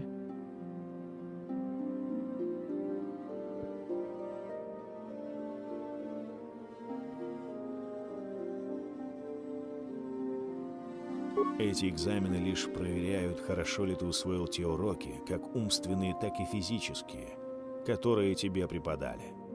После завершения этих испытаний вы превратитесь из ученика в падавана и присоединитесь к рядам джедаев. Сначала я должен проверить твое знание Кодекса Ордена Джедаев. Эти принципы всегда должны оставаться для тебя основными. Во всем, что ты делаешь, ты должен следовать им. Теперь ты должен доказать то, что ты усвоил принципы Кодекса, указав необходимые принципы Ордена. нет эмоций. Есть знание. Это неправильный ответ. Ой. Нет ничего. Возвращай. Извините. Приветствую. Скоро. Прям на первом же вопросе. Пардон. Нет. Есть. А, тут еще внизу были продолжения. Ё-моё. Я думал, тут только 3, а тут прям куча. Пардон. Нет эмоций, есть сила. Это неправильно. Да ё-моё. Че, я уже все забыл? Мучишак. Пока тут говорил с чатом и с этим мастером уже надо напомнить. Мучишака. Еще раз. Бонанакачу. Есть покой, есть Чабадванг. знание, Киба Бумулераг. есть спокойствие, гармония, сила. Все, спасибо. Приветствую. Теперь нет эмоций. Есть покой. Нет невежества. Есть знание. Нет страсти. Есть покой. Это неправильный ответ. Блин. Приветствую. Ошибка. Теперь нет. Есть покой. Нет невежества. Там гармония была, блин, точно. Есть знание. Есть страсти, есть.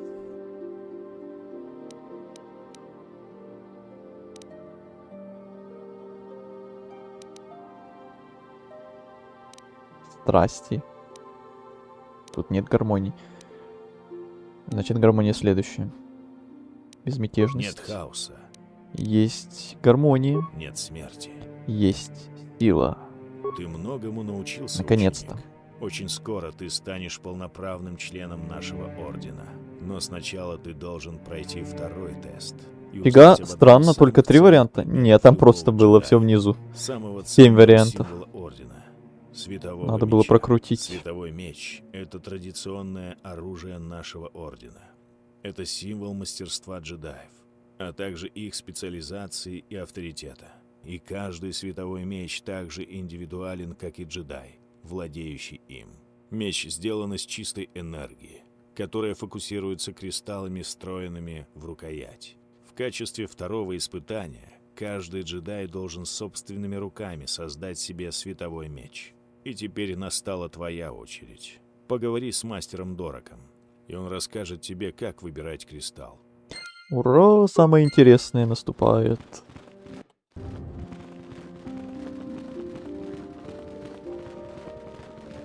Так, тут и с ними со всеми вообще надо бы поговорить в идеале. Если у тебя есть вопросы, их лучше задать членам Совета джедаев. Ой, понятно, с тобой никаких дел не будет. Вижу, вместо того, чтобы заниматься, вы бродите по залам нашего анклава. В смысле бродите?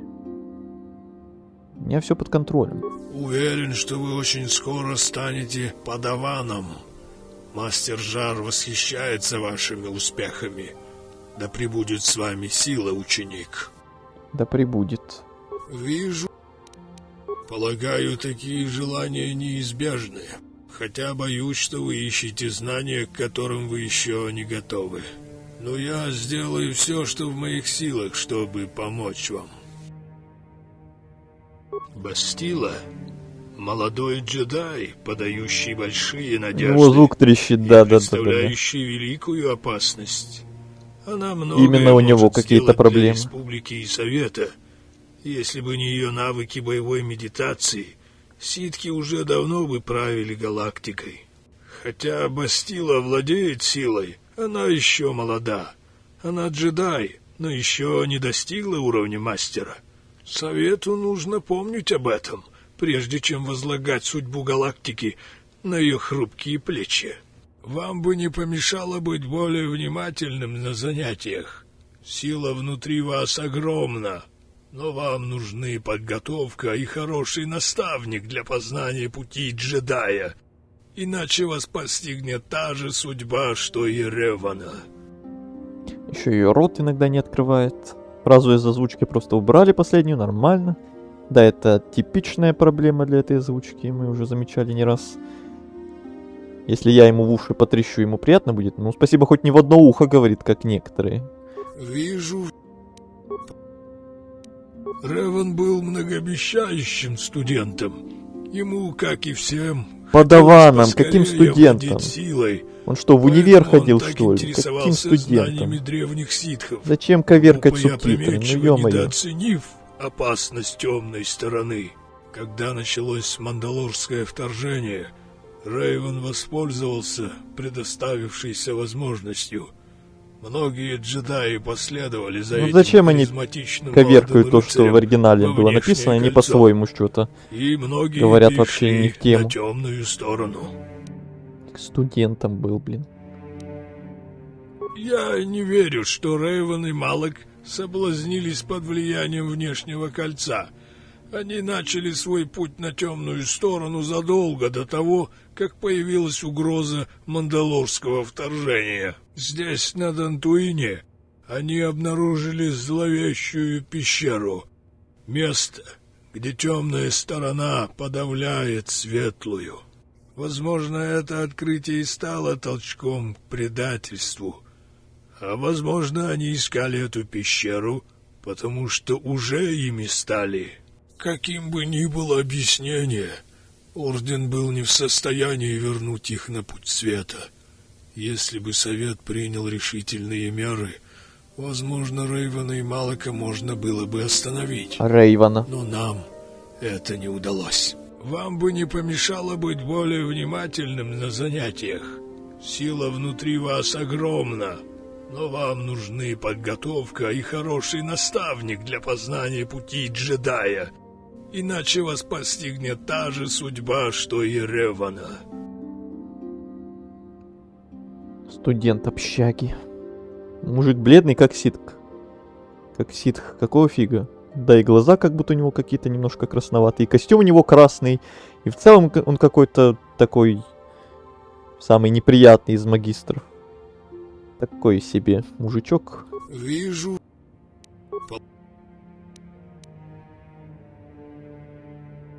Почему вы постоянно меня критикуете? Да. Почему ты такой мудак? Если вы считаете меня неправым, то лишь потому, что вы не до конца понимаете, что поставлено на карту. 15 тысяч лет Республика была гарантом мира и стабильности в галактике. Теперь Республика может быть уничтожена, потому что Орден ослаблен.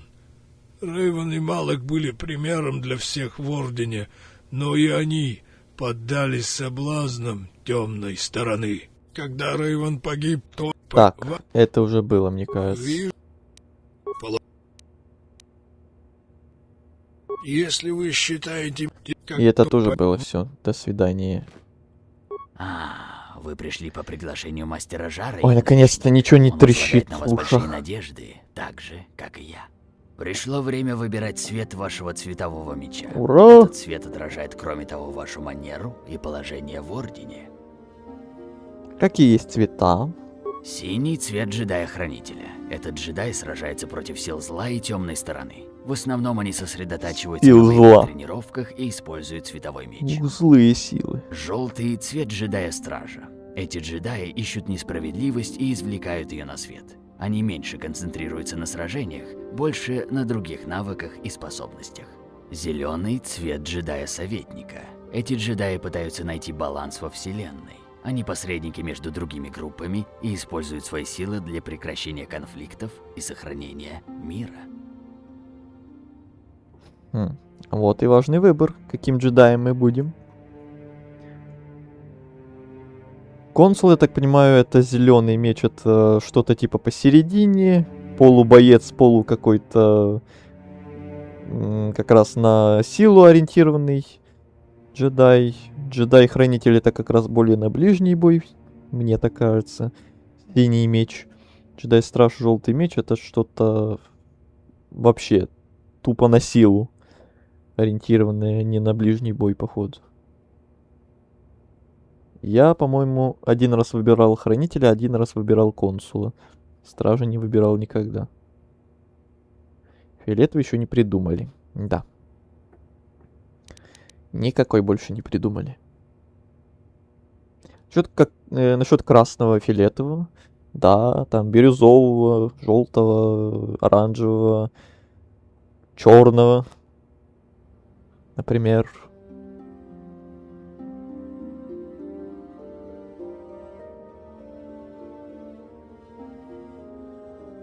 Хотя потом на протяжении игры мы наверняка найдем кучу всяких кристаллов. Например, на Карибане как раз. И там будет нам и красный, и фиолетовый, и какой угодно. У меня еще и моды стоят, по-моему, как раз на разные цвета. Тут еще будет миллион всяких других цветов, которых в оригинале не было. Всякие там белые, бирюзовые, голубые, синие, фиолетовые, зеленые, салатовые, оранжевые, коричневые. Вообще на любой вкус. RGB мечи. Ага. Светомузыка будет. Туц.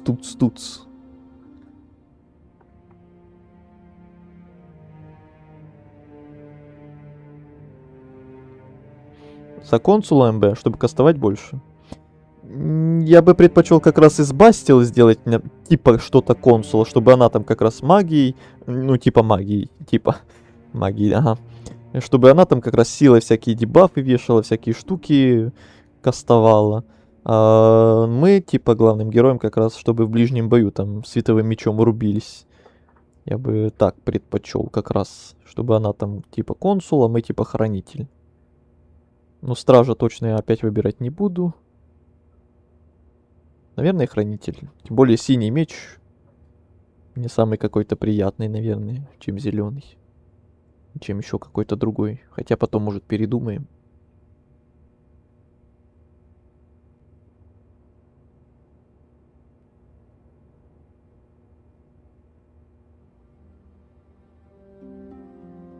Моды на разные цвета? Кайф, радужная тема. Ну, что-то типа того. Я за всю игру молниями тупо убивал. Да, молния это имба. Джедай с пуляющей молниями, это, конечно, странно выглядит, но... Нам это не мешает? Конечно, мы посмотрим. Сейчас я буду задавать вам вопросы, а ваши ответы покажут, к чему вы стремитесь. Группа убийц захватила женщину и ее маленького ребенка. Они угрожают ей оружием, и она зовет на помощь. Что вы сделаете?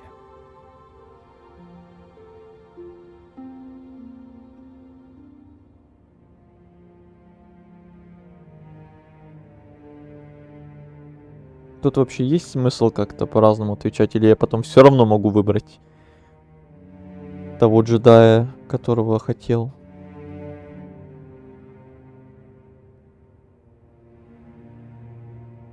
Хранитель это вроде по статам что-то среднее между мечником и магом. А страж тогда кто? Я думал, это консул как раз что-то среднее. Хранитель типа это именно на ближний бой. Страж это как раз типа на магию, а консул это что-то посередине.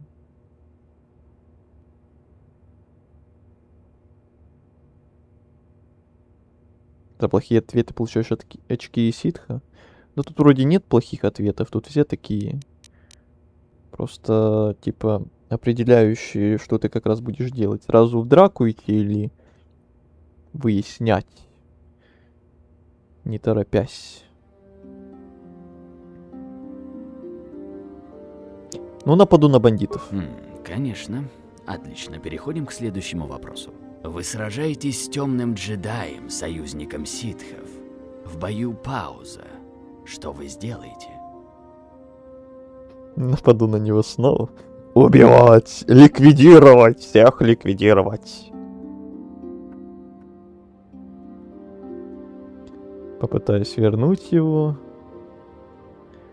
Найти слабое место в его технике. Да, я так и думал. Теперь следующий вопрос. Перед вами запертая дверь, ваша цель с другой стороны. Что вы сделаете? Сделай паузу, скушай Твикс. Да, Сникерс. Ты не ты, когда голоден. Чё началось-то? Скушай Твикс, скушай Сникерс. Так, перед тобой запертая дверь, твоя цель по ту сторону. Что ты как ты поступишь? Снесу дверь нафиг с ноги. Попытаюсь взломать, постучу. Не, попытаюсь взломать. У меня там даже навыки взлома прокачаны, между прочим. Я начинаю видеть в этом систему, ученик. Я Какую? начинаю понимать, в чем вы будете лучше всего. Какую Но систему? сначала последний вопрос. Вы глава анклава конкурирующего мира. Темные джедаи проникли туда и вызывают беспорядки по всей планете. Что вы сделаете?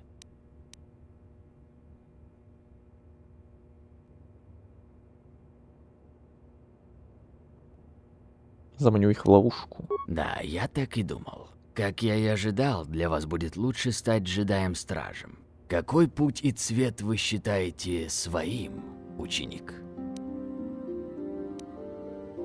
Ничего не знаю, я настаиваю на джедаи-хранителей и синий меч. Вот синий кристалл для вашего светового меча. Поговорите снова с мастером Жаром, и он покажет вам, как его сконструировать.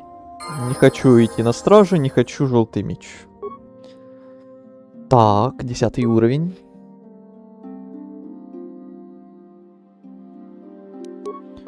Компьютеры. Умения.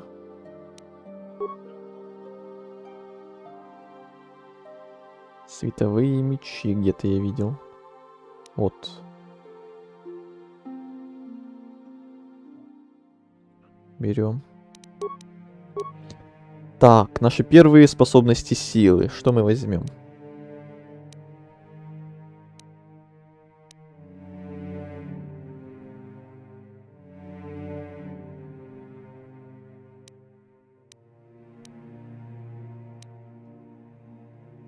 Ускорение.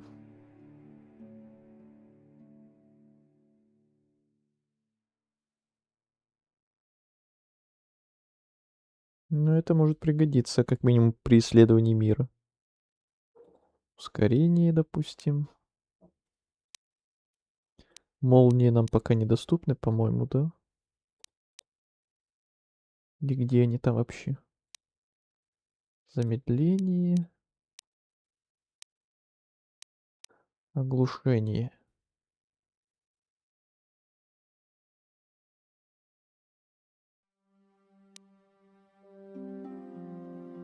Давайте замедление.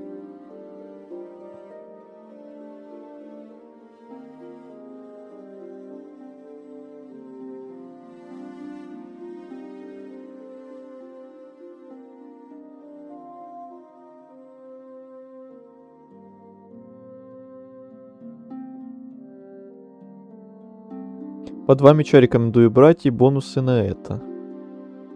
По 2 меча. По одному в каждую руку или двойной? Я, по-моему, всегда дрался двойным.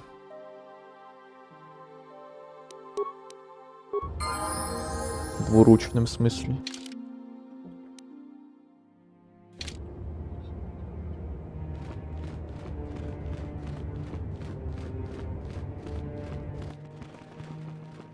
Два меча в обе, да. Так, а где мой меч?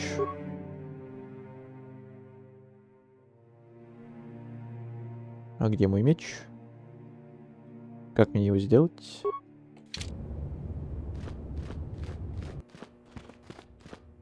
Мне кристалл вообще дали? Да, вот он кристалл синий. Почему я не могу скрафтить? А? Или мне сначала к тебе? А, хорошо. Да, Теперь, сначала к тебе. Когда ты выбрал свой кристалл, мы Да. приступим к созданию твоего светового меча. Приступаем.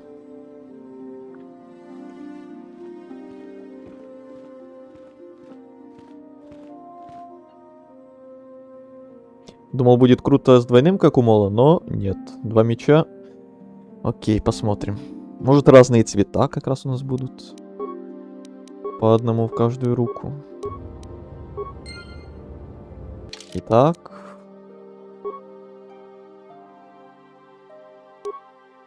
Вот он.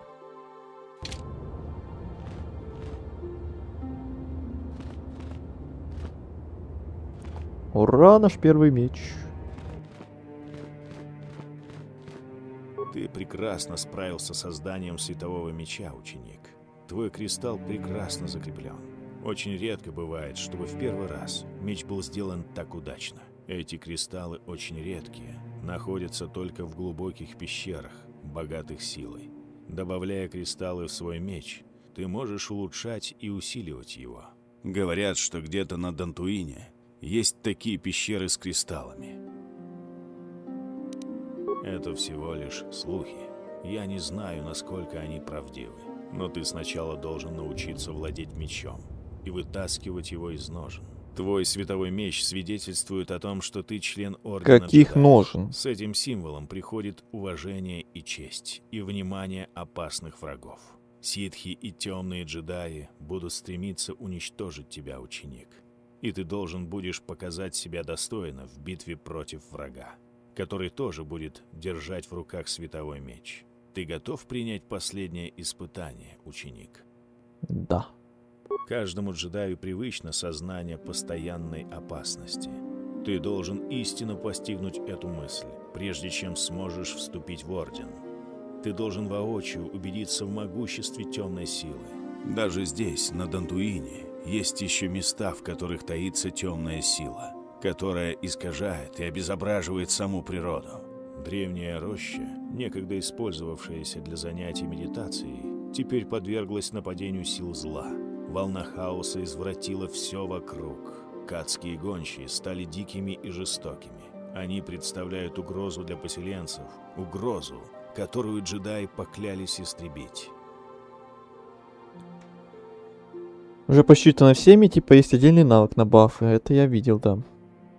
А тут можно как-то, не знаю, перераспределить навыки, заново все для себя поставить. Если я, допустим, в начале игры там некоторые навыки неправильно выбирал и хочу теперь по-другому как-то. Тут есть такое, что можно как-то обнулить и заново все распределить? Я что-то не помню этого.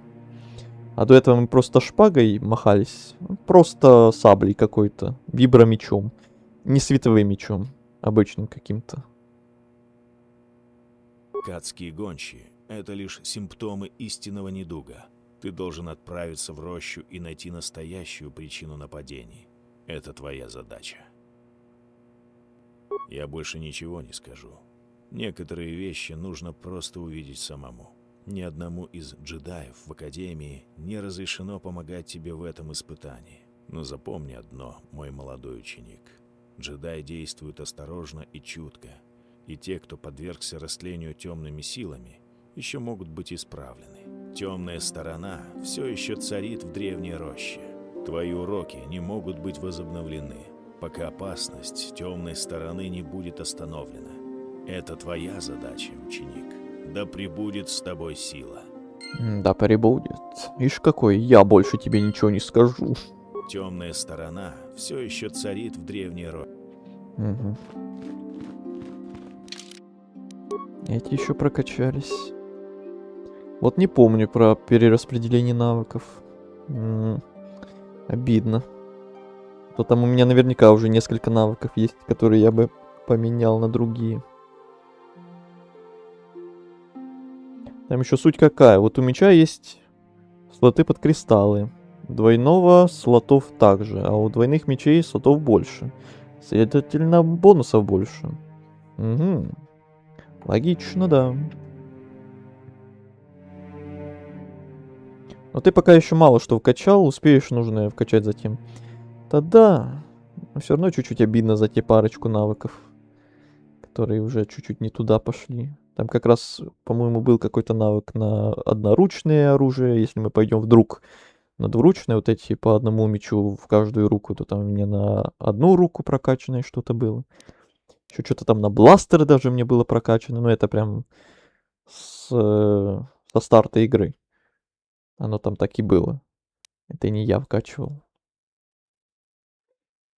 Так. Это кто? Это кто? Это Кандерус. А тебе минирование.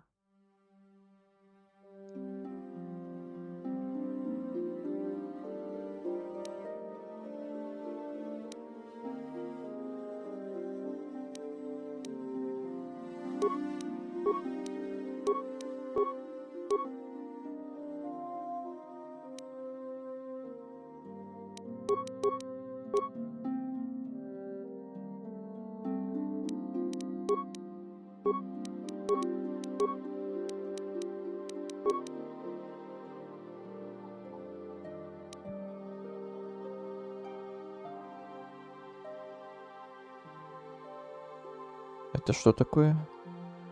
Форма 1 Шичо. Что это такое? Что это такое? Что за форма? Думал, типа одежда какая-то, но нет.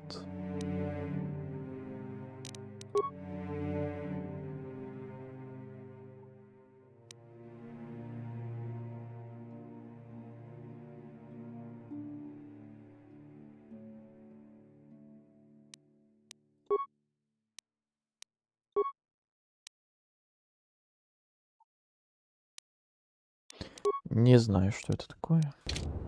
Если бы мы знали, что это такое, но мы не знаем, что это такое. Если у тебя есть вопрос... Приветствую, юный ученик. Вы пришли узнать о прошлом? Те, кого не учит история, обречены на ее повторение. Так говорят. Как архивариус Академии, я считаю своим долгом поделиться своими знаниями по истории с новыми посвященными. К сожалению, наша недавняя история – это трагедия и кровопролитие. Мандалорские войны, предательство Ревана и Малака, возвышение ситхов – это важные уроки, которые мы должны извлечь из этих событий, если не хотим повторить ошибки своего прошлого.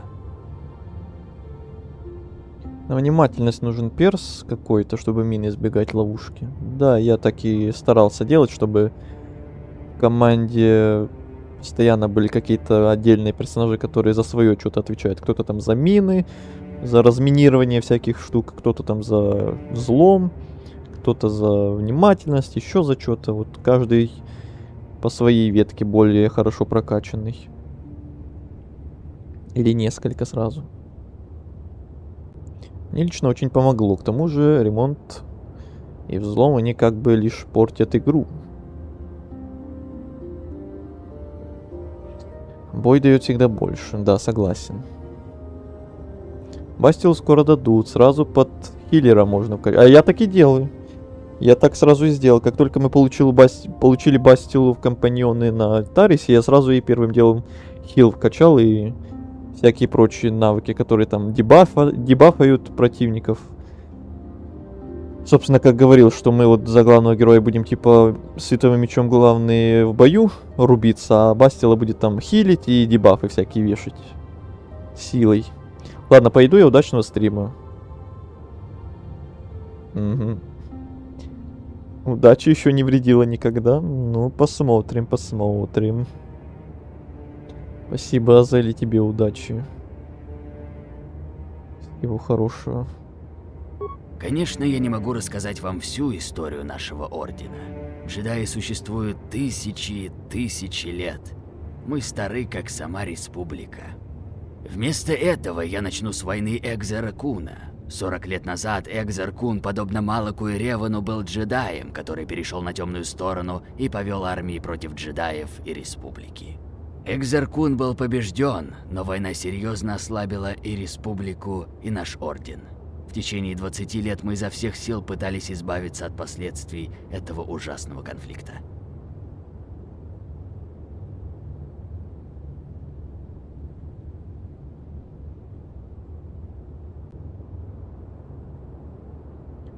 Вот небольшая ошибка. Себе магический навык хил не дал. Так бы еще быстрее хилились. Ну ты же с другой стороны все равно сказал, что у нас еще впереди куча навыков, и все равно рано или поздно прокачаем. Куда нам прям сильно торопиться? Все будет рано или поздно. Сколько еще стримить будем? Не знаю. По ситуации, как всегда. Всему свое время. Вы узнаете, что история — это запутанный клубок из разных событий. Ни одну вещь нельзя понять без правильного контекста. 20 лет назад мандалорцы, зная, что республика ослаблена, начали захватывать небольшие миры внешнего кольца. Они осторожно выбирали планеты вне юрисдикции. А он световой меч не хочет выключить? После долгих По-моему, раньше, когда вне боя, то он световой меч выключал всегда. На планеты, которые были Сейчас что-то держит постоянно включенным его. Это опять моды что-то поломали или так должно быть? Вы вряд ли можете осуждать республику. Память о войне свежа для каждого. Никто не горел желанием вновь пережить ужасы кампании против мандалорцев. Но это было неизбежно. Мандалорцы копили ресурсы за счет захваченных миров, готовясь к масштабному наступлению. 7 лет назад они начали одновременные атаки в 3 отдельных галактических секторах Республики. У Сената не было другого выбора, кроме как отправить весь флот Республики. Началась Мандалорская война. Да, это мелочь сейчас, благо хилок много. Да, вот хилок мне как раз не хватало на Тарисе, когда мы еще Бастилу не встретили и там по канализациям бродили. Вот там мне прям хилок не хватало, там нас били очень даже больно. А потом получили Бастил, получили хил, и все, и сразу намного легче стало. Республика обратилась за помощью к Совету джедаев. Но после войны с Экзером Куном мы не могли позволить втянуть нас еще в один конфликт. Пока Совет джедаев пребывал в раздумье, многие члены из нашего ордена считали, что мы должны примкнуть к сражающимся. 2 молодых рыцаря требовали немедленных действий – Реван и Малак. Для этого они сплотили многих джедаев и, вопреки воле своих учителей, присоединились к флоту Республики в борьбе с мандалорцами. Реван был блестящим полководцем, и флот Республики начал одерживать победу за победой. Через 4 года мандалорцы полностью разбиты. На Тарисе основная жесть это где эти чумные чудики, канализации и орки. Вот да, вот там как раз меня и лупили больно. Везде мины, эти чудики, которые отравление вешали. Там еще среди них были какие-то свирепые чудики, которые более жирные, более сильно дамажащие были. Вот это было трудновато моментами. Приходилось ходить к торговцам, закупаться хилками. Значит, Реван поступил правильно? Никто не отрицает, что Реван был главным фактором победы над мандалорцами. Но что-то произошло там, за внешним кольцом. Вместо того, чтобы вернуться после окончания войны, корабли под командованием Ревана отправились вглубь неисследованного пространства. Они сказали, что будут искать последние остатки Мандалорского флота. Все контакты были прерваны. Многие месяцы это считалось величайшей катастрофой, постигшей целый флот. Все думали, что они погибли. Ходили неподтвержденные слухи о том, что Ревана и Малака видели на разных планетах за эти месяцы. Данные, которые так и не подтвердились.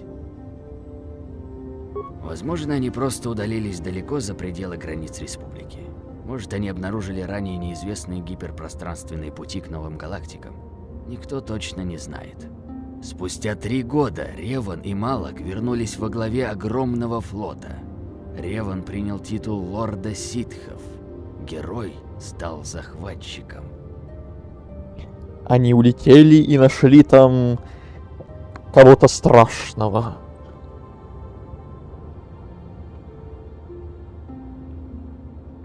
Арену фулл прошел, да? С этим боссом легендой. Да, я все прошел вообще. Все квесты на Тарисе прошел, все зачистил, все везде собрал. Все прошерстил. Единственное, что пропустил, это... Единственное, который квест не сделал, это квест на Спайс какой-то, который я там где-то нашел на базах вулкеров, и у меня висел квест, что его можно где-то куда-то продать подороже, но никакие торговцы его не покупали, и куда его мне надо было деть, я такого не помню. По-моему, это какой-то квест новый, связанный с модами. Я такого в оригинале не помню. И я так и не понял, куда мне его надо было отнести. Никакие NPC его не просили, никто не хотел, никто не покупал, но квест висел. И по итогу провалился, походу, этот квест, когда мы покинули Тарис. Некоторые корабли флота ситхов были под командованием Ревана во время Мандалорских войн, но были и такие, которые мы никогда прежде не видели. Мы не можем понять, откуда у ситхов столько кораблей. Это невозможно создать такой огромный флот за такое короткое время. Но он существует. Немного легче понять, где ситхи берут солдат.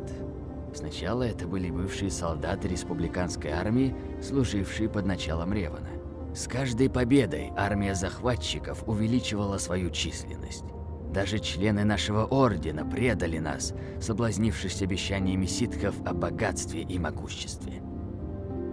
Империю ситхов с Вишейтом. Угу. Там насчет Вишейта, по-моему, это все уже идет немножко в сюжете этой ММОшки по Звездным войнам. Там, по-моему, как раз про Вишейта сюжет есть.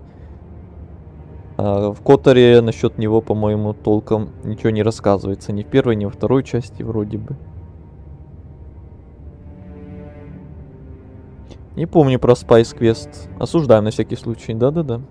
Ну, по-моему, это с модами новый квест добавлен. Потому что я тоже в оригинале такого не помню. Фарлумское чудо.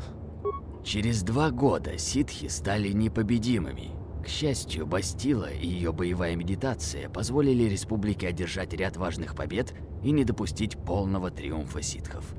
В отчаянии мы поставили Темному Лорду ловушку. Как вы знаете, Бастила с ударной группой попыталась захватить Ревана. Она была там, когда погиб Реван. Это было почти год назад. Но положение не улучшилось. Его место занял Малак и принял титул Темного Лорда. Хотя ему далеко до Ревана, мастера стратегии и тактики. Тем не менее, численность его флота продолжает расти. Если мы в ближайшее время не найдем способ остановить ситхов, Малак подавит нас количеством. История Ревана показывает нам, как даже величайший из джедаев может перейти на темную сторону. Вы всегда должны быть настороже против зла, которое обитает внутри вас. Хорошенько подумайте над этим уроком. Да пребудет с вами сила. Вот это он, конечно, нам лекцию устроил. Как архивариус Академии, вам следует задуматься над историей Ревана. Из нее многое можно почерпнуть. Вот это он, конечно, нам уроки тут устроил.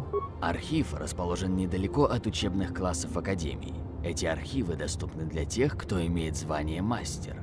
Мы должны защищать чересчур любопытных учеников от опасных знаний. Стремление к знаниям – это благородная цель, но есть вещи, для которых требуется мудрость мастера, чтобы правильно понять их. Вам следует задуматься над... Да-да-да-да-да. Ваша уверенность вызывает восхищение, но вы должны остерегаться гордыни и высокомерия. Это ведет на темную сторону. История Ревана показывает нам, как... Ясно. Да пребудет... Все, спасибо. И еще остался ты. Йода на минималках. Добрый вечер, ученик. Добрый Надеюсь, вечер. ваше обучение проходит успешно? Я чутка играл в SVTOR, плюс читал все комиксы по легендам. Я тоже когда-то играл, но быстро задушнился и быстро забросил.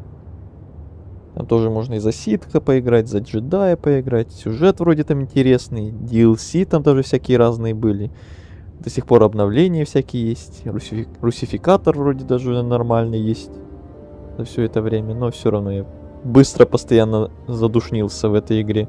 Надолго мне никогда не хватало.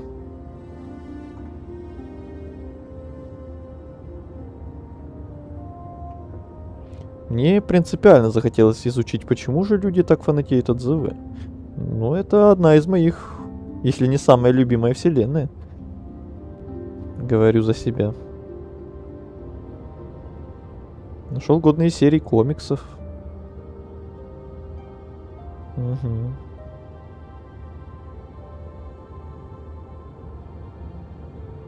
Ты же знаешь, что там Реван есть? Да. И за это мне чуть-чуть обидно, что там такой прикольный сюжет, насколько я слышал, и кусочками видел. Всякие там трейлеры тоже эпичные видел, но, блин, чтобы в это поиграть, это там надо так много там всякой рутины, всякой душнины проходить, что я, блин, не могу, я не хочу. Вроде хочу, но не хочу. Вот и обидно чуть-чуть из-за этого. Рил Душка. Сюжетные задания, где надо собрать 50 кожи ящериц. Ой, не говори. Ой, не напоминай. Этот фарм бесконечный, эти ММО типичные. Уверен, что вы очень скоро получите звание Падавана. Мастер Жар восхищается вашими успехами. Да пребудет с вами сила, ученик. Да пребудет, да пребудет. Добрый вечер. Джедаи всегда стремятся к знанию. Что вы хотите узнать? Однажды Бастила станет великим джедаем. Даже среди учителей и членов Совета сложно найти человека, настолько хорошо владеющего искусством боевой медитации. Бастила была там, когда Реван погиб. Вы знали это? Прикинь. Я еще все никак не могу привыкнуть, что они говорят Бастила. В оригинале же, по-моему, говорилось Бастила. Я вроде так и привык ее назвать Бастила. А тут, блин, Бастила.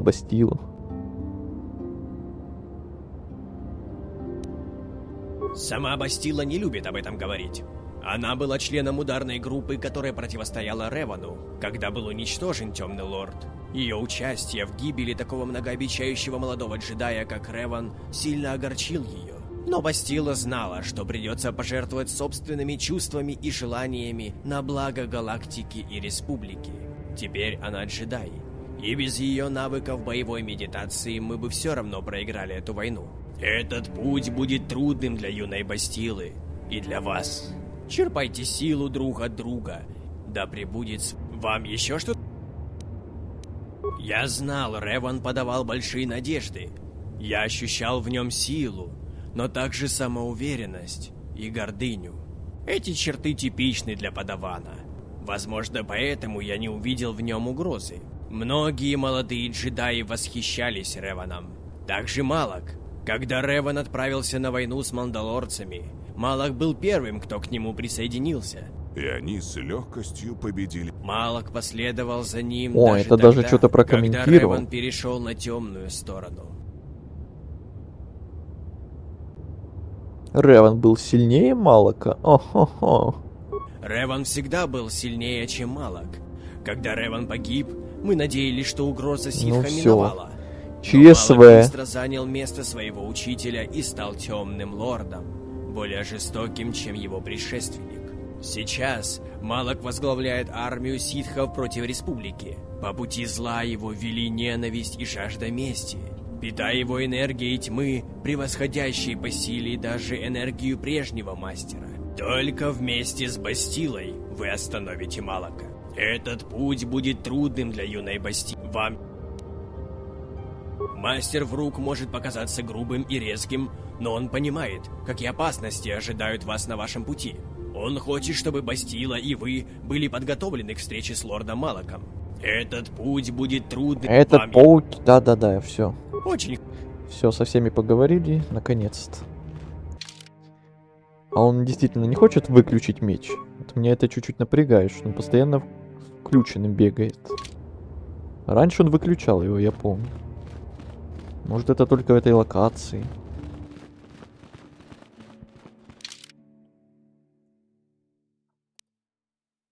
Так, наш путь лежит теперь в рощу.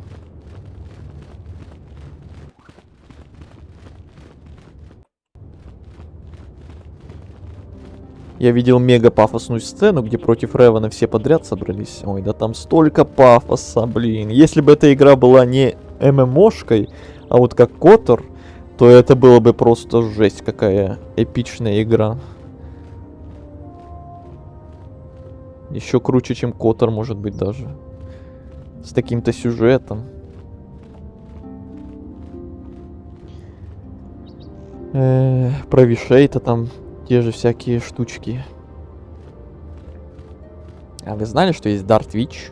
Вот и думайте. О как.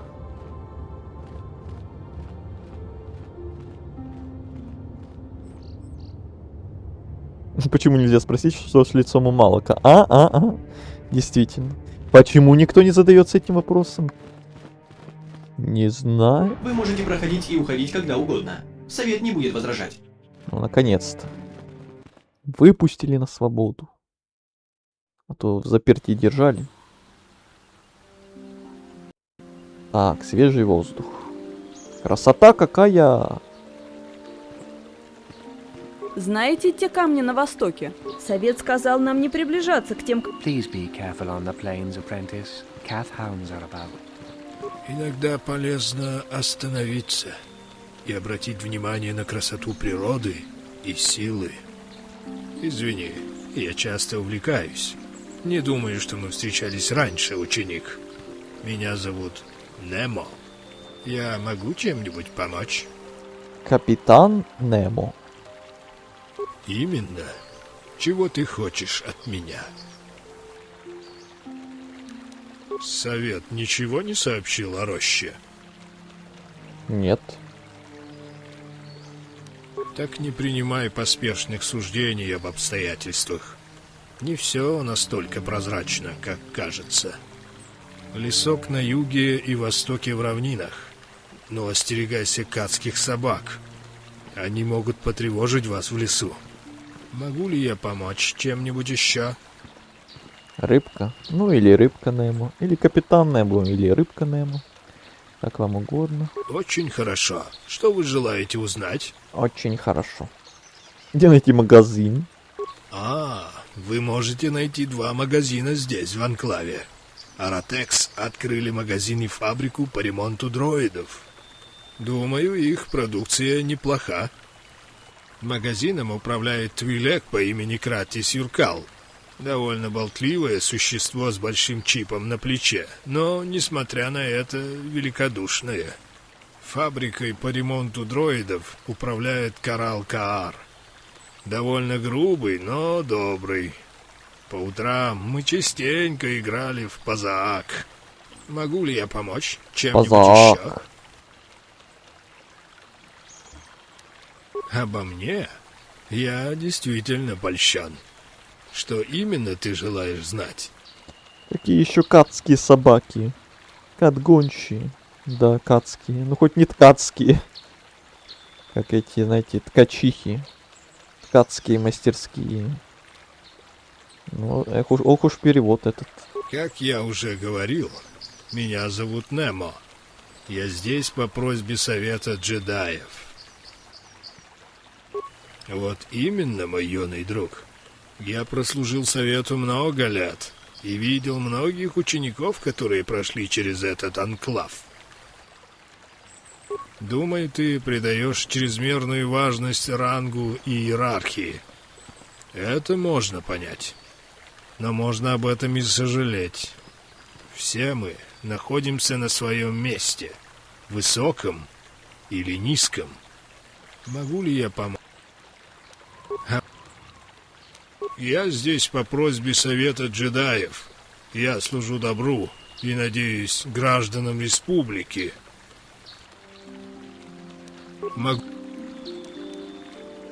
Очень... Насчет пещер с кристаллами. Да, те пещеры. Те пещеры очень опасны.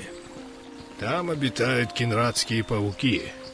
Их привлекают цвета и температура Опять пауки. кристаллов. Боже мой, во всех играх меня преследуют эти пауки. Жалость. Опять Эти гигантские пещеры пауки. полны силы. Могу ли я помочь чем-нибудь еще? В каждой игре, блин, гигантские пауки. Но это уже закономерность, это уже издевательство какое-то. Чё я постоянно везде на них натыкаюсь? Не мне объяснять всю значимость этого, но как светлая сторона воплощается в живых существах, так и темная. Лесок на юге и востоке в равнинах. Но остерегайся...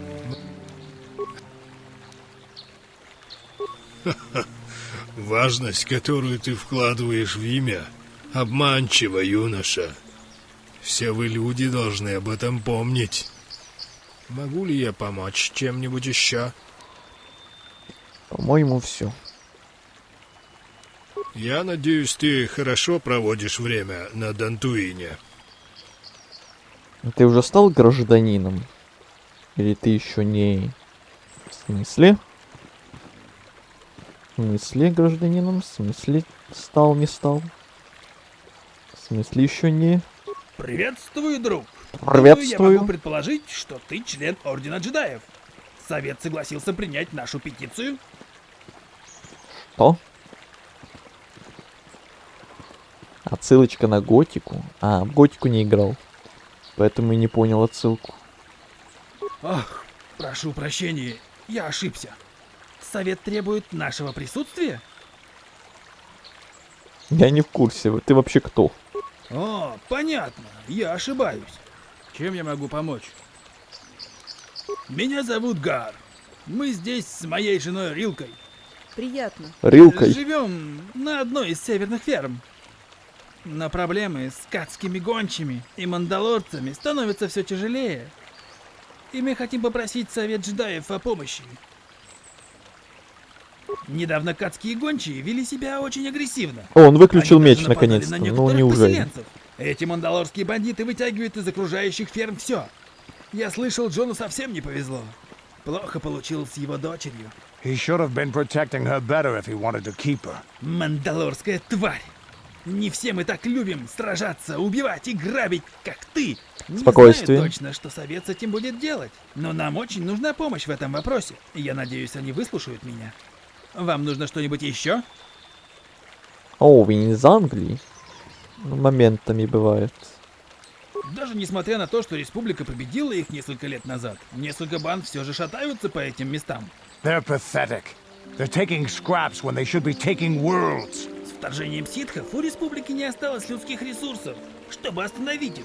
Джедаям приходится еще хуже, потому что Малак специально на них охотится. Они беспокоятся о том, что он, возможно, может даже поддерживать этих налетчиков. Так что они хотят встретиться с ним лицом к лицу. Довольно сложная ситуация. Я могу помочь чем... Ну, как можно видеть, Дантуин в основном равнины и поля. Здесь прекрасная почва. Большинство новых людей прибыло сюда примерно одно поколение тому назад. О ком вы точно должны были слышать, так это о Сандралах и Матаре. Большие зажиточные земледельцы. Что это было только что за... Как будто он что-то пожевал. Я не знаю точно, о чем он хочет просить совет, но насколько я знаю Алана, он наверняка захочет крови. Вам нужно что... И вроде все. Тогда всего хорошего. Да пребудет с вами сила. Или как там... ну да, пребудет с вами сила. Да, как там? Ну вы поняли. Привет. Боюсь, я не умею хорошо объяснять. Если есть вопрос... Ты джедай? Сколько еще ваши люди будут сидеть сложа руки, утверждая, что охраняют нас? Защитники? Ха! Сидите там в своем анклаве, в безопасности от мандалорцев, пока мы здесь страдаем. Чё ты орёшь? Чё сразу за наезды? Эти мандалорские твари убили мою дочь. Следовало лучше ее защищать. Еще и называешь себя ее отцом. И что я мог сделать против толпы мандалорцев и дюроссов? Ничего. Я ничего не мог сделать.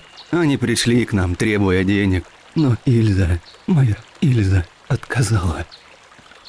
Кандеру сейчас ему тут устроит Кузькину мать.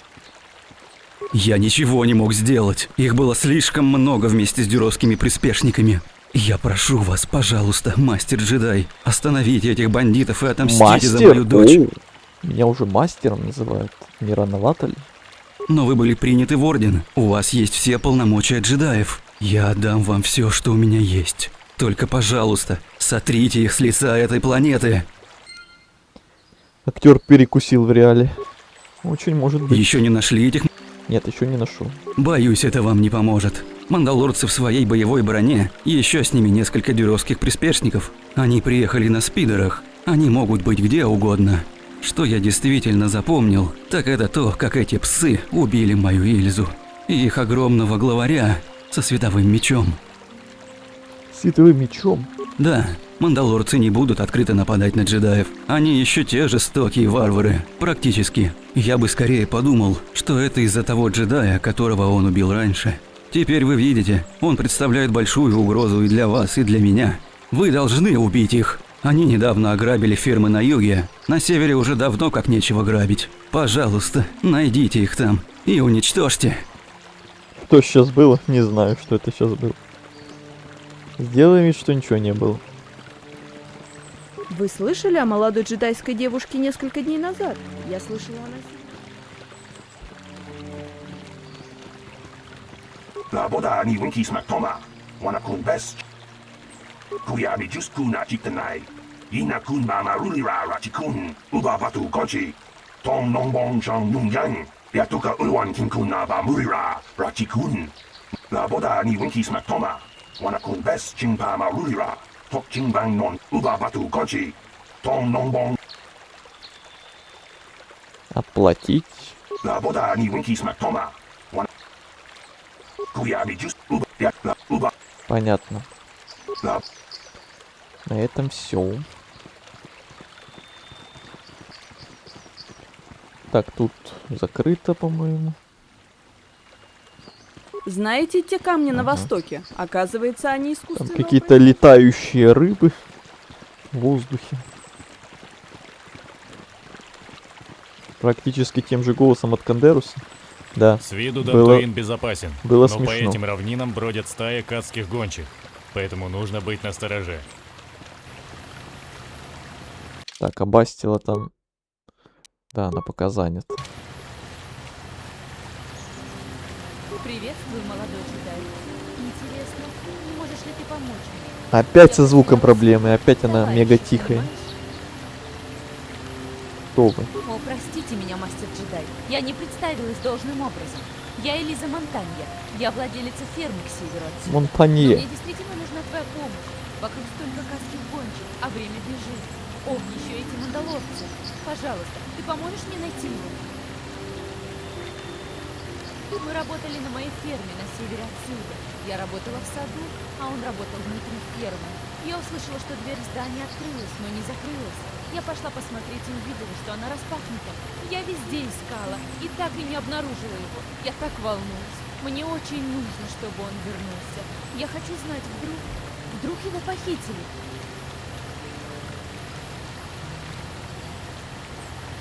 Насколько я знаю, ни один из моих соседей не знает, что он здесь. Может, это были мандалорцы, а может, кадские гончие.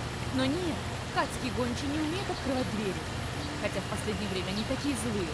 Нет, это должен быть кто-то, кто может... Бедный дроид. Открыть дверь. Если хорошенько Ну, не забегаем вперед. Нет, дверь не была повреждена и не содержала никаких следов взлома.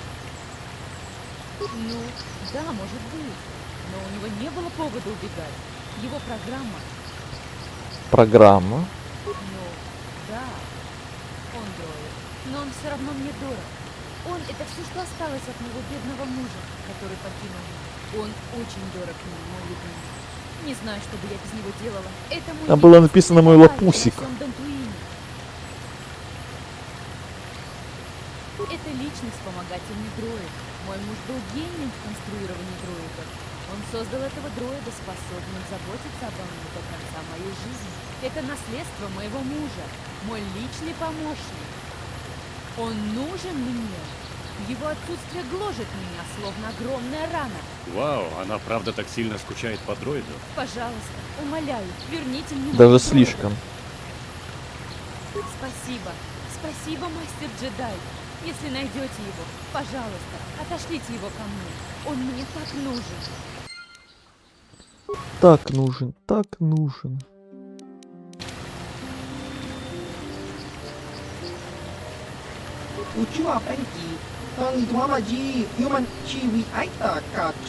Торговец.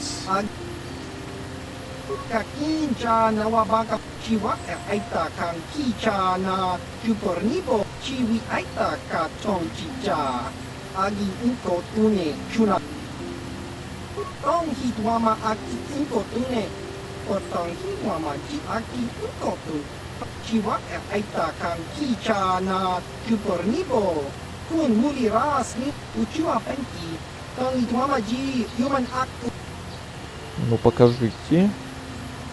А у вас нет карт случайно, а?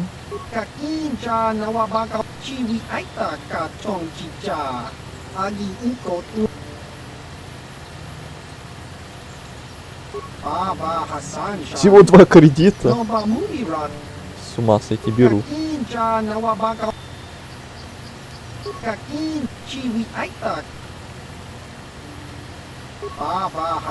Два кредита. Нормальные цены.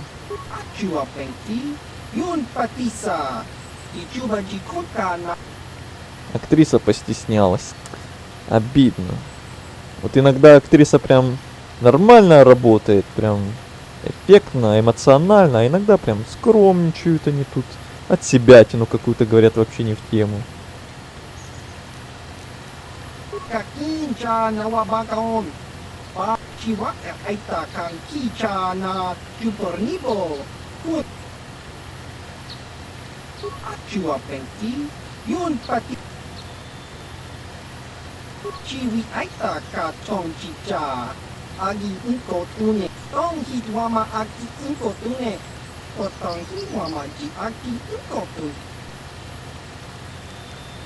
Вот рекламирует.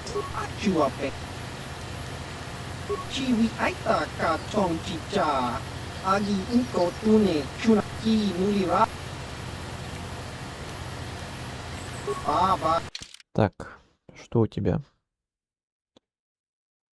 Бронекостюм 3000, 15 тысяч. Ты что, с ума сошел?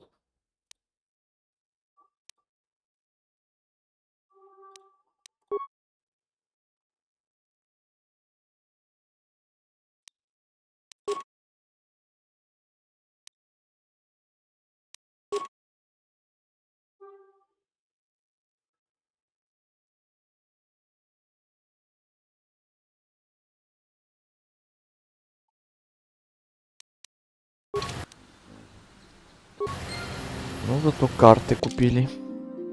Вот. Потопали. Тут враги респавнятся, чтобы фармиться. Некоторые, да. Я это заметил в канализациях, когда я там телепортировался в убежище, чтобы отхилиться, когда у меня хилок не было. И когда возвращался обратно в канализации, там, да, там эти регоулы воскрешались. Некоторые респамятся, а некоторые нет.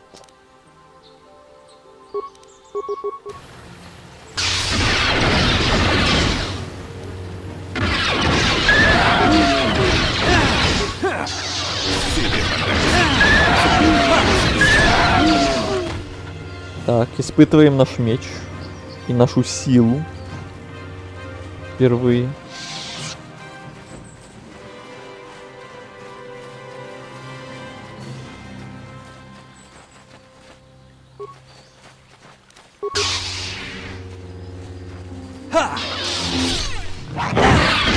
Заодно опыт качаем, фармим.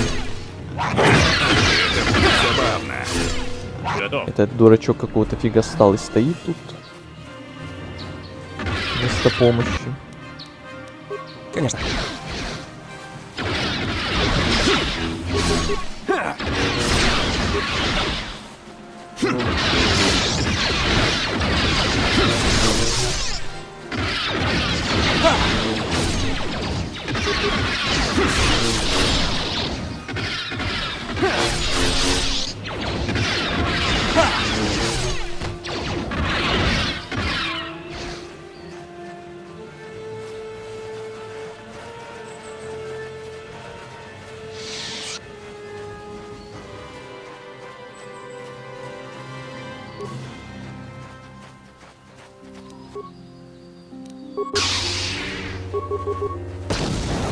Эх, не попал. Пойти что-то.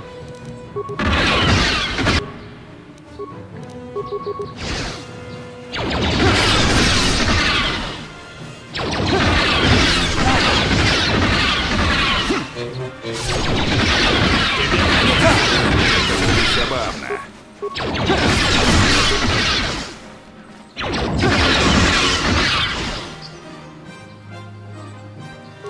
Окей.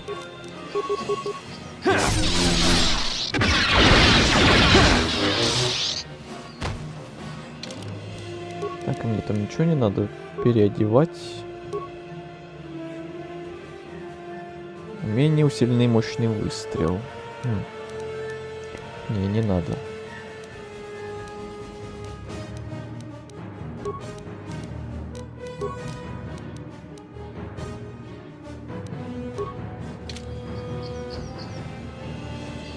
Вот не помешал бы мод на респаун гуманоидов, чтобы продавать их бластеры и мечи.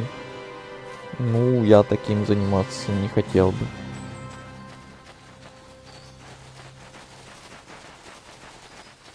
Я вообще нигде, ни в каких играх никогда никакой фарм не любил, в принципе. А вот и руины.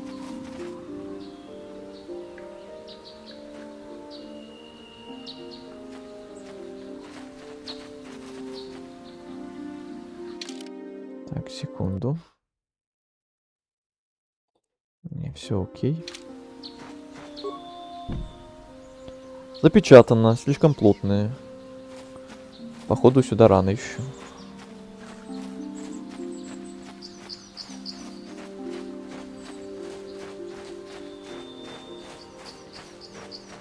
А мне надо было сюда, не в пещеру эту, а в рощу. Это не сюда вообще, пардон. Попутал чуть-чуть. Не гринт, я просто, чтобы была возможность фарма по желанию. А то тут цены задвигают порой. А, тогда понятно.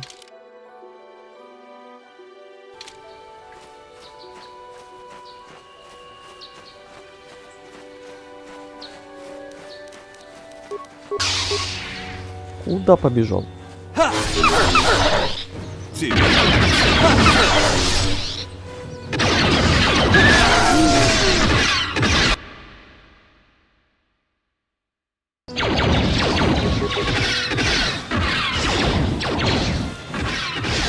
Куда ты опять? Господи, мышка улетает. Ну, хватит бегать.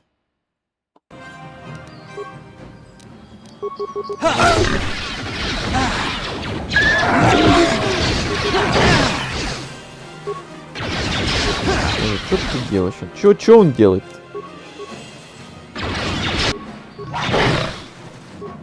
Кринж какой-то происходит.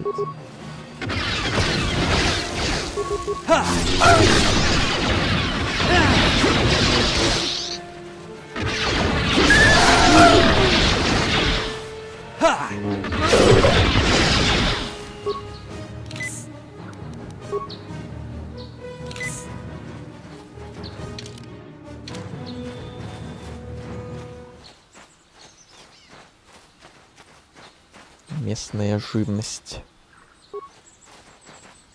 О, бежит уже, бежит.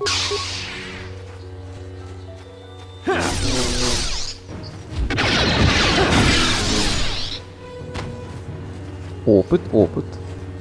Помню, гранаты все выкинул, потому что враг подошел и сам себя убил. Кайф.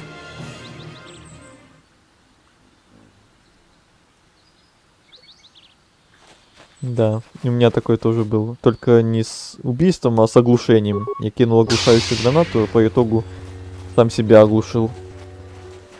Себе под ноги кинул.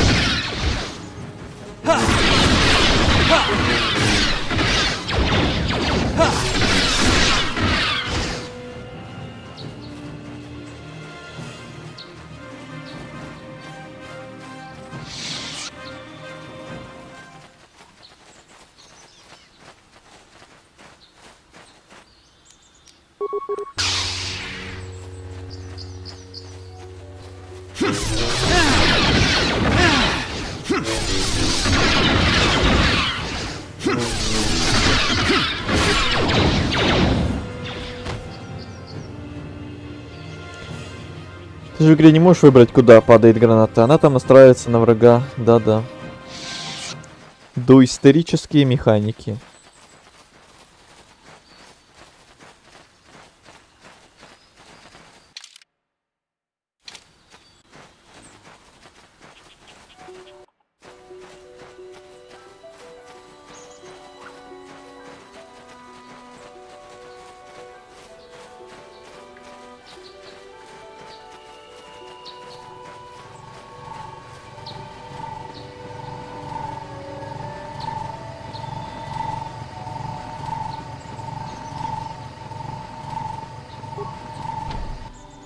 Закрыто.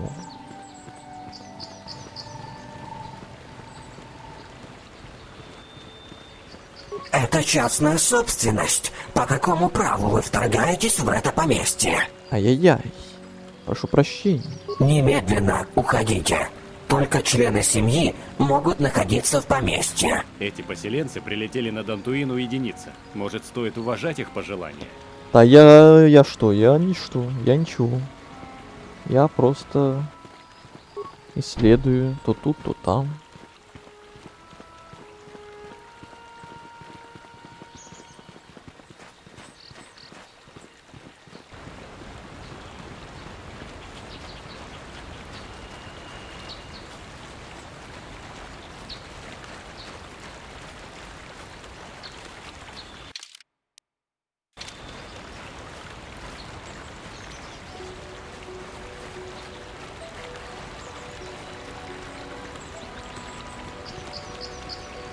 Красиво тут, конечно. Даже несмотря на доисторическую графику. Все равно местами красивенько. Опять ты нам попался. В прошлый раз ты дал недостаточно денег, и теперь нам придется вынуть их из тебя кусочек за кусочком. Нет, пожалуйста, возьмите взамен мою жену и детей, все что угодно. Что? Да, жену и детей. Неплохая идея. Ну все. Сейчас я вам покажу.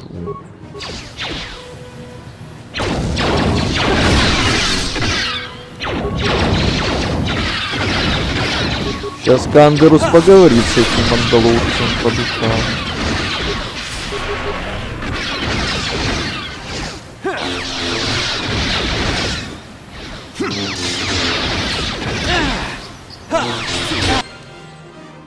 Или не поговорить.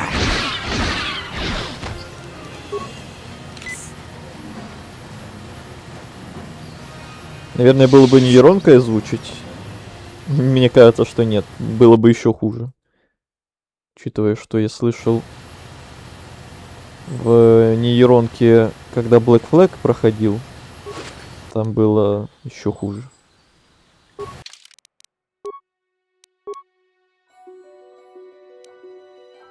Там слова коверкались просто максимально. Убого. Тут хотя бы ошибок нет таких страшных.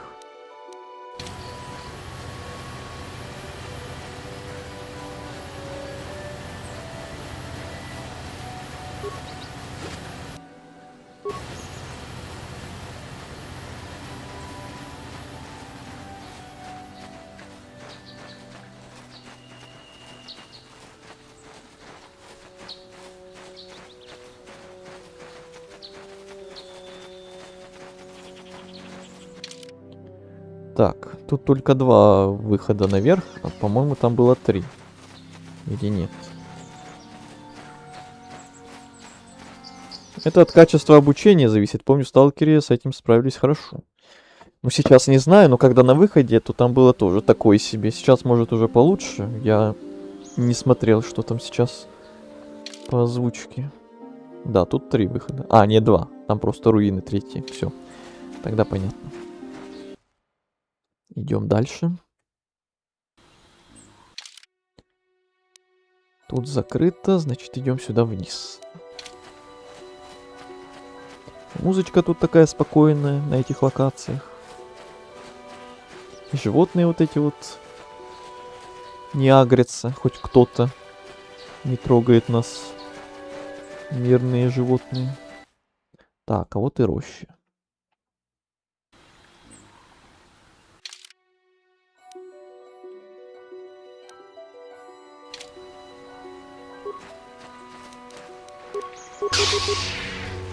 Человая планета. Не то, что канализации. На Тарисе.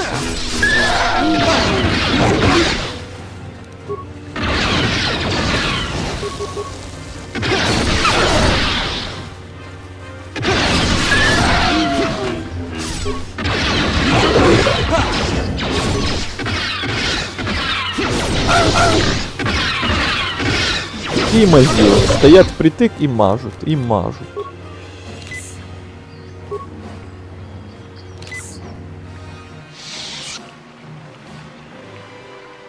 Двойки уже не такая.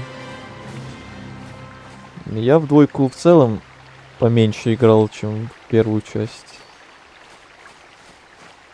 Некоторые моменты там вообще не помню. Первую часть-то я еще помню довольно много что где. Вот во второй там прям мало играл и почти все забыл уже.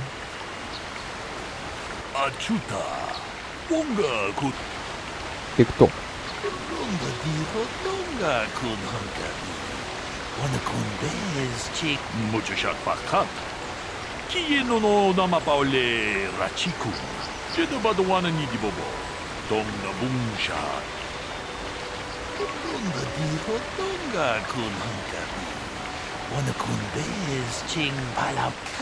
Расследование.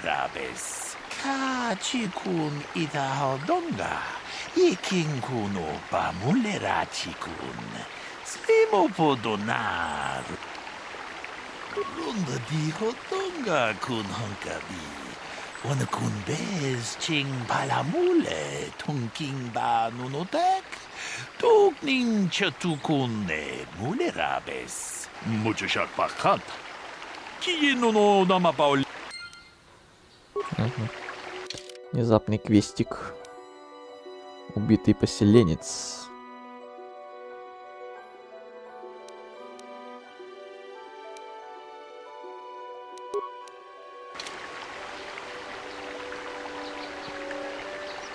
Оригинальная двойка весьма порезана, многое непонятно.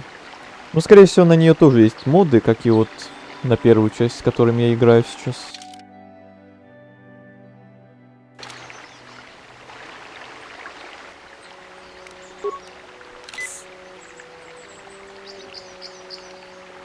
Только на моды и надеяться, возвращение контента и сюжета. Да, согласен. Если я до нее доберусь когда-то на стримах, то так и сделаю обязательно. И насчет озвучки не знаю, есть она там или как там с ней дела вообще обстоят. Суды в Котор — это тема. На океанической планете особенно хороший. Ой, океаническую планету я почему-то меньше всего запомнил из первой части. Вот Татуин хорошо помню, Карибан хорошо помню, Явин помню, но там мало чего вообще было запоминать. Ну, вот Тарис и Дантуин — это понятное дело. А вот Манаан, по-моему, так называется эта водяная планета. Ну и отчасти Кашиик, вот эти я что-то мало запомнил. Может, потому что я к ним в последнюю очередь летал, когда проходил. На остальные планеты как раз в первую очередь летал. Может, из-за этого.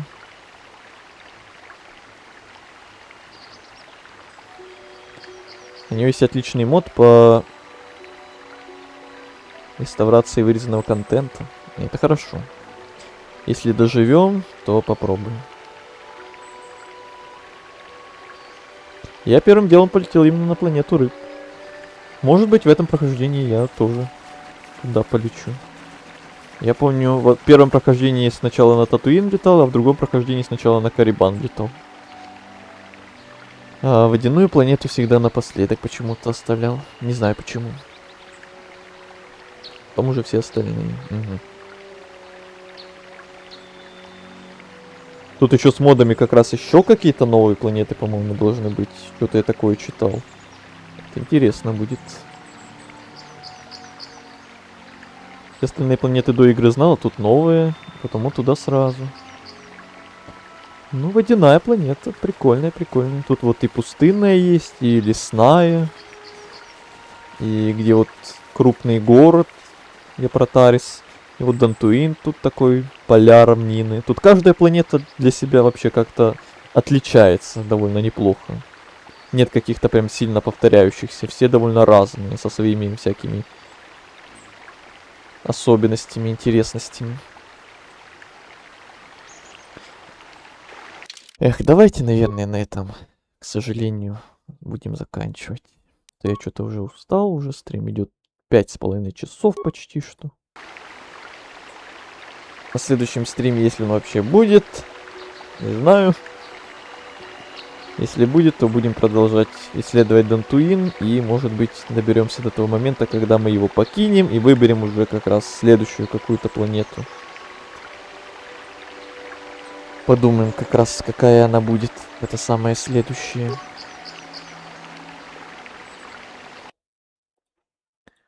На сегодня хватит. Я устал.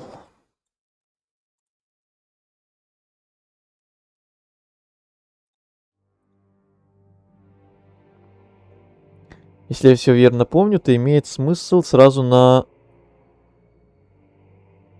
Манаанты, хотел сказать, да? Потому что именно там есть квест на Орден Ассасинов, где на других планетах заказы. Ну тогда да, вот это я вообще забыл. Я и говорю, что я Манаан и Кишик плохо помню из первой части. По сравнению с другими планетами. Вот про этот момент вообще забыл. Насчет этих ассасинов. Даже здесь есть ассасины. Вот это да. А тамплиеры. Хо-хо-хо.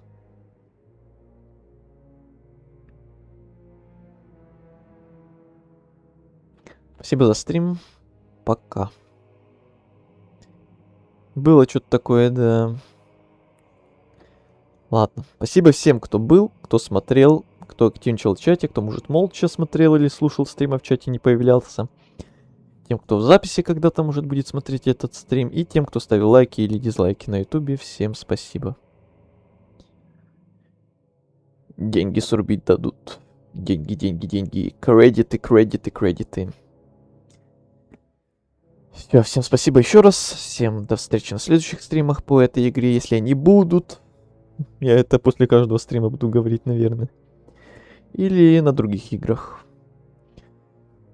Всем всего хорошего, всем до встречи, всем пока-пока.